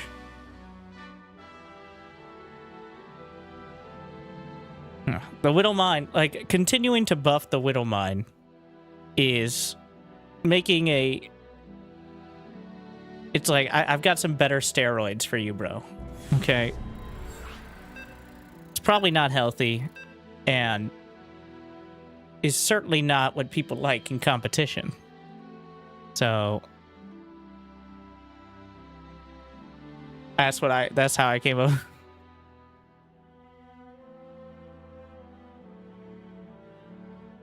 I wish Mech Terran was better, and trying to make that happen for the last 15 years has been the justification for buffing random Terran thing.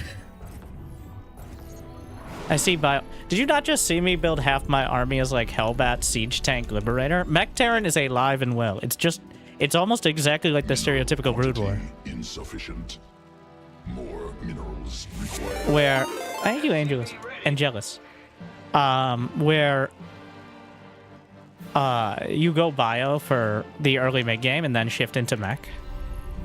Pro matches still have a heavy amount of factory and starport units. It's just... So, think about it this way. If you want to do the equivalent with Brood War... So, what is the main late-game spellcaster in Brood War? The Science Vessel. That's what's used to clear Zerg. The reason it feels like it's always bio is because the late-game spellcaster for Terrans and SC2 is Ghosts. Like... Bad news? More minerals required. So that is simply why the focus on bio is better. Because, like, upgrades for Ghosts and Medivacs and all that, it just works with it. It's not the Raven. It's the Ghost. The Raven barely has anything for the late game now. Anti-armor missile is great, but is it worth the time or effort? And is it worth having a tech lab starport when you should be pumping out Medivacs and Liberators? Probably not. SCV ready. Even if you can control it, right?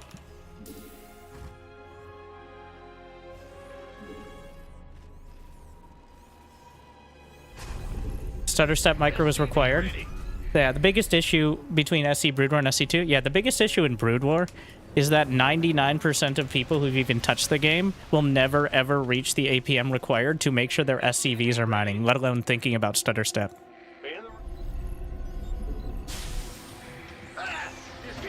So it's a different game.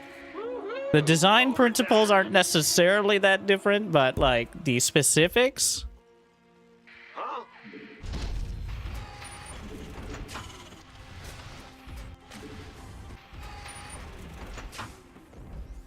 It's also, like, it's a blessing and a curse for Terran. The fact that units are so responsive and you can send 100 Marines to the same spot in a pretty tiny blob. which means 100 Marines can die in the same spot in a pretty tiny blob pretty efficiently. So, SCV ready. is the other side of that. Go ahead. Yeah, when people say they want to see more mech, what they really mean is siege tanks, Thors, and battlecruisers. They mean box art units. Okay, most people. Most people are not like, you know what, I want to see more Widow Mines and Cyclones. What's going on? I'm listening. Additional supply depots required. That's what I meant. Bad news? Cannot build there. This is not good. In the rear with the gear. Got something for me to kill. Not enough minerals.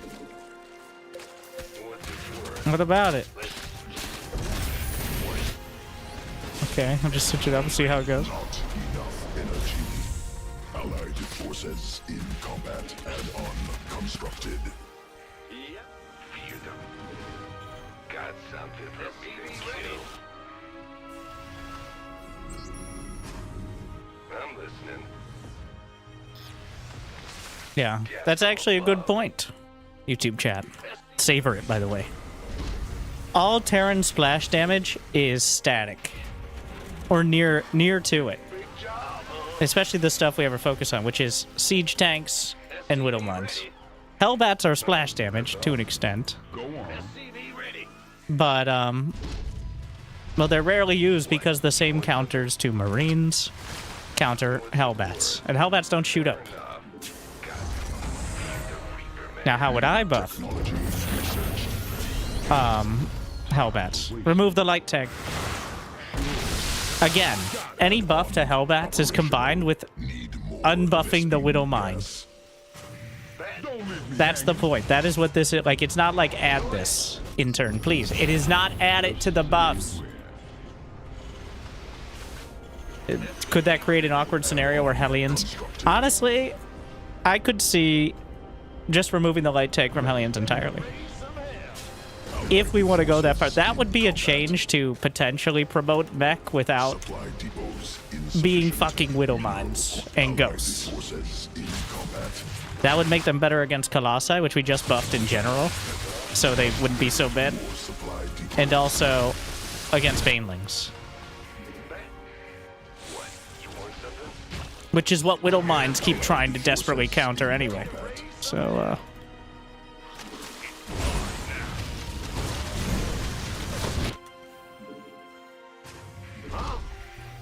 bring back Spider Mines. Spider Mines do not hit air. And while we might pretend... Well, Widow Mines do a great job of clearing the ground. But they pretty much delete Mutas and or Phoenixes. Not like Phoenixes were... But they just remove the idea of Stargate or Spire being a composition most of the time. So...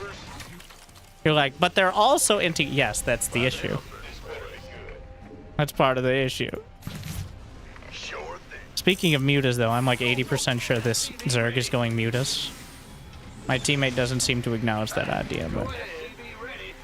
Let me check. I was wrong. He was right. SCV ready. Well, huh? SCV ready. He didn't say anything. I'm just implying. By the numbers, ready. Research Command Center upgraded. Additional supply depots required. SCV ready. Oh, I'm sorry. Well, it's like... Yeah, it took me 3 more seconds to get down the ramp than it did before. Oh my fucking god, bro. Add-on operational. I can't think with all these pings.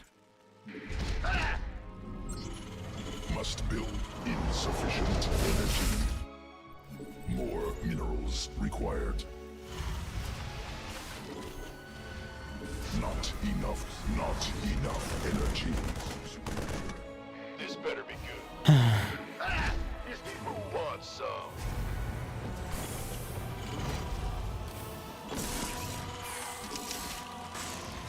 SCV ready. Go, go, go!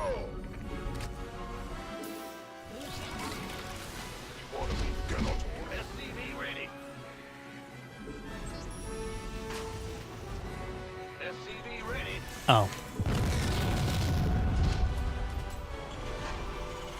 SCV ready. SCV ready. Overseer. Big job, huh? Mineral quantity. Got him.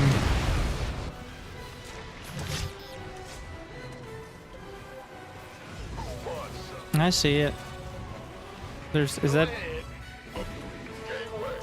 coming through. Bad news. What's going on? Been waiting on you. It's so quiet. Too quiet. What's going on? Research completed.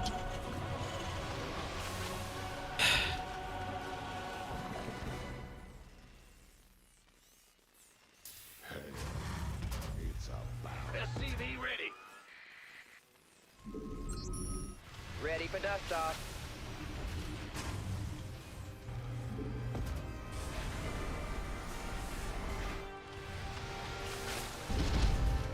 SCV ready. Woo-hoo! Overtime.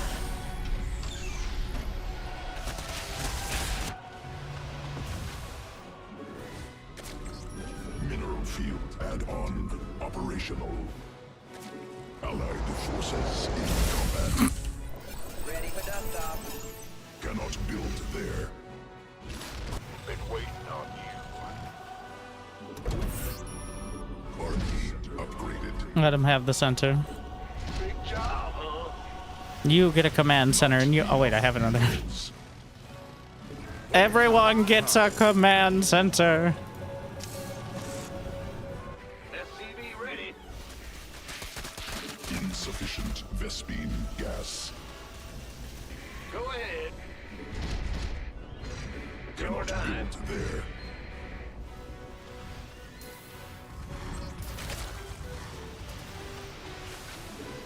Ghost reporting. Insufficient energy. What's going on? Ah! You scared me! Yo! Ghost reporting. What's his rally point? Yeah. SCV ready. Cannot mineral cluster. SCV ready. Additional Vespine gas required. Huh? Additional supply depots. Ghost reporting. No drops. Ah, Technology no attack. Supply depots need more. SCV ready. See, I was wondering when he'd become the team coach. Ghost reporting. So clearly he's implying how I should play. SCV ready. But we're just gonna pretend we didn't notice, What's going thus on? confirming his suspicions of my ignorance.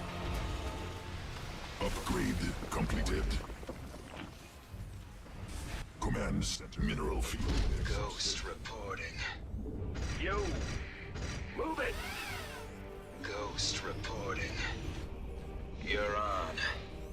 Big job, huh? Mineral field depleted. More minerals required. Allied forces add-on constructed. Nothing. Out with Mineral it. allied forces in combat. Allied space under nuclear warhead prepared for launch. Hostile forces engaged.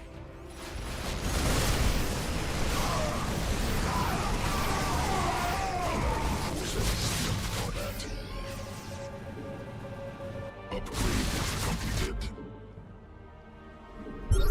Give me the sit rep. Allied space under assault.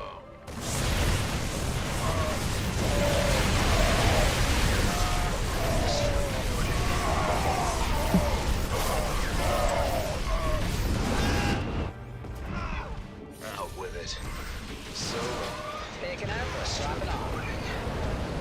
you shoot. Ghost reporting. Not exactly the ideal nuke location. Additional Vespine gas required. Allied forces in combat. Cannot build there. Ah! You scared me! Mineral cluster expended. Mineral field. Allied forces. Vespene geyser required. Ghost reporting. Command center upgraded. Mineral In the cluster. rear with the gear. Armed. Command center upgraded. Move it. Insufficient Vespene gas. SCV ready. Just throwing it out there keeps them busy, though. Ready to raise some hell. Ghost report. SCV ready. SCV Command center upgraded. Mineral field exhausted. Need more Vespene gas.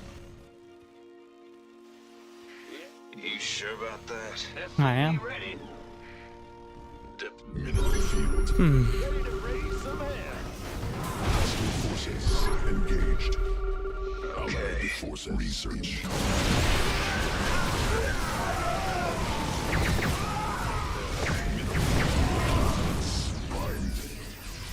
Ghost reporting.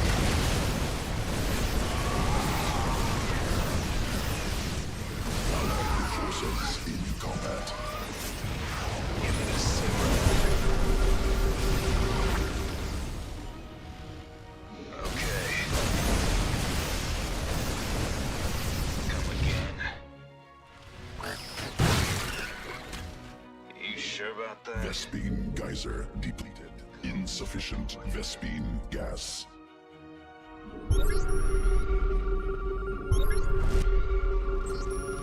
Allied forces air combat. Oh, he's about to lose his whole army and then complain to me. Quality upgraded. If he leaves the game too early, it's going to be very hard for me to win on my own, though. So I got to be careful. Out with it. I'm waiting. Ghost reporting. Like, if he just sits there, I can take both armies, but I can't if they no longer have to focus on me. Upgrade completed.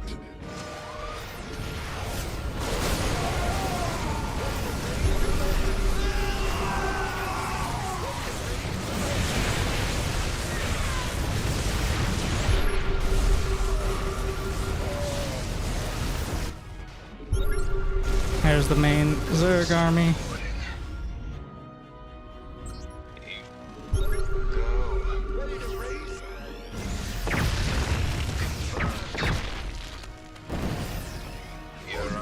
Upgraded.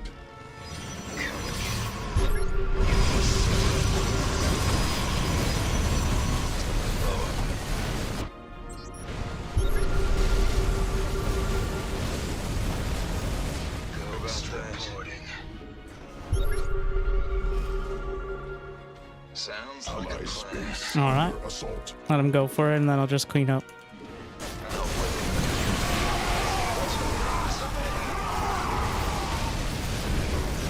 Depleted. Oh, rude. Vespene geyser exhausted. Ghost reporting.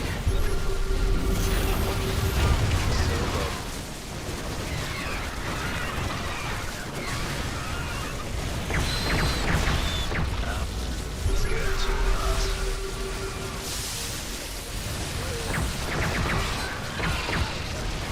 Again. What's going on? Solo operative, right? Been waiting. Oh, I'm getting fired up here, boss. Ghost reporting. Light it up. Go. I keep reflexively thinking of scanning the creep, but it's friendly creep. Cannot build As there. friendly as any creep can be. In the rear. Solo operative, Ready. Mineral field exhausted. Upgrade. I'm on it. Allied forces in combat. New technology. Mineral cluster. Ghost reporting. What the fuck? Allied forces in combat. I hear you. You sure about that?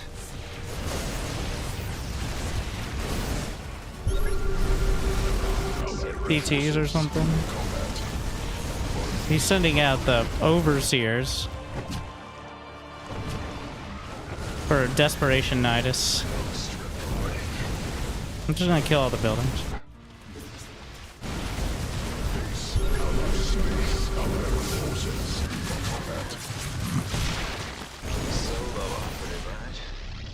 I'm on it. Go kill the Nidus network. Ah, Ricky! Space under assault.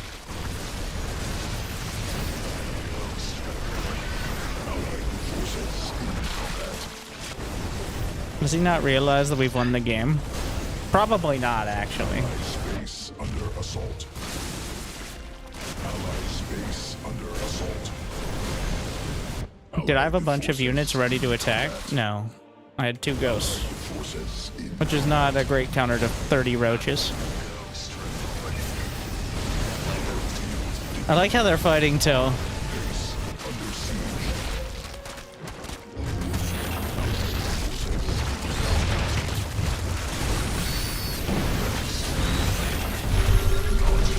Allied forces in combat. Game. Just absolute specimens out here.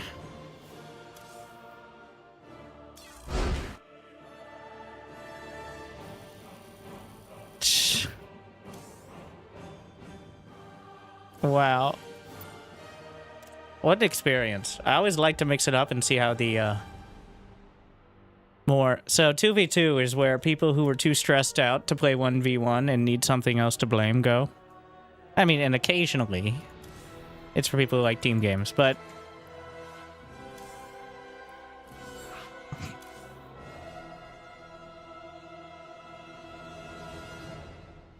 But, unfortunately, well... The problem is when you get to the highest level of 2v2, there's some very clear... This is not the highest level, by the way. So, just because you're in Masters in 2v2 does not... anyways, so we won. Just chilling. I can't do any more TVZ. I'm literally tired of winning. So... You're like, why don't you play Zerg? Well, that would make me more tired.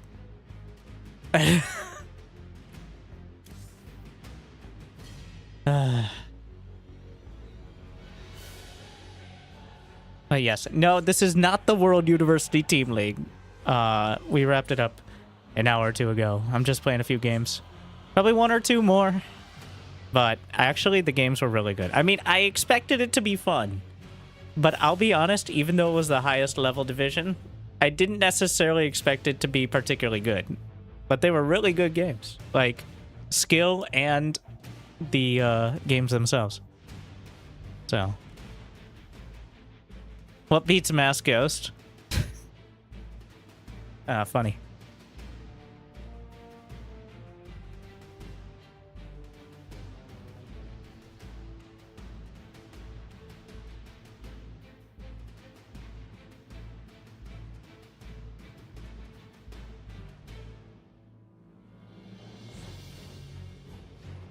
I think Sarah hates his life because he's always winning.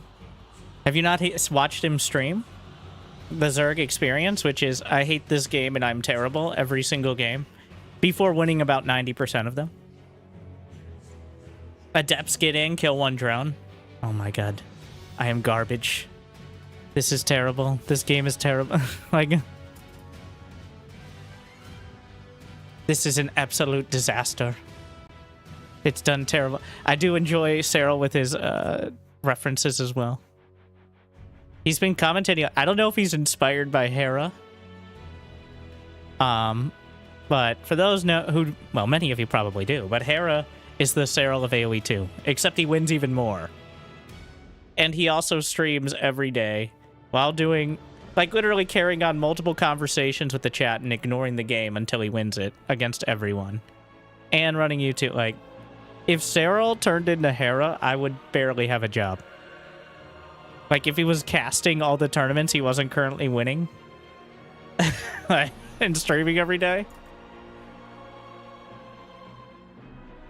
But we're not quite there yet. But he's working towards it, it seems.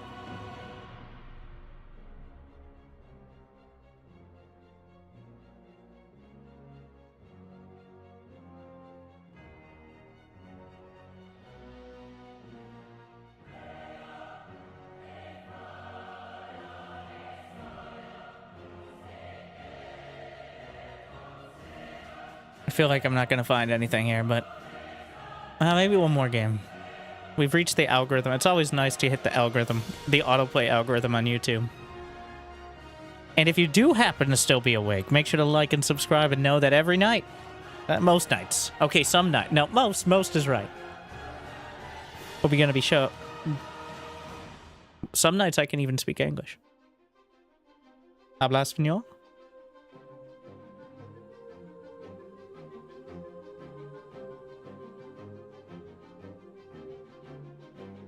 You start from the beginning? Sure. Welcome back to the most amateur StarCraft 2 for the World University Team League. And we're going to just play in... What was it? Oh, what was the capture age from AoE 2? That was, where you could go in reverse. But, remember, you might not be able to have everything. But... you may be able to have some things. So, make the difference today. Join the Keeper Council in Zero Space and help us win the war. As we are besieged on all sides. And I'll be back to it on the front lines probably tomorrow. But, if that's not enough, remember, you can always subscribe. Alright, for absolutely free with Amazon Prime. And for absolutely free if you prefer our Google corporate overlords on YouTube. And through other methods. It's like join membership on YouTube. It's the same thing. It's kind of confusing because on YouTube it's the... whatever. What's important is as a StarCraft 2 player at a relatively high level, I know how to spend my resources wisely. And you, as a person who hasn't played StarCraft 2 since Wings of Liberty when you were Diamond, but now, you know, you have responsibilities and you want to get back into it, but you're not sure about well, you might not be as wise in that particular sense. So, instead of worrying about it yourself, make sure those unspent resources go to me instead. Make the difference today in my bank account. And also, I can guarantee you a sense of pride and accomplishment, unrivaled by anything else I'm offering right now. So thank you for your effort. Thank you for your support. Thank you for your ears. And thank you for you. Good luck. Have fun.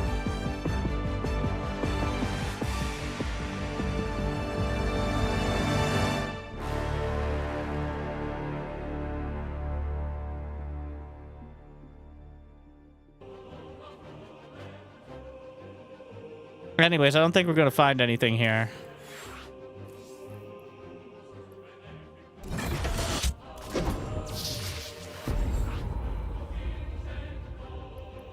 I don't know what I expect to do. We're not gonna... I think, therefore I am. Now, what I'm going to do is compare and contrast. So, suspiciously... Blizzard is offering a co-op booster pack, suspiciously coinciding with the Zero Space's release. Do I think they were trying to compete directly? Absolutely not. But, and by booster I mean, in case you haven't played co-op sometime in the last 11 years.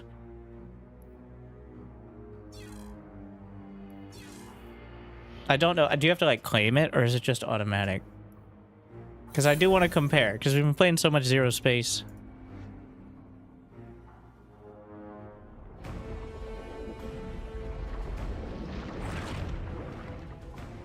Celebrate BlizzCon 2026 with a reward from the Battle.net shop. Ah, so you just have to engage.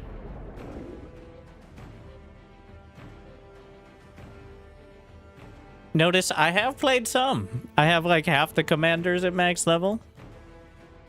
I look forward. So, remember StarCraft 2, well, when Legacy of the Void released, I believe it was the first 6. Like, Raynor, Kerrigan, and Artanis as the baseline, and then Swan, Zagara, Vorazun. Something along those lines. I like Abathur. Now imagine the Galactic War with it. That's all I wanted. Alright? I just wanted co-op with a reason, with like something more. But the co-op side, I think the gameplay I'm just so surprised nobody tried to just blatantly rip it off. Until now. Oh, this is the worst. The worst mutation where you have to work with your team. Are you playing with viewer? No. See, I don't want to pull people away from Zero Space. No, no, no. Go back. Go back to Stronghold Town, nerds. See, this is the risk.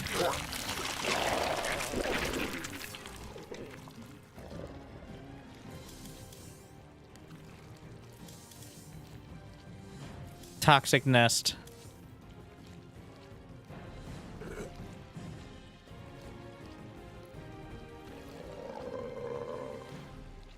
Keeps making noises. Yeah.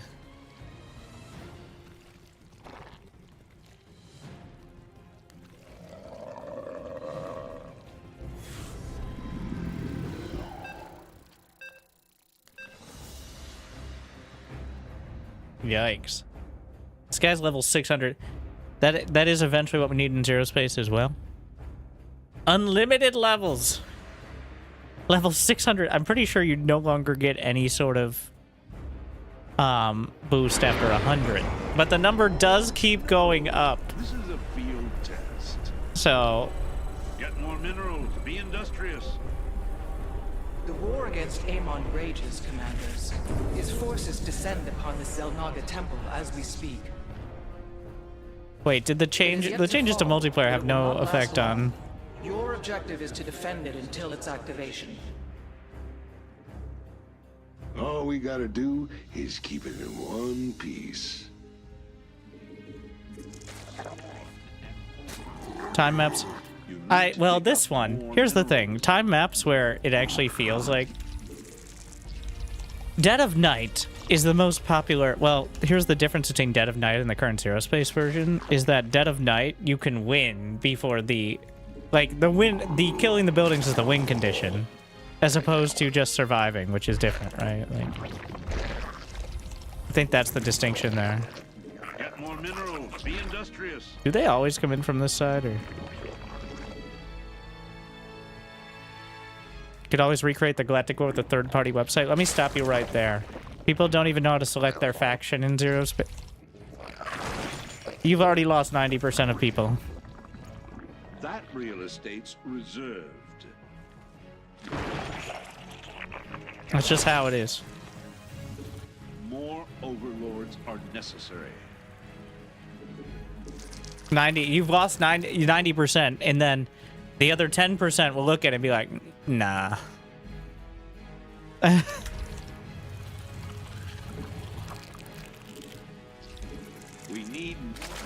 need to dig up more minerals. It has to be integrated into the same thing. You haven't got the minerals for that. That's the most important.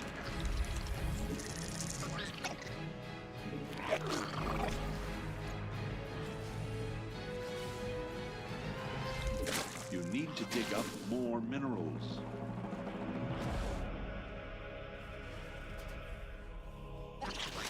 Hostile organisms approaching. Must secure perimeter. I'm so poor. You haven't got. Can I make Ravagers? I don't know.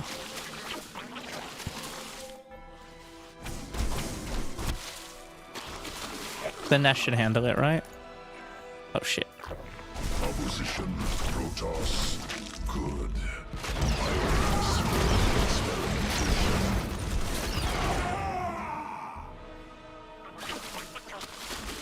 You need to dig up more minerals. Those are pathable. They're just like creep tumors, I think. You haven't got the minerals for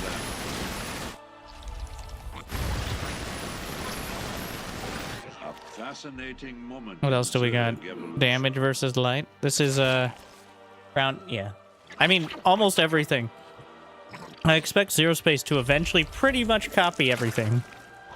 Not like the exact gameplay, but the features, the being able to tell like what the enemy is and stuff like that. No one is ever, at this point I'm pretty convinced no one's ever going to beat SC2 in terms of polish. In the field, it's never going to be done. And it doesn't necessarily need to be done. toxic nests. Because people don't care that much whether you have like 16 or 64 tick, right? Like, sweaty gamers do, but sweaty gamers don't buy co-op commanders. So,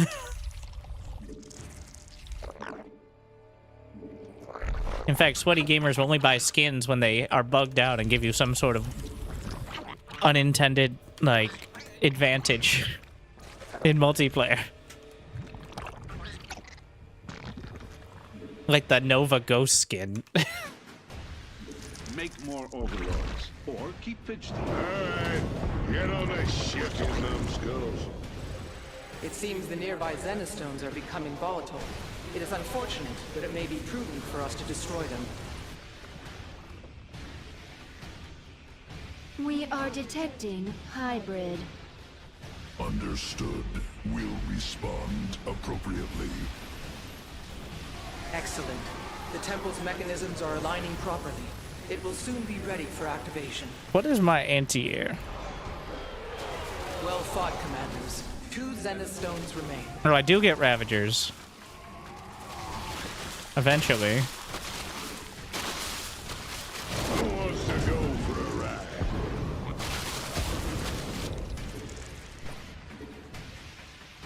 Our allies are in a bind. Again. I don't think... Did hybrids exist in Brood War? Oh. So here's one thing that Zero Space has going for it. And every RTS should have, no matter what, it's not optional anymore, drag formation. At least ghetto formations, but ideally drag formation. Our army is skirmish. Like... The enemy's confronting our allies' forces. Tychus, he does have the Lone Wolf Tychus. Who just soloed the whole wave, apparently. So. The Void Thrasher is bombarding the temple. You must end its assault.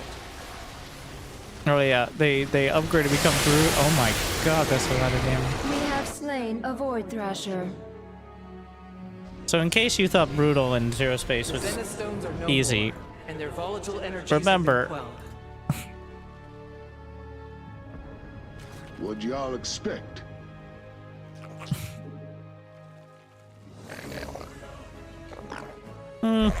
Spire.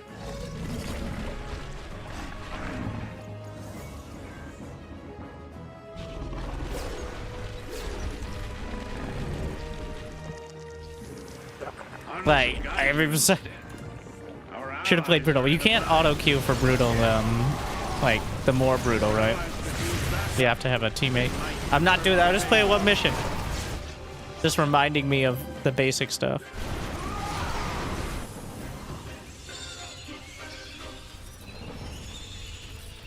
Need a Greater Spire. Need a Hive, I assume. I'm told your Zerg mutation is finished.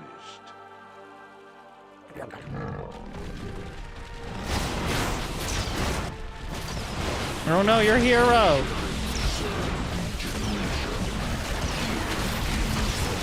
So, Brutus can definitely hit up. Detected. Time to kill some ugly sons of whatever they are.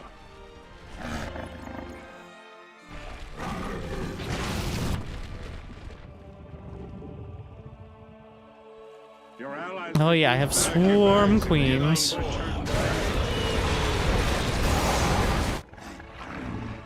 No, the temple. Oh, deep tunnel. There's no hotkey.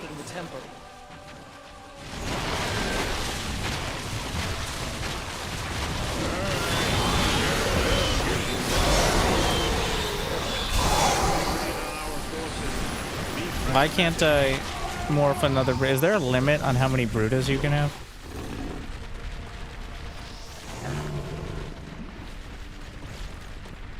The enemy's confronting our allies' forces. A queen's here to provide us.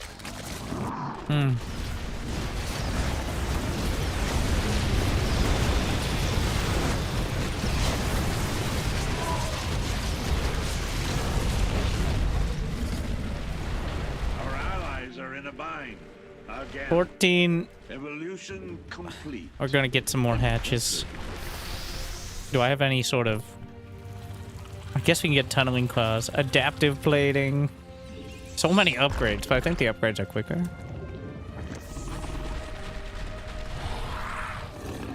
Who wants to go for a ride? Allied forces are under attack. Is ready. We sense the hybrid. Dangerous life forms. Extermination advised. Yeah, I'm pretty sure you can solo it easily. Half of the temple's configurations are complete. Remain steadfast With until Tychus it can only. activate.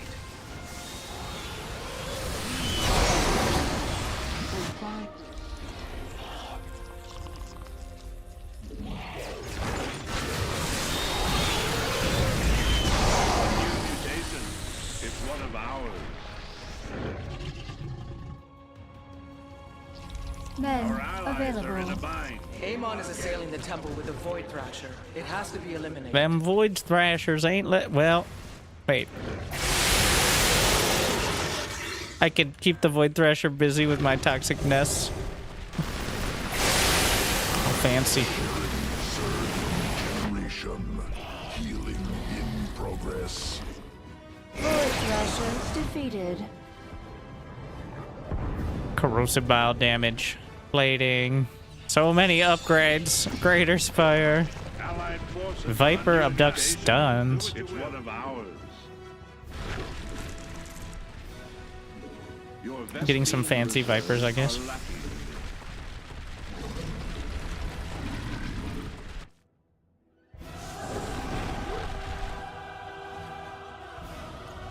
The enemy is warping in reinforcements. I'm told your Zerg. I don't have the hotkey set. Wait, what? Consumption? A unit? How rude. Enemy warping detected. Alright. Slurp. I don't have a hotkey for it, so that's kind of annoying. I'm not going to touch the hotkeys. It's going to break Men is everything. now ready. Amon has summoned the Parasitic Void bomb, Thrasher. disabling It will severely harm cloud, the temple for as abduct. long as it lives. What else we got up here? More buttons. Potential for multiple. You know, Void Thrasher obliterated. I was talking about how zero space, like the biggest limiting factor that feels so limiting is gas. Like, is the tech resource, flux. But I'm sitting here like, I can't even build the upgrades because I have no gas. And I'm like, well, clearly they got the inspiration from somewhere. The hybrid threaten us. Hope you all have strong It's just a stomachs. limited amount. Obviously, because you can't take a third base most of the time, right? Like,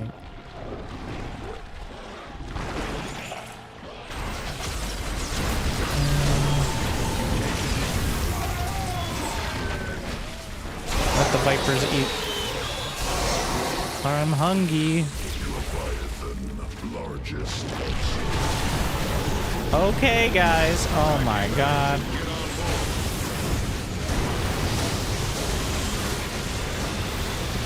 Get over here. Let's take as much damage as possible.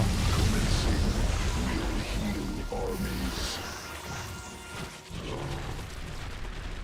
Pack your bags and get on board.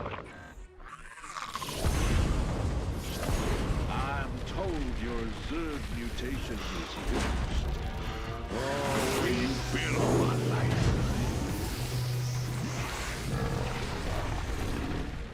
A new mutation. It's one of ours. Hybrid energy signature detected. Threat recognized. Swarm will counter. Again. Your allies could use backup. They might return. Oh, we gotta get rid of these.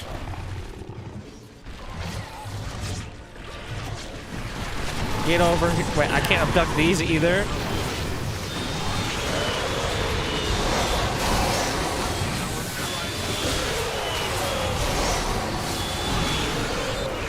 Useless.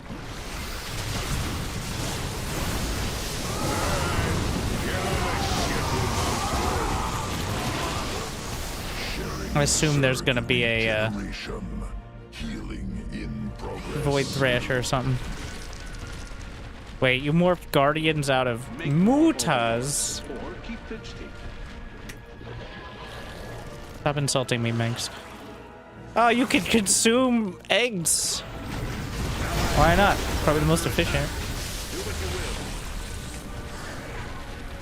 The temple is under siege from a Void Thrasher. Slay it before it deals too much damage. Wow, he's there. Alright. I have Deep Tunnel, I think. Surprise! Hybrid detected. Hybrid. Damn, you really outdid yourselves. Force is under attack. Take control of the situation. Void Thrasher slaughtered. Slaughtered. Okay.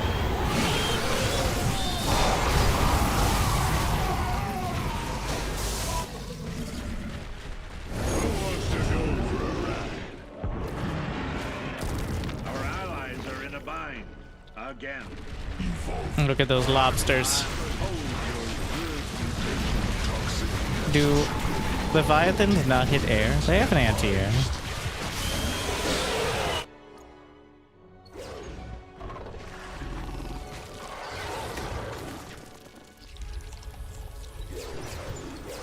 Men available. Mutation is complete. Just look.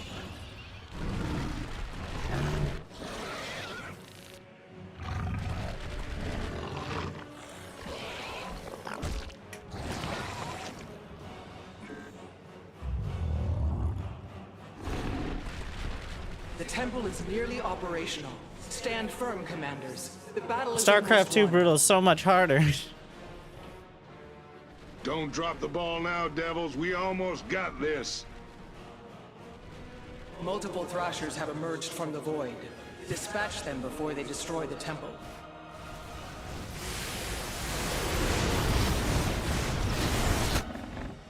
A Void Thrasher has been annihilated. Pack your bags and get on board. He's actually dying. I got you, bro. Surprise! Allied forces are under attack. Do what you will. All right.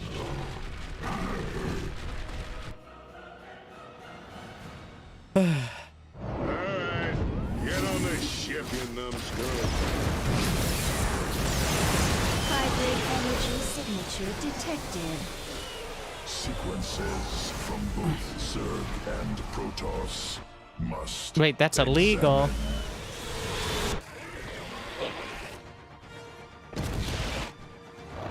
Brutalisk, pinnacle of Zerg evolution. Your allies could use backup. Evolving They might Brutalisk. return the favor. Oh yeah, I lost my Brutus. Maximized. The enemy's begun hostilities. Big dog is on the leash. Why would you even...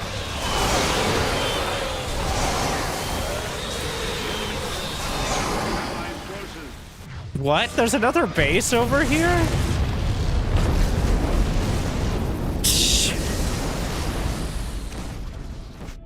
Mutation is complete. I've never...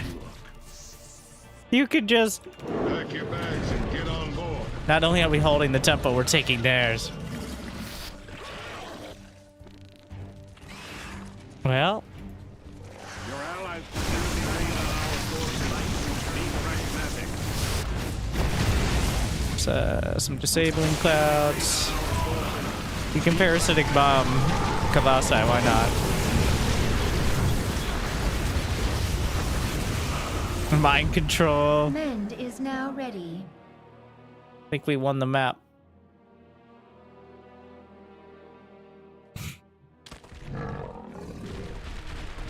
Potential for multiple toxic nests.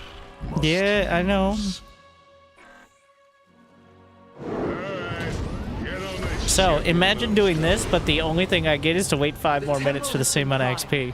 Its activation will eradicate Brutal, the they said. Well done, commanders. I'm not helping the war effort. It's just number go up. I mean, it's fun, All in order. but Yeah, without the mutators. It's kind of a joke.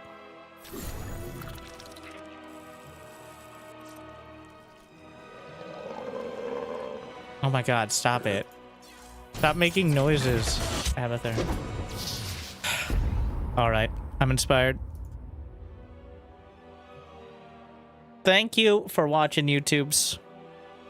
You know, I'm just gonna throw the zero space in on the end. We'll play a few missions. Still got some stuff to do, but we're gonna do a direct compare and contrast. And people are gonna be extra confused on YouTube. Well, they're auto-playing here anyway. Most of them aren't even paying attention. Which is very nice because they still watch ads whenever you catch the autoplay algorithm. But it's literally the people who, I don't know who doesn't turn that off. But I'm not complaining.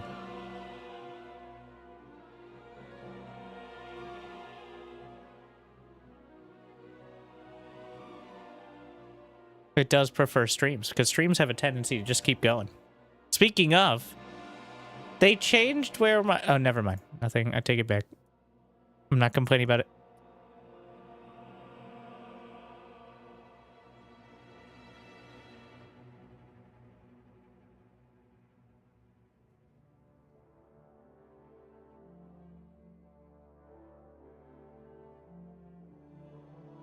I thought they... Well, they changed the, BattleNet launcher, but that is irrelevant.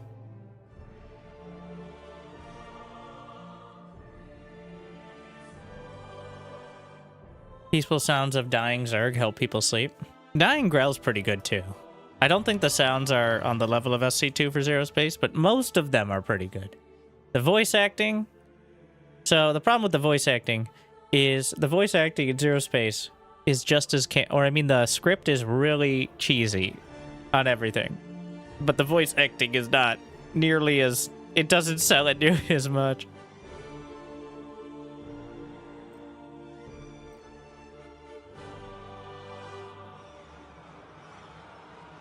Maybe at some point, but... Like, Wings of Liberty is the cheesiest fucking thing. Doesn't make any sense. Ridiculous. But hell, it's about time we introduce this character who's a total badass and is super obviously suspicious the entire time. But it doesn't matter. Because he's a lot of fun to be around.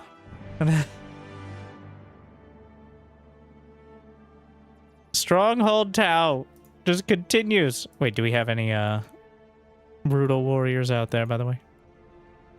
The Galactic Zenith. We now have a 1.5k. What are we doing, guys? Oh my god. What have we done here? Oh, jeez. They're gonna be so upset.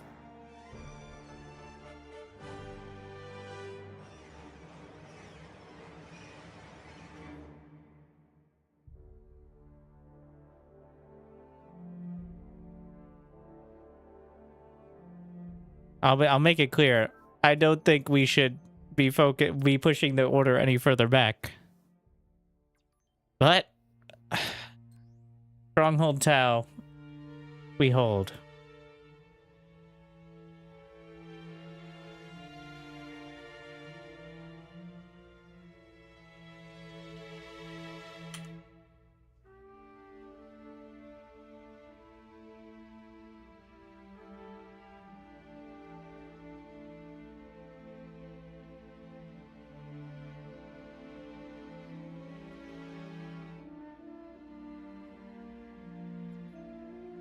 We're up by 500k, which is not safe enough.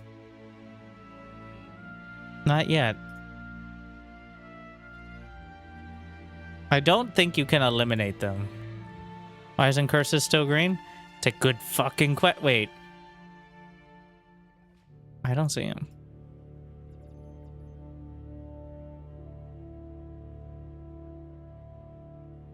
You're allowed to be any faction, and you're allowed to be wrong. There's a direct compare. 3 hours ago, still green. Maybe he thinks they need the help.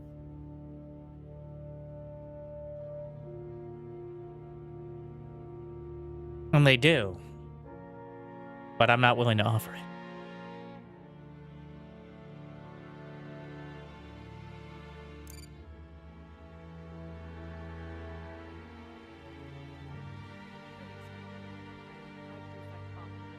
This is actually, I don't know if there's a mission like this in SC2, but this is clearly like the look of it is unpolished, but this is my favorite mission so far. The pseudo MOBA. I am manifest.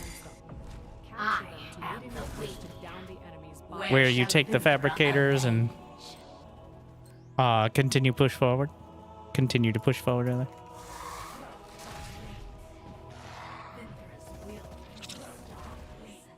It is also the newest one, so probably has the most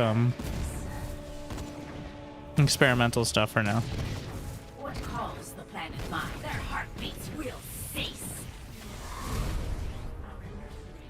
Born of retribution. Secured our first fabricator. Once activated, it'll send robots to support us against the hostiles. This is a game I'm not good enough to play. Why not? Side paths. You have to play on brutal. I think the important thing to understand that isn't clearly explained is you can go into debt. This is a good thing. Please come to my timeshare talk. No. You can queue up units in buildings, like I'm queuing up my tech, my build, well before I can actually do it. Like I'm queuing up a tech building and then the tier 2 production. But it will spend my money when I get there. I think a lot of people are getting confused by that because it's not super clearly explained. It feels like it's StarCraft, but I guess, yeah, that's like a Command and Conquer sort of thing. So I'm pretty much setting up my entire tech tree. In this case with the Grell, it's kind of literal tech tree, but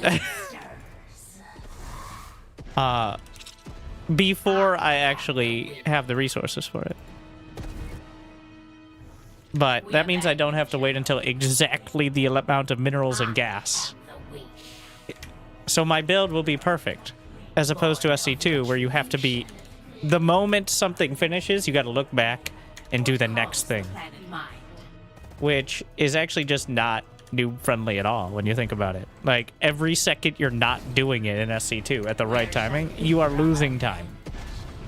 Whereas anyone here can have their build ostensibly be perfect from the start of the game. You're like, well, where's the skill in that? Well, that's why, if you're wondering, like, why the focus on heroes, well, that gives you a lot more space to focus on micro if you don't have to look back at your base the second every building finishes to make sure your build is not falling apart.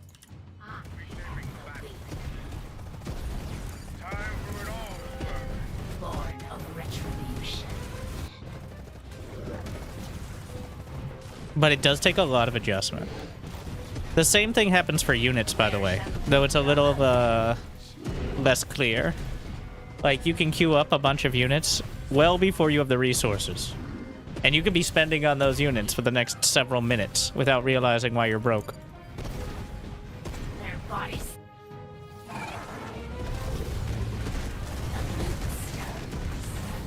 Once you start to understand that, I think it gets a lot easier.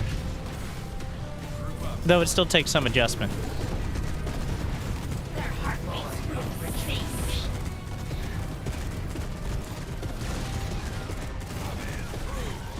Get those infusions. So essentially Vinthra is Abathur, except much more direct.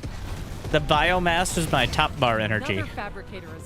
And it just evolves my units into stronger versions, including like the functionality, as opposed to making an entirely new unit. But I've got my first squirb. But you see, I like Abathur, I like Vinthra. I like the evolving.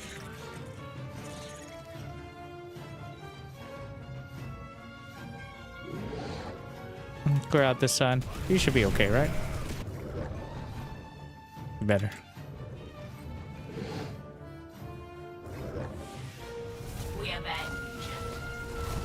And if not, well, that's a skill.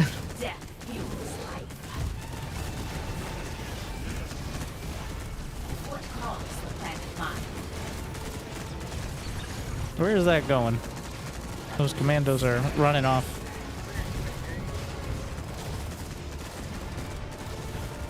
Channeling the life beam also increases attack speed, so you don't just, like, you're not just reducing your DPS much. Important to note. I didn't actually realize that for a while, but it's great to use on the super strong units. Drill bot in there. Secure it so we can fully access that data and churn them out of our fabricators. Wait, what? Why is he dead? Don't do that.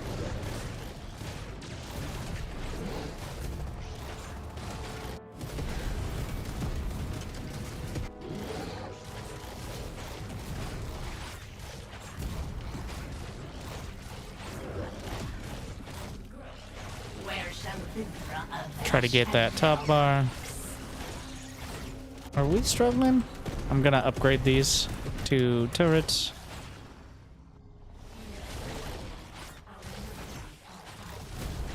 We've secured another More fabricator. squirps.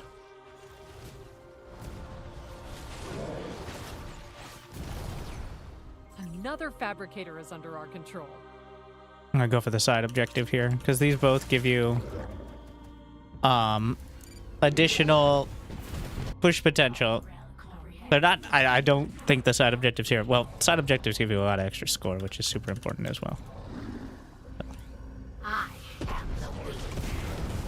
For the war.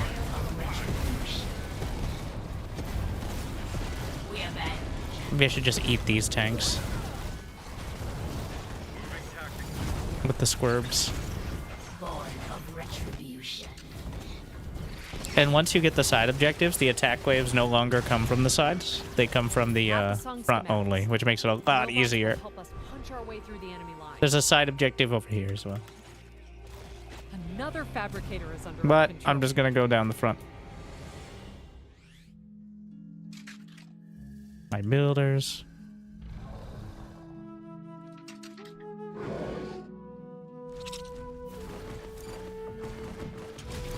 Gonna get more production facilities.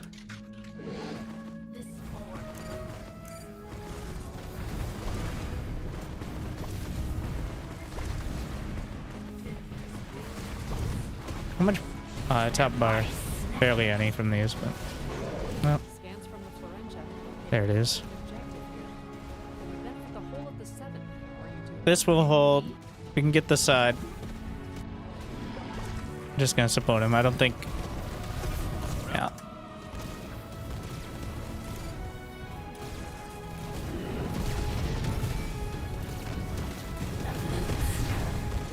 Wait, what?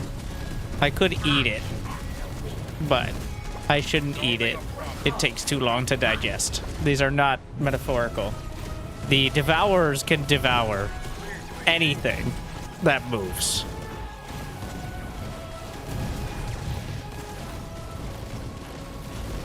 But it takes a certain amount of time based on supply to digest it. Which means that it'll take a while for the objective to register.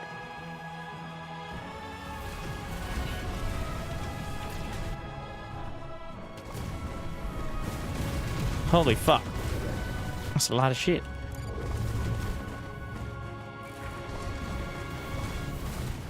Let's get those stinger upgrades. Get that W. Should give me enough top bar to upgrade many of my squirps. Along with the Emperor tech. Several minutes. That was a version of the Emperor we just fought as the monstrosity, by the way. Right now they're mostly just the call downs from both multiplayer and co-op Commander.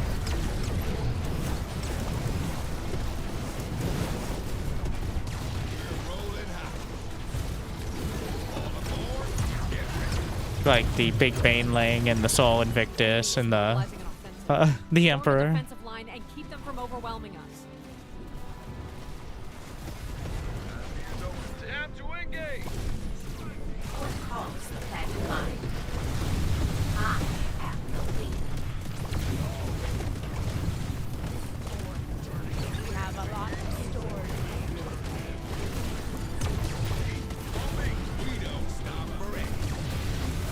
We have a lot stored. You know what? Call down the Baneling. What the fuck? Am I controlling the Baneling? No! Oh my god. Oh god. Oh no. That could be a disaster. Okay. I need the baneling to not be mind controlled when it dies and splits into a bunch more veins. Oh no, I lost Vinthra. Wow. Okay. That's something. My devours are still spit. This is not StarCraft 2. How can you tell? This is an infester.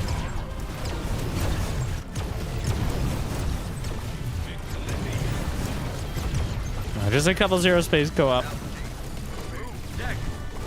We gotta hold the stronghold strongly.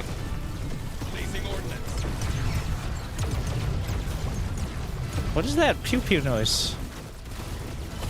Those are railgun striders. I haven't seen anyone use them.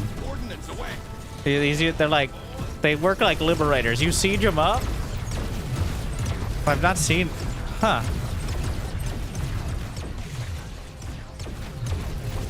Yeah, because everybody, like, I've been using the double bunker ones, but they seem pretty good. They got pretty cool sound too.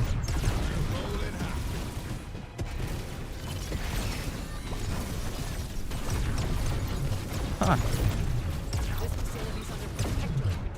Interesting. I haven't tried it at all. Like, there's a lot of upgrades that I haven't even touched because I found a strat that works, and I'm like, now I'm just gonna do this 50 times. But,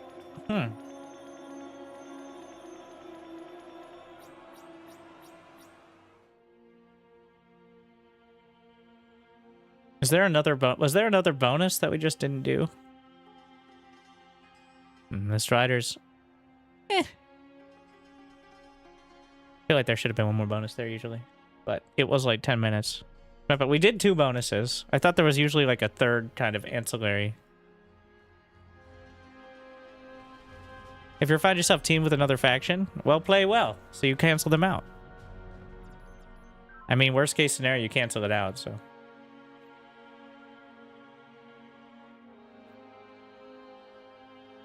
And also realize that you should use the Discord, or at least try to invite people around the planet that are blue in the future.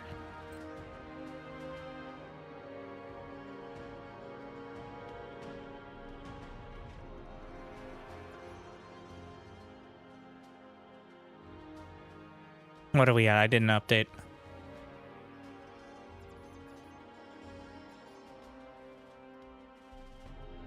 I'm trying to get to 5 mil. Need a bit more of a buffer before the Daywalkers come in. 4.67. All right. They shouldn't take too long. I think we've got this worked out to like 12 minutes. Devours and Striders, they're great. They look hilarious. I'm coming around. Like, I originally thought Vinthra was mostly support, but when combined with the right mercenaries, and by that I mean the squirms, because part of the issue with Vinthra is a lack of anti-air, but with the mercenary items, it completely alleviates that weakness. They should add priority for joining your faction. They do have it, or so it's claimed. I'm not sure how strictly. Of course, the other side comes up with the booty first. A contract is a contract. No hard feelings. Death fuels life. Trying to drag more units in. Now, there. Lasting second spear bolt towers.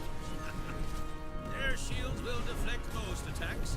Just trying to max out my... You get so much energy for this Strider.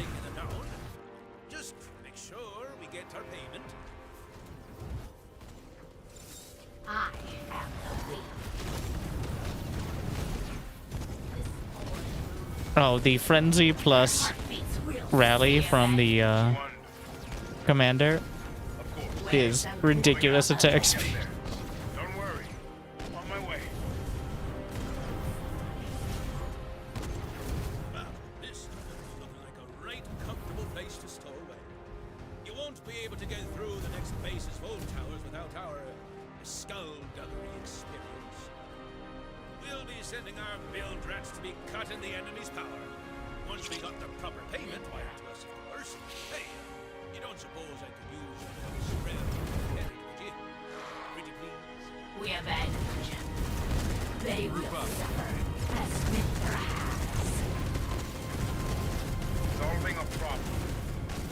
Getting the Mandragora.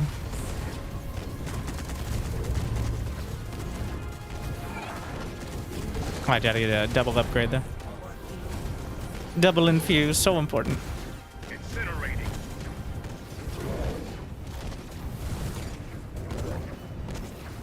Much more important than infusing everything once, because double infuse gives life steal and plant spores.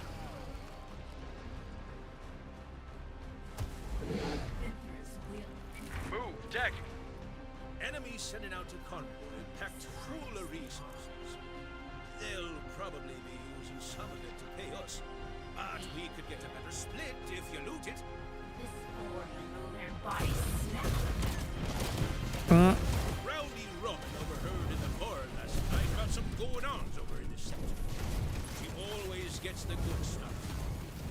Most of the time. Death fuels on of retribution. Just chewing everything up. Wow, we're gonna get the extra merc upgrade so early. Duty and honor. Onward. Oh no, it's not these guys. Duty and honor. For glory. It's a classic storage raid, boys. But the enemy's gonna be sending their Oh my muscles God. to stop you. I have no beat. The voice acting is all over the place.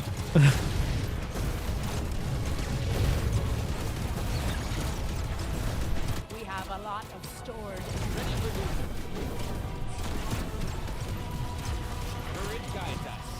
Aye, we got your payment. Sending a salty dog out to do some skullduggery. There's my squirm. I knew you had a special Debating soul. upgrading the tank, but Our plant is Leviathan. Another base wait, I pressed V and it made one. Oh, the hotkeys are overlapping. Ah, the hotkeys aren't set up to deal with two sets of mercs right now. So there's a unified command card for everything, which is good right up until you run into cases like this.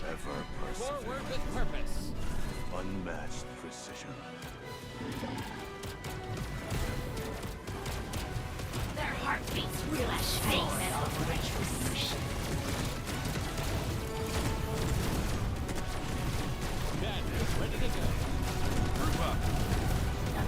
Incineration order. Too late. That's enough though. Convoy on the move. Up for piloting. Get some more production. It's about Ready for duty. Badgers ready to go. Awaiting guidance.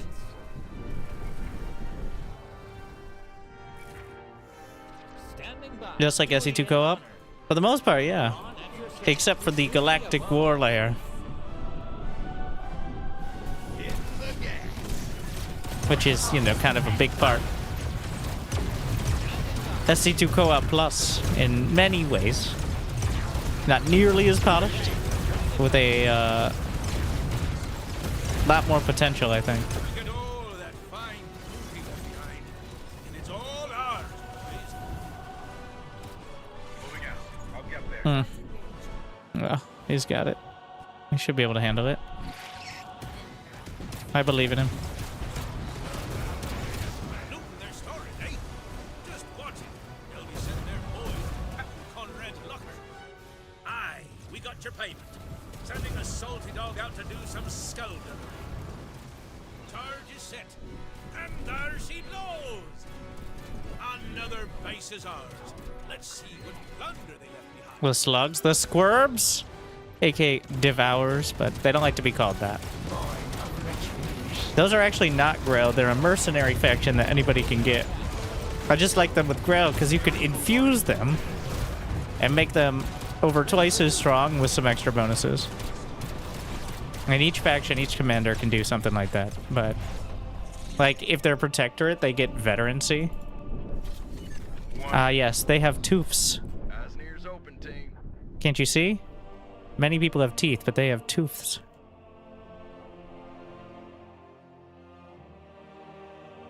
Say hello.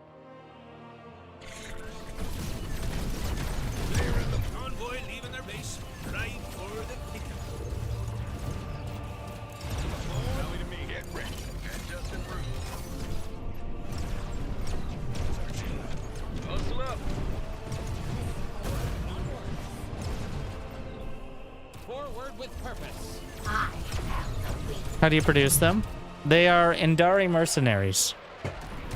They are not Grail units. You need the item to be able to get the mercenary compound. It's the deep one or something, because they're like water Grail. What calls the planet mine?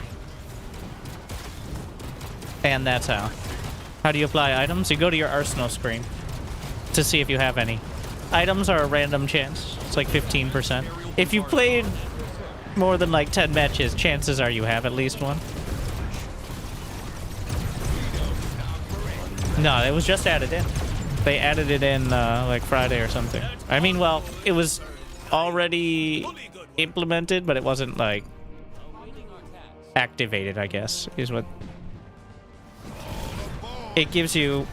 And you can have different items. Make sure the items are on the right commander, by the way. They each have independent loadouts. Which is a little annoying because it doesn't default the screen to the one you're currently on. I'm sure that we'll get there. What calls the planet mine?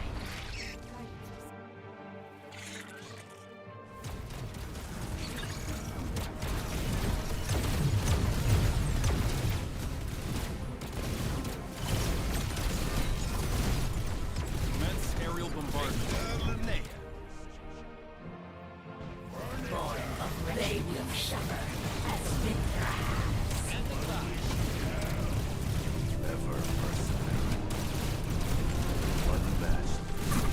Getting a little thick though.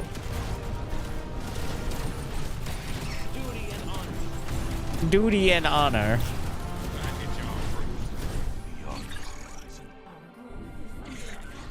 We have a lot of stored energy for infusion. I think that one. No? Ah, yes. Our armies.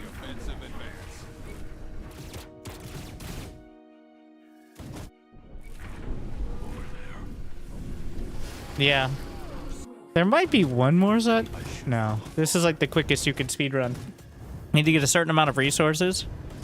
You can cut down on how long you have to wait by clearing the map early, but you still also need to get some from the trains. You gotta follow the train. Convoy on the move. Up for a little pirating. Where shall Vinthra avenge? Courage guides us. I am That's some kind of catfish? That's a devourer. You think it's a fish? It's clearly an amphibian. Clearly. Clearly. what calls the planet mine?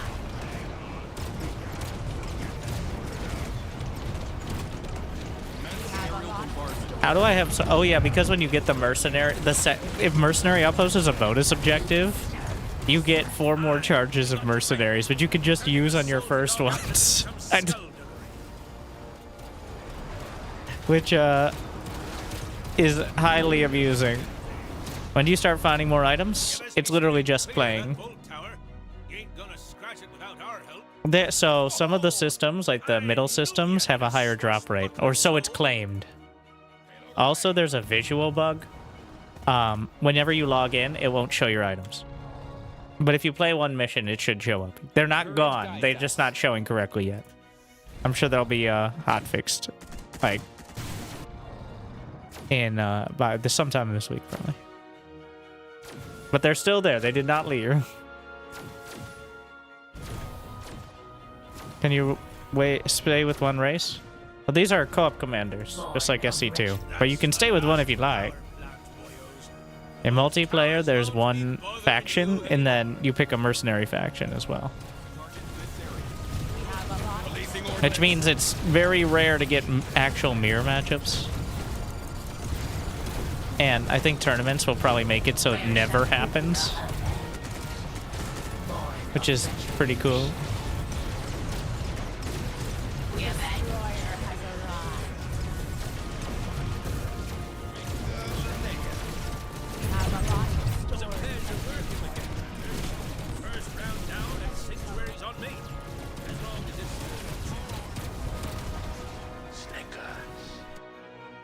I need to fix that. Yeah, honestly, with Legion and with Protector to an extent, I don't find myself wanting mercs because they both have really good built-in, and like they have good basic units for each role.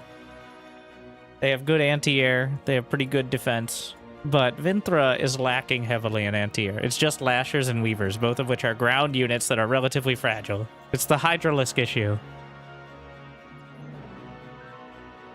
4.72. But Devourers vomit all over ground and air. You too. Glad you enjoy. Thank you. Welcome back.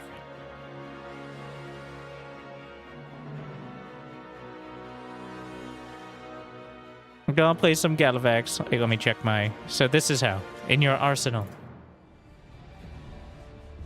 Oh yeah, I added the deep one. We're gonna go mass turret because it's fun. Get ability cooldowns, armor to non-biological units, or unit cooldowns. Probably unit cooldowns.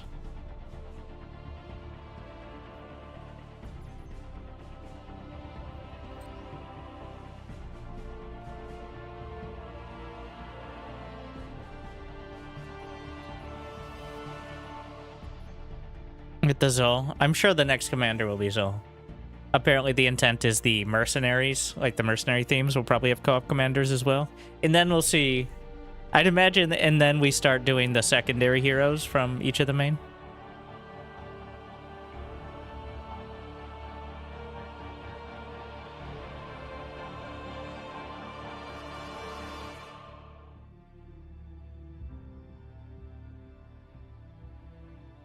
They need to fix turrets.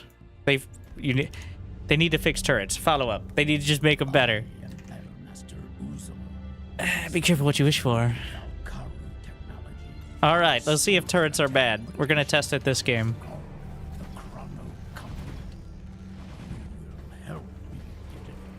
Get my conduits.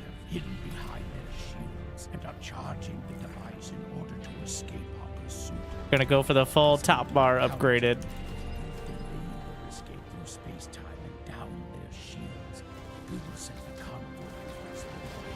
So shift into lightning mode. Wait. They also have one. It's a lot of shit.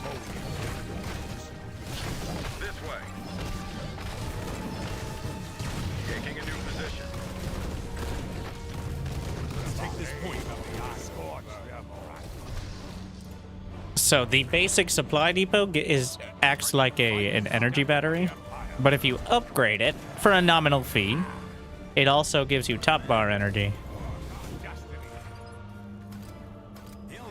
which is a very important mechanic. And by nominal fee, I mean it pretty much costs your... Isn't Legion too similar to the other Terran faction? So it doesn't have veterancy. It doesn't have... Instead of a walking transport unit, it has a dreadnought with multiple hard points. It focuses entirely on heroes and power units as opposed to strong basic units. Its buildings do not heal. You build usually one barracks, but they do walk on two legs and are mostly human.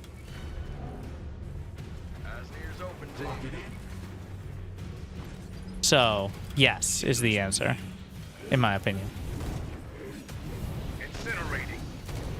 Is the Emperor human? The Inquisition is watching closely.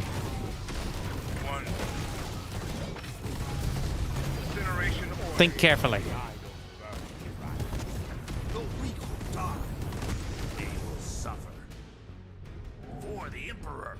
Interesting, a satire web. I'm not clicking on any links. You can maybe post like a screenshot in Discord or something, but no. Ready to die. In the name of the Iris. Relocate. Bold call. We are moving in. Over. I follow your command. I live to serve. Spit it out. Of course. Moving out. I'll get there. Present. Incoming attack wave. Oh, I had a rally from... Ah, I see. For some reason, they were rallied there. Huh.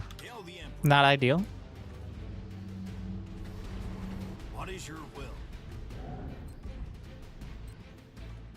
Your command. The next set of flux is, I will move. how do you get his player to be pink? Why is it that color? I mean, I'm not complaining, but I've not seen that.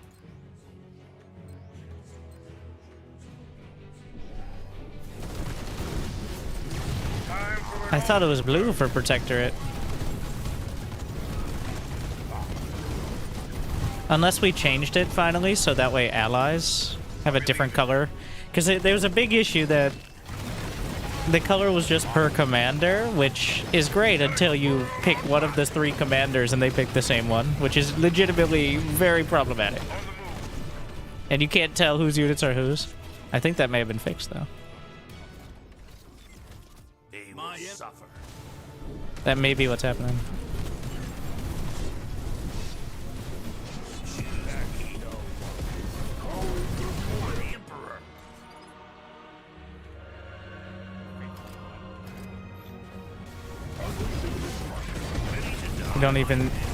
We don't need to trouble the Emperor when we can just build turrets, which are bad, by the way, as you know.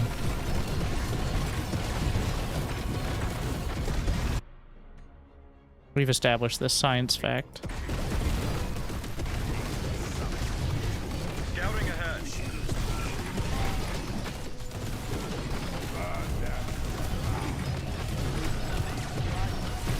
Production is idle. Ready to die.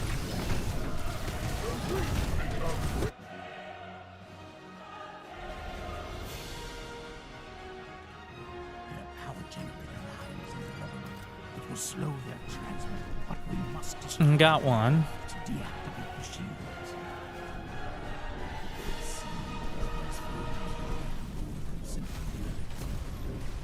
Detecting a point of interest in this location.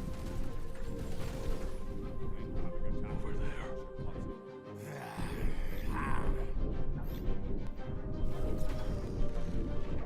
Present. Ready to fight and die. The warp conduit. Any warpers?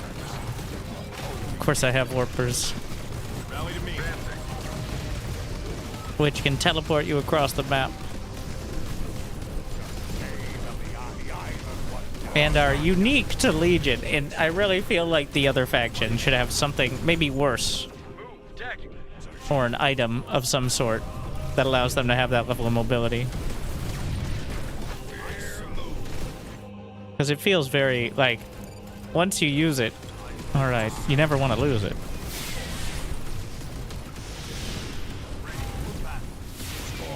Let's take this point.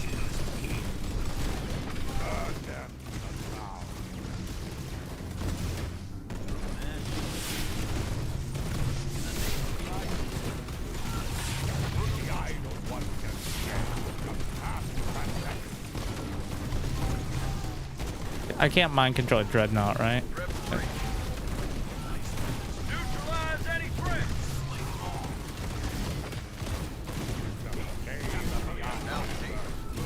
Give me those extra resources.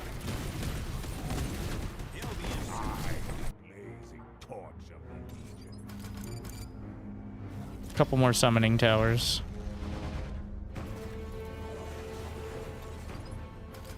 More energy conduit. I'm rallying the summoning towers to the hero, so that way when they recharge, they immediately send their units out. They will suffer. I serve. Neutralize any threat. Odd location for the monolith. I forgot that was the little high ground there. Ah! Fuck.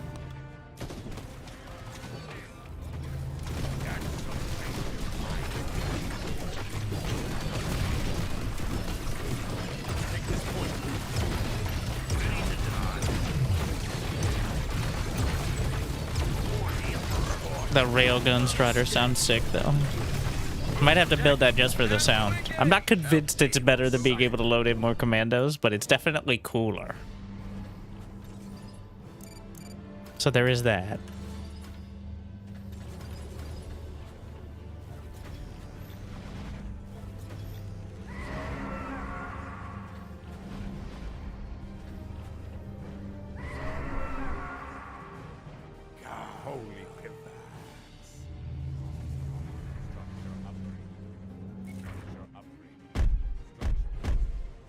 The closest thing Protectorate has to Siege Tank, I think.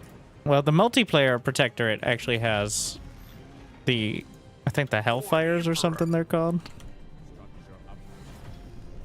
Can get a Summoning Obelisk to get high ground vision, to get way more obelisks.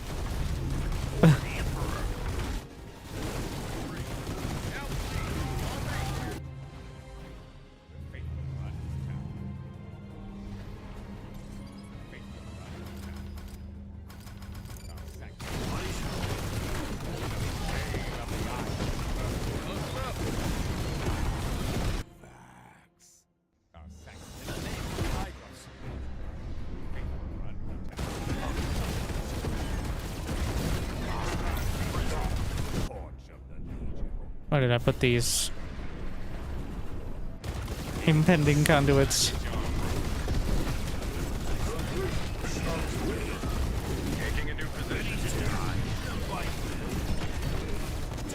He's using the Needlers. So the Needlers show like they have huge DPS, but they're actually I don't think they're very good right now because of their AI. What they do, they're kind of like I don't know if there's an SC2 equivalent, but they fire off like 4 attacks, and then they regrow needles on their back. The problem is when they don't have an attack ready, they run forward like a move command. And they feel really clunky to use. If they make it so they act like they have an attack at all times, even if they don't, then I think it'll be better. But right now, it just feels kind of weird. It's a cool idea, but it's not obvious till you stare at them for a while.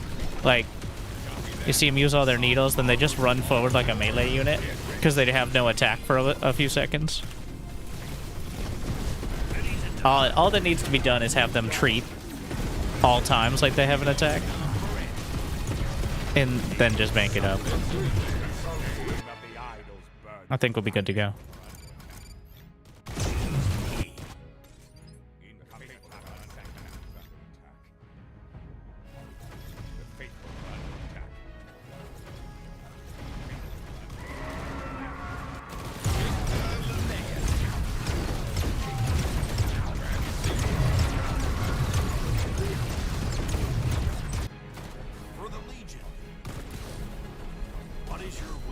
What is all this noise? Can I drop it up there? Oh, sick. Wait, no, it went on the low ground. Hey! Close enough. My monolith.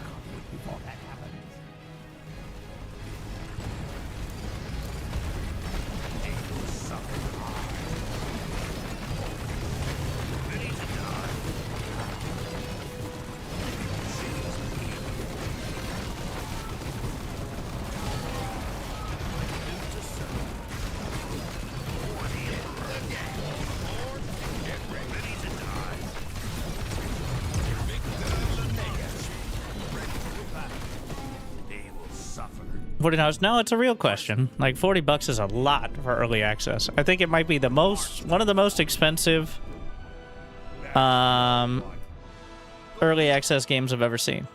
Like, I said that to him too. I'm like, people are gonna, you're asking for, from a studio, like, people will shell out $80 for Call of Duty or the next battle pass for a game they pretend to hate but still play every season, but like,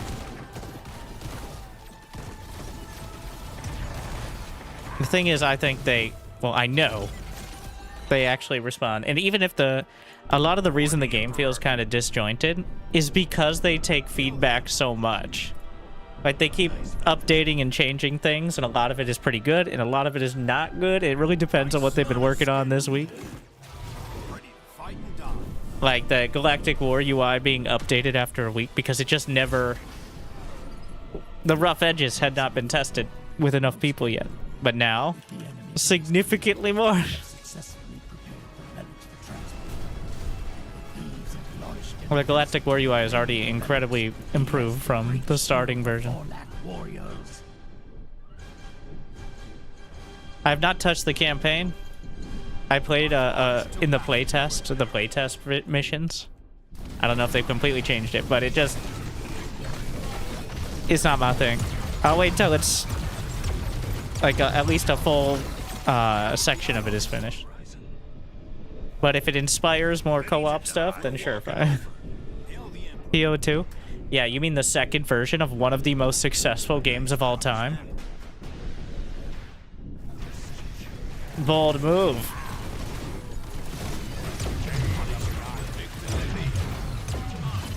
I do think now, somewhat on the other side of it, selling it for $40 truly means that they're trying to sell the game.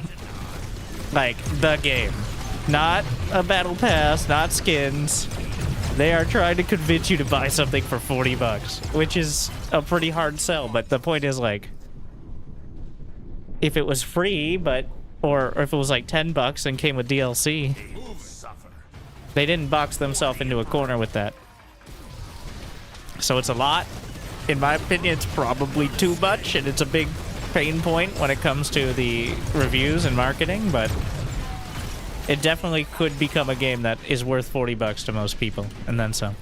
Like, you're like, well, the SC2 expansions were $40. That was 11 years ago, the last one, bro. That's like a solid $60 now. Actually, probably, who knows? 11 years.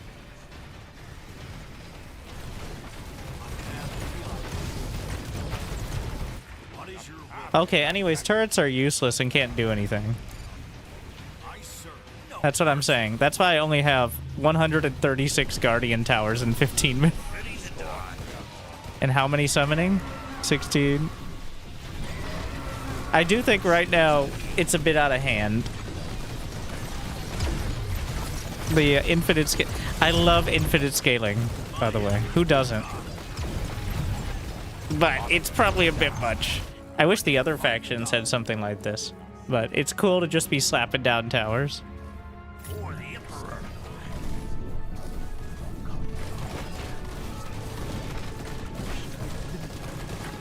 I could definitely see, like, here's my hope. I'll tell you I don't have insider information, but I will give feedback. And I've given a lot of feedback publicly and privately. I really wanted the Galactic War to be a thing, in case you didn't notice. Well, here we are. Thank you, Clarion. But I hope the first 3 commanders, or like the Zol commander and 1 or 2 mercenary style commanders, are free. And then I think we start charging, like, I don't think $7.50 or $10. I think it would make more sense to tie them in like content packs. Like, you get the Grell Invasion commanders. It's $20. It's 3 commanders and like maybe some cosmetic stuff. But I think doing 1 commander at a time. Though it depends on how long it takes to make the commanders. But it'd be cool to have like a theme and it release several commanders at once.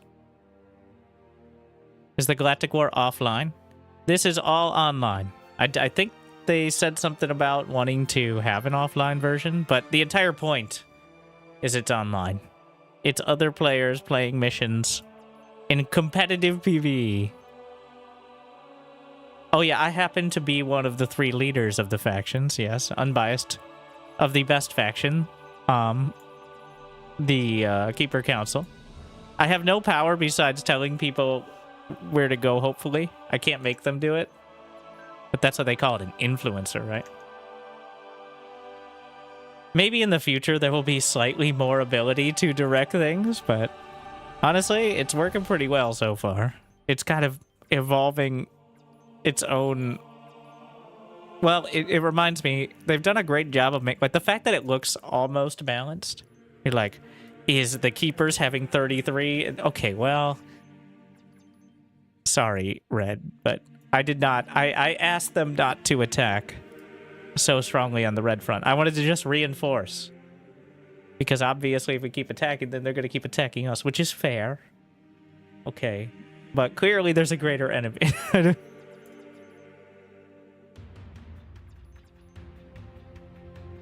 But, yes, we're looking for more reinforcements at Stronghold Tau.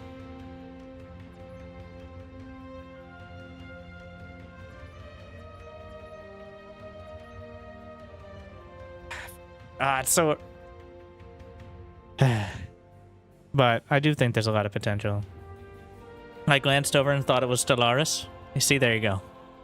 And even, like, what building should we put on our planet, you think, in order to maximize the,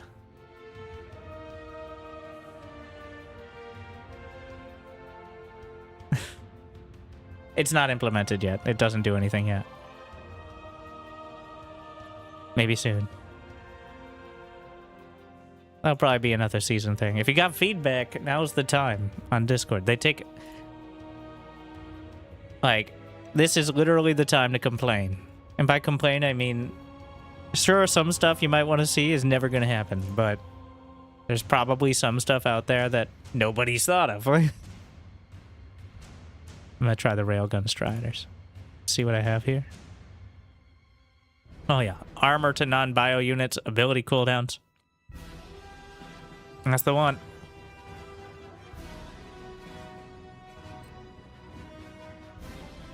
How you doing, GG Saga? It's basically like the galaxy map of Helldivers 2.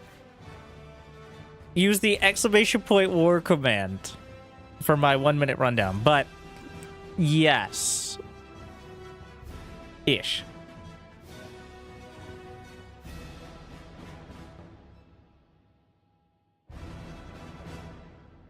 The detail, well, effectively, yes. Like, except it's not curated. It's all player-driven. The only thing the devs have control over right now in order to maybe drive players is besides the creation of the map. Okay, !war. I get it. It's a command. Okay, just, yeah. Sorry. The command, ! indicates a command, is what I meant. Just generally.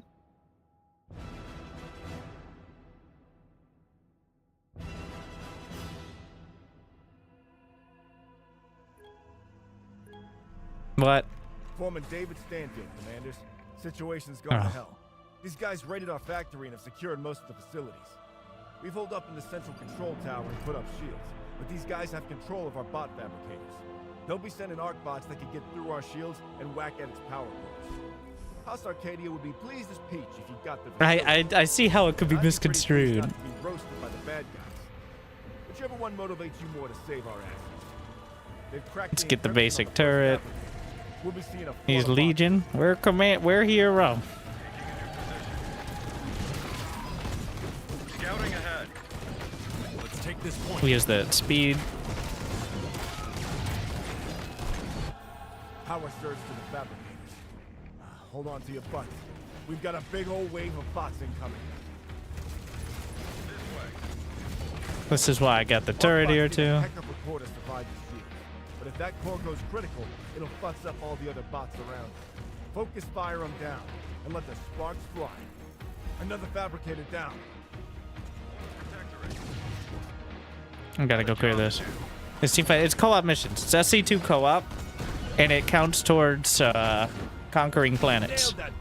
Other factions are trying to do the same. You want to do it better, more efficiently, more quickly, more coordinated, more handsome. Adapt and overcome. And we're succeeding in the Keeper Council on all points. They will suffer. Rally to me. Got a job to do. Moving tactics. Securing the perimeter. And get the precision scope.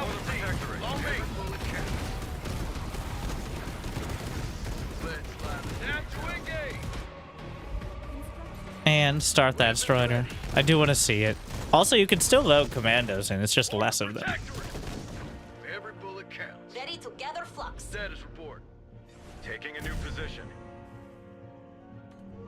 We need to get the mechanical research lab before you're able to build the strider. But you can queue it up before. Like, you can have the perfect build from start to finish if you mapped it out. It's like theory crafting in SC2, except you don't have to have the APM and multitasking nearly as much. Of course, the trade-off is now it's a lot more reliant on micro of your units as opposed to microing your build. Scouting ahead. Protectorate. Every bullet capped, overcome. Securing the breach. Get those shredding rounds. The sharpshooters are so dangerous. Bot fabricators coming online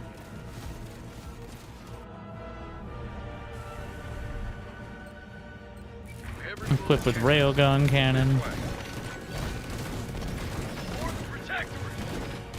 I switched my productions on shift space. My research is on control shift space. And select all armies on spacebar. So instead of rotating through, I like to just click it onto the hero. 95% of the time, that's fine in co-op. Not bad in PvP as well, I think. Weapons ready. Rally to me.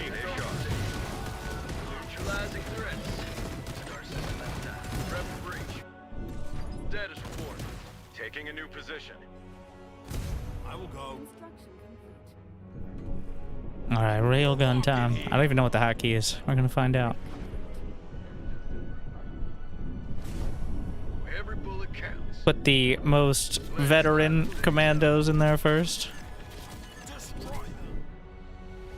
Securing the perimeter. For the protectorate. Full steam ahead. 100 tons of armor removing. Oh yeah, it's a targeted railgun. Let's take this point. Weapons ready. Every bullet counts. I mean, there's plenty of targets. Out deep. On me. For the protectorate.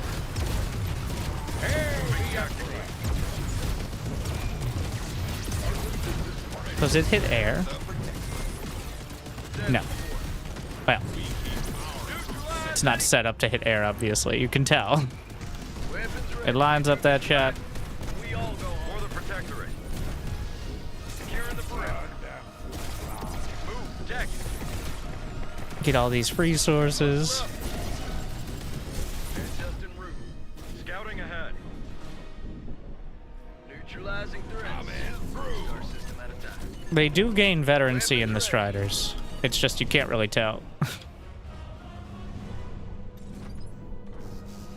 Adding some Griffins on. Every bullet can't stop combat. We're walking over. They will suffer. Just strap a big ass gun on top of it. Alright, that's the strat. Incoming attack wave. We hold. Additional supply. Taking a new position. Take this point.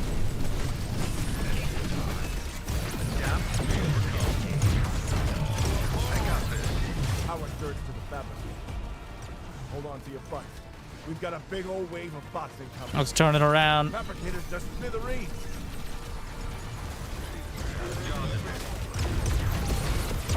Another fabricator down.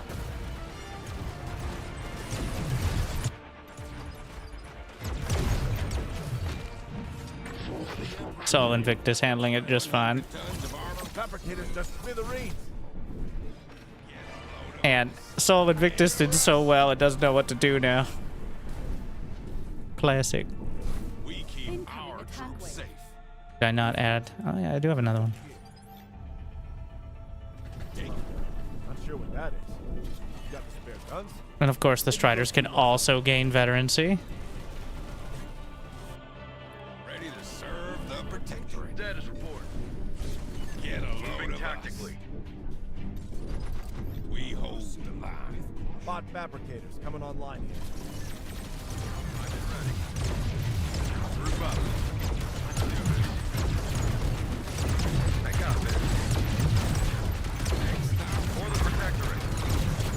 Pretty satisfying animation too.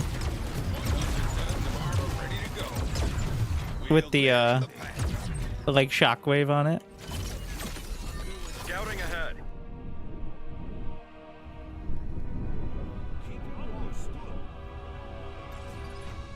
Getting started. Secure low commander. Eyes Naya. We're walking over. Adapt and overcome. We don't stop for it. Let's take this point. Ah! Micro. Oh no. The nuke. Incoming! Actually, no, I did not need to be nearly as scared as I was. It's fine. Well, oh no, the radiation. Shit. I forgot about that part. And so did he. Oh god. They will suffer. Otherwise fine. I forgot about the radiation after the nukes.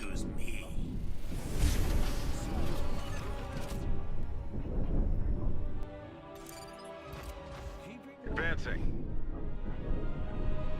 That nuke wiped out everything nearby. It's just I have these hardened, massive... Also, you get more HP with veterancy, so... Let's take this point. Scouting ahead.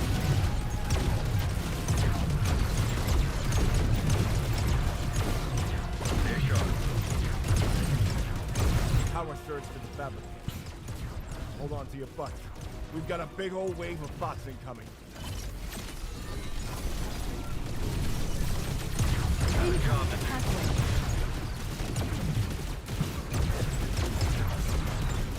Actually struggling to nail it down here. But I can get a lot of this. Did they not hit the fabs?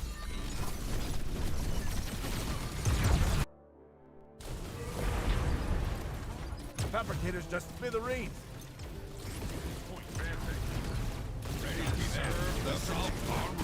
There we are.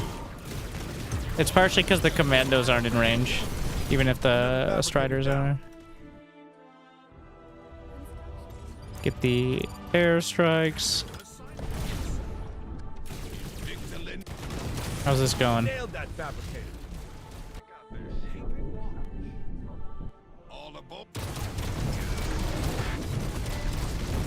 That's so slow.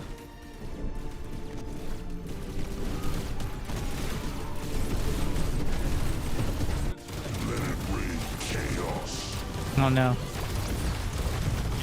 It's probably not where I want my commandos to be.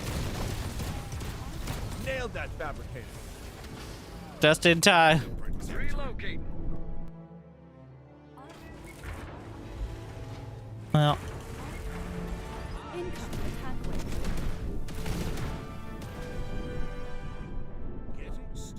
Weird signature over there. You want to go check it Going out? for the objective.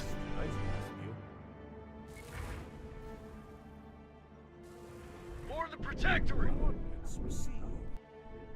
Let's see if our turrets can hold. I'm using one of the sensor tower that increases the range of everything nearby by 3. Pretty good. Now I use my scan. Oh wait.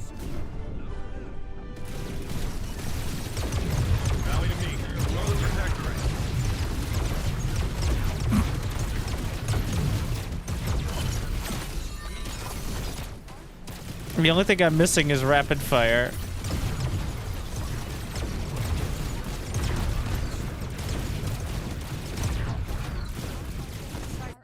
What is this mess? On the bright side, we could kind of use them as super turrets back at home, too.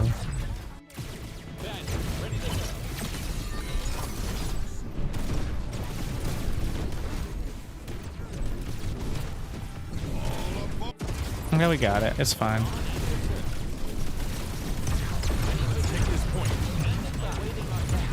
Power surge to the fabric. Hold on to your butts. We've got a big old wave of bots incoming.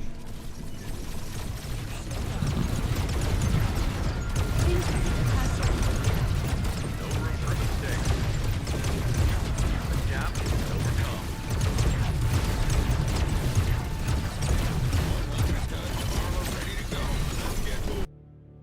They're on. Fabricators just smithereens.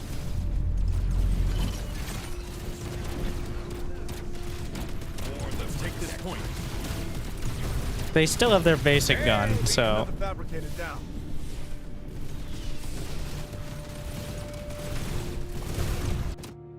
nailed that fabricator.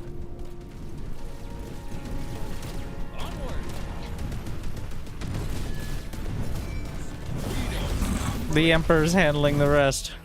100 tons of armor ready to go. I keep trying to rapid fire it.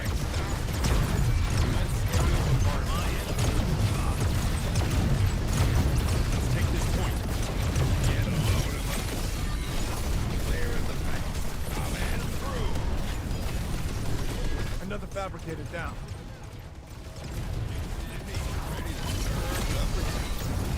Fabricators down and the enemy's running home to the mother. Excellent work. I don't think the enemy's running home. The enemy was a bunch of robots whose homes we just destroyed. Maybe a few people. No, we don't care about Nexus Prime. The important part is not holding the planets. Except for... Finally! It's not holding the planets. Except for 3 very specific ones. The entire strategy revolves around holding Stronghold Tau, Galactic Zenith, and the Calm Belt.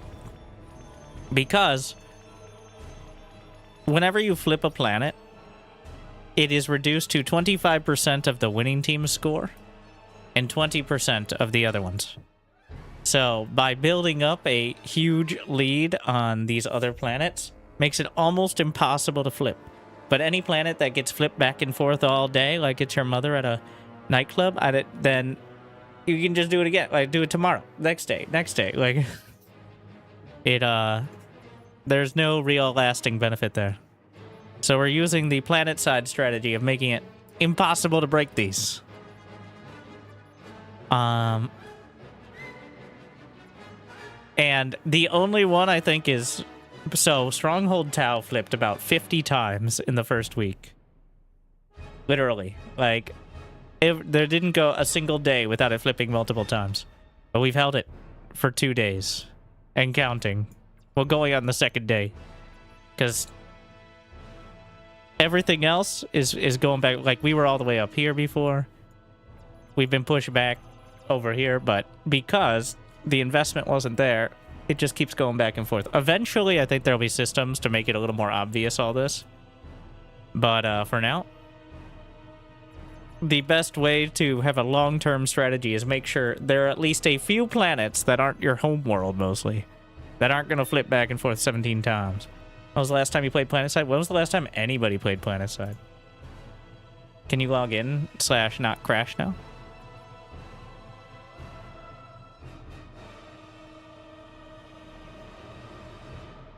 Besides the bug that crashed your game unless you sat around in a flash for...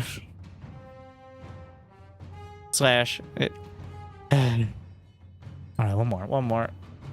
For me tonight. But we need to keep Stronghold Tau. We need at least 1 million. You know the Daywalkers are going to come back. If we're able to get this much, well, it stands to reason. They could get kind of close. Yeah, I do miss PlanetSide. But PlanetSide had a real issue with the strategic aspect, which was the best strategy was to teleport with a redeploy all over the continent. I always felt like the optimum strategy was almost always just effectively die and teleport, as opposed to doing like a logistical, like moving forward with vehicles or even airdrops a lot of the time. And I don't like how menu surfing was like the ideal move much of the time. I feel like it got way too optimized in that sense. I played with some even like much more sweaty outfits where like they're just rotating who's squad leader to place a beacon so that way people can drop in and just like infinitely teleport. Don't love. The idea of actually having... Now, you're just describing Foxhole, but it got worse over time. I don't know exactly how, but, like, I think people just got better at it, and there's not much discouraging that from being the best strategy either. Group up.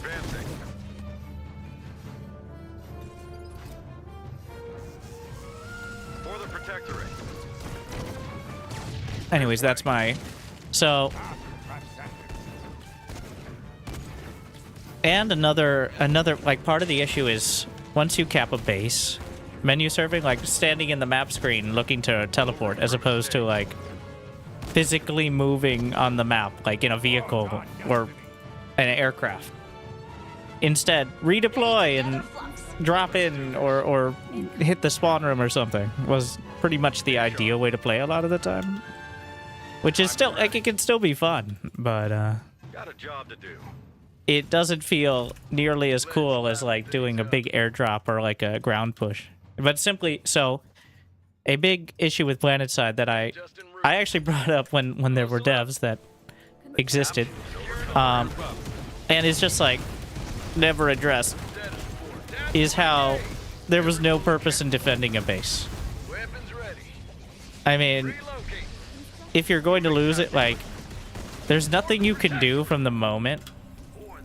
I joined mass airdrop. Usually when I did mass airdrops, it was still not the ideal move. It was just cooler and more fun. It's not like way worse. So. Let's liven things up. But. Taking a new position. Securing the perimeter. But so in PlanetSide, the moment you take a base and the lattice is connected, 1 second later, if you leave, the enemy faction can take that base. This is why they have the hard lattice system, where you literally can't cap a base without having a connection. Because all it takes is one person showing up. So Zero Space is already doing it better. Now, Zero Space is a very different game. It's not direct PvP. It's already doing it better by allowing you to have a purpose in defense. Like, there is a significant... The instinct of people is to... We captured the planet. Move forward to the next one. But that is not strategically better right now, in many cases. Because if you leave it with a 100k score, it doesn't take long for them to take it back. It's just like PlanetSide, where one or two people being fucking annoying, hiding on the point, can flip it. But it's like if in PlanetSide you had 40 people sitting around at a base for another 5 minutes, it would make it take at least 5 more minutes to be counter-capped. Weapons ready. Which I think would have been... Now, again, it's a direct PvP FPS game. You can't exactly just have people sitting there. That's dumb. And that's why people would always want to attack, because I'm not shooting at anything. This is boring. Which is fair. So. But what I'm saying is, it felt like the strategic aspect was mostly negated by the fact defense is irrelevant. And the best way to win, much of the time, was just find out how to teleport to the other bases more efficiently. Anyways, I have strong feelings on this, is what... This is not a passing thing. Every bullet counts.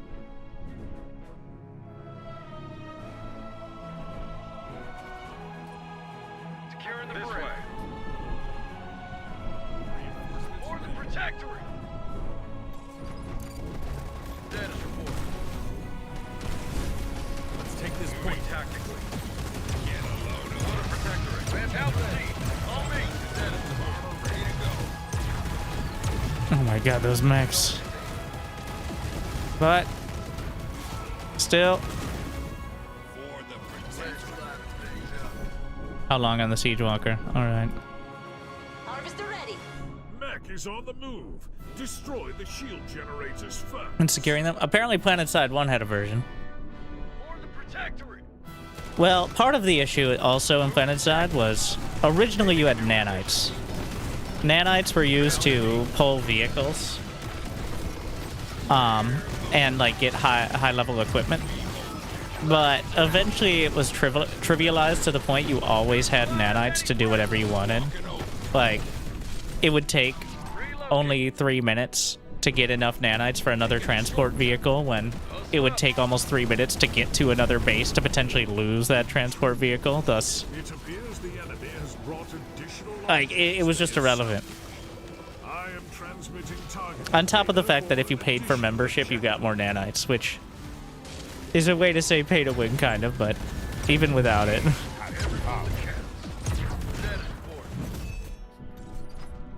Do not attempt to engage the walker while its shields are active. Destroy the shield generator.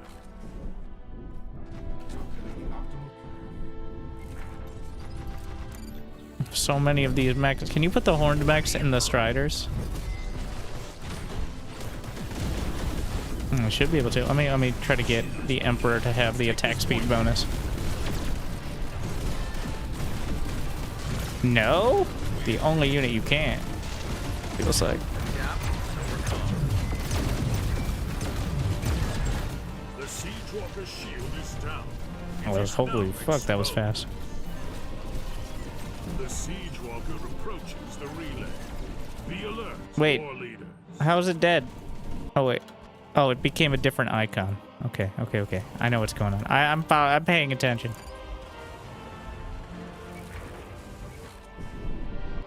The horned mech is a vehicle? Technically, I guess. Yeah. Fair enough. Yeah, it does register as one. It's blasting time.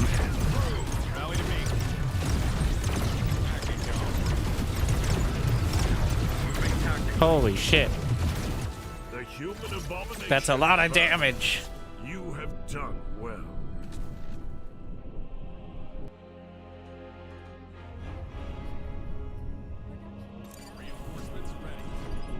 Incoming attack wave.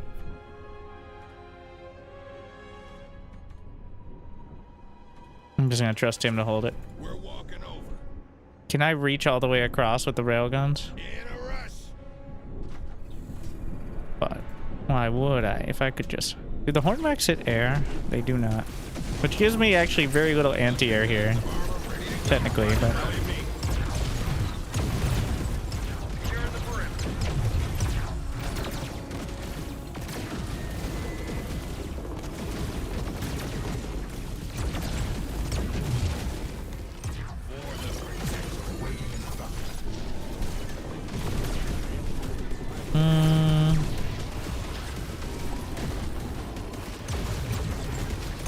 Oh shit.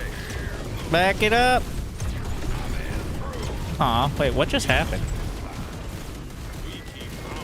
Why is there a Ghost Strider?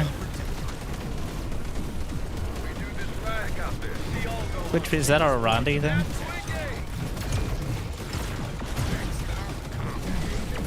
The shield generator has been destroyed. Return that Siege Walker to our history books. Can't believe I actually lost one. This is funny. The Siege Walker has been obliterated. Excellent. Amplitude stable. Just en route. We'll get you there.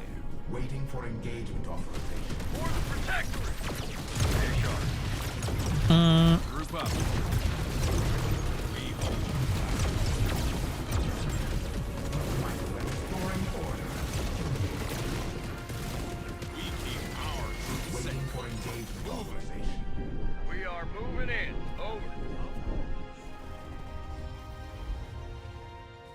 Ready for directive.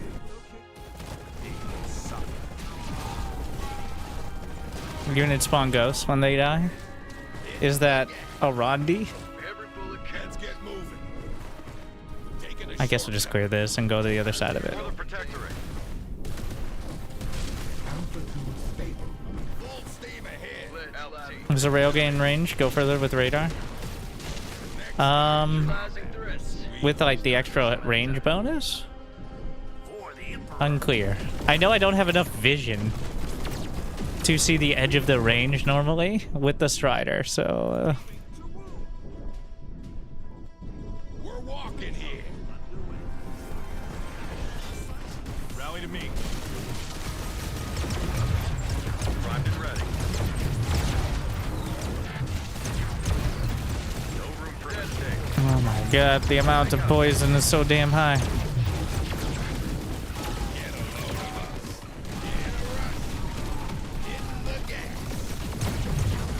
Securing the perimeter. Weapons ready to go. Taking a shortcut. Tap. Overcome. The Siege Walker's shield is down. It is Line up the shot. exposed.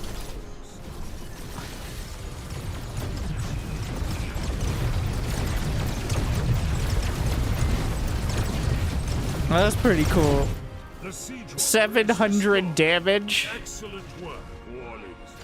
That's a lot of damage. Ready to die. Full steam ahead.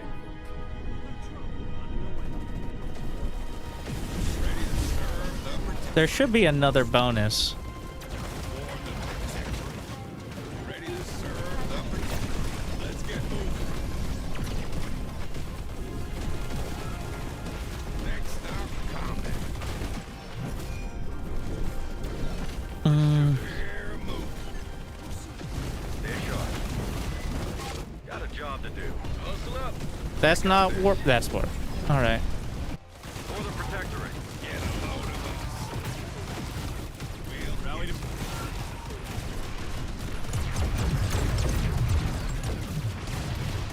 Securing the perimeter. Zero space relay is incurring structural damage. Are you choking up there? So you have to be careful because they will target the invulnerable siege walker. That was a bonus objective. It'd either be top left or bottom left.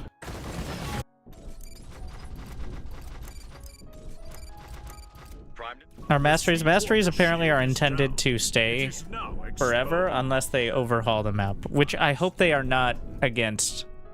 It works great, but like, I don't want them to feel tied to it after one season. Come on, right? Like,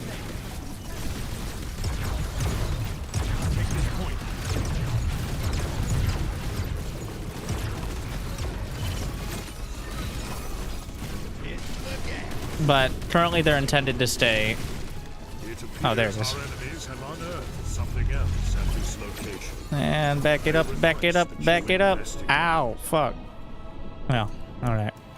And where's my warp? Help! Help! I've fallen and I can't teleport. Relocate. Thank you. ready to serve the protectorate. Get a load of us.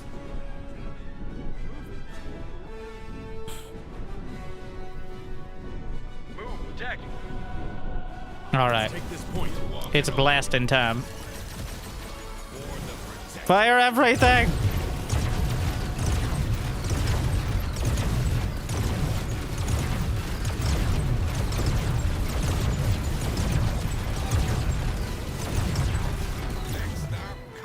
The siege walkers are finally destroyed. You have done us a There may be one more bonus in the top left, but we weren't gonna go for it now. invaders will be easy to cover.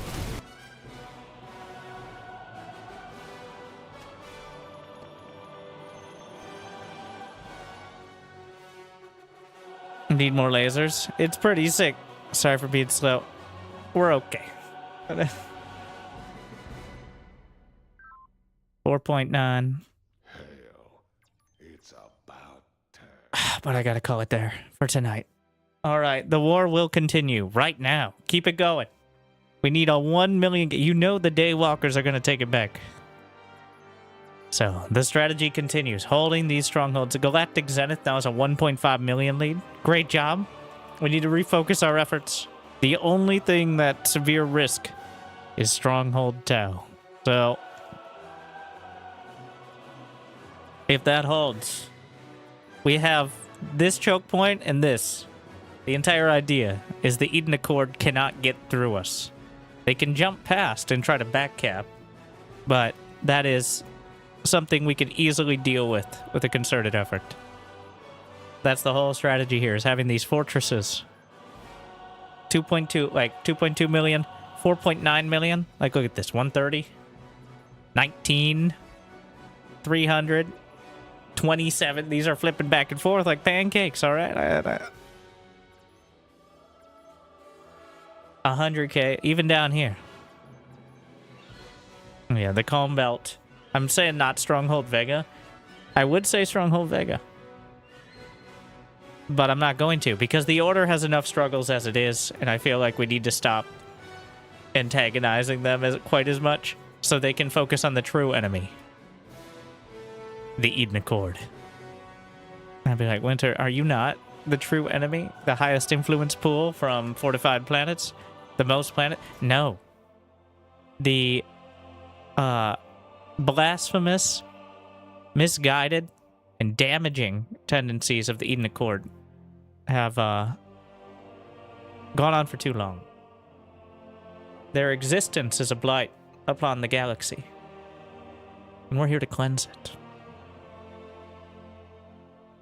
I mean, we're here to liberate their planets and allow them to live in peace and harmony. 100%. No problem. Finders keepers.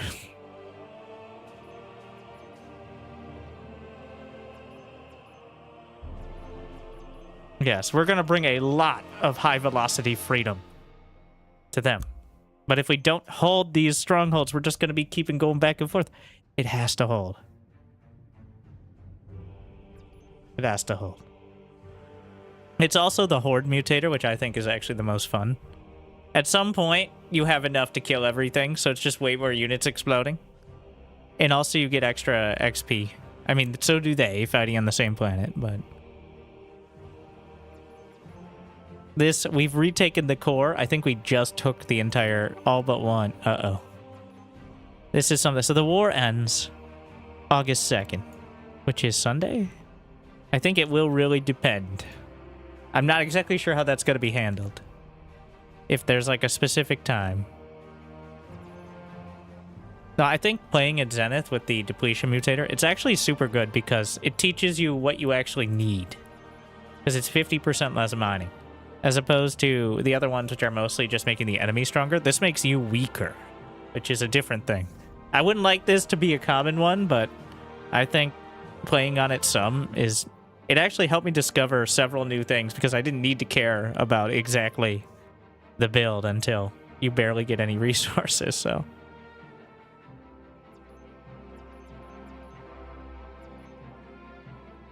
So, great job out there. I didn't actually plan on playing tonight, but the Stronghold. I was told. And now that I played my one mission of SC2 co-op, I realize, yeah, SC2 co-op, you also just walk over brutal once you get even mildly competent. That's how it is. It was designed that way. So, and this game is being actively developed, which is not something we can necessarily say. So, very active, actually. Anyways, all right, that's it from me. Thank you for watching. You know where to go. And I know this got a little past the World University Team League, but make sure to check that out on YouTube. And if you're on YouTube right now, be awesome. You can like and subscribe if you're actually awake. Otherwise, good luck, have fun. Hope I made your day a little bit better. Finders keepers.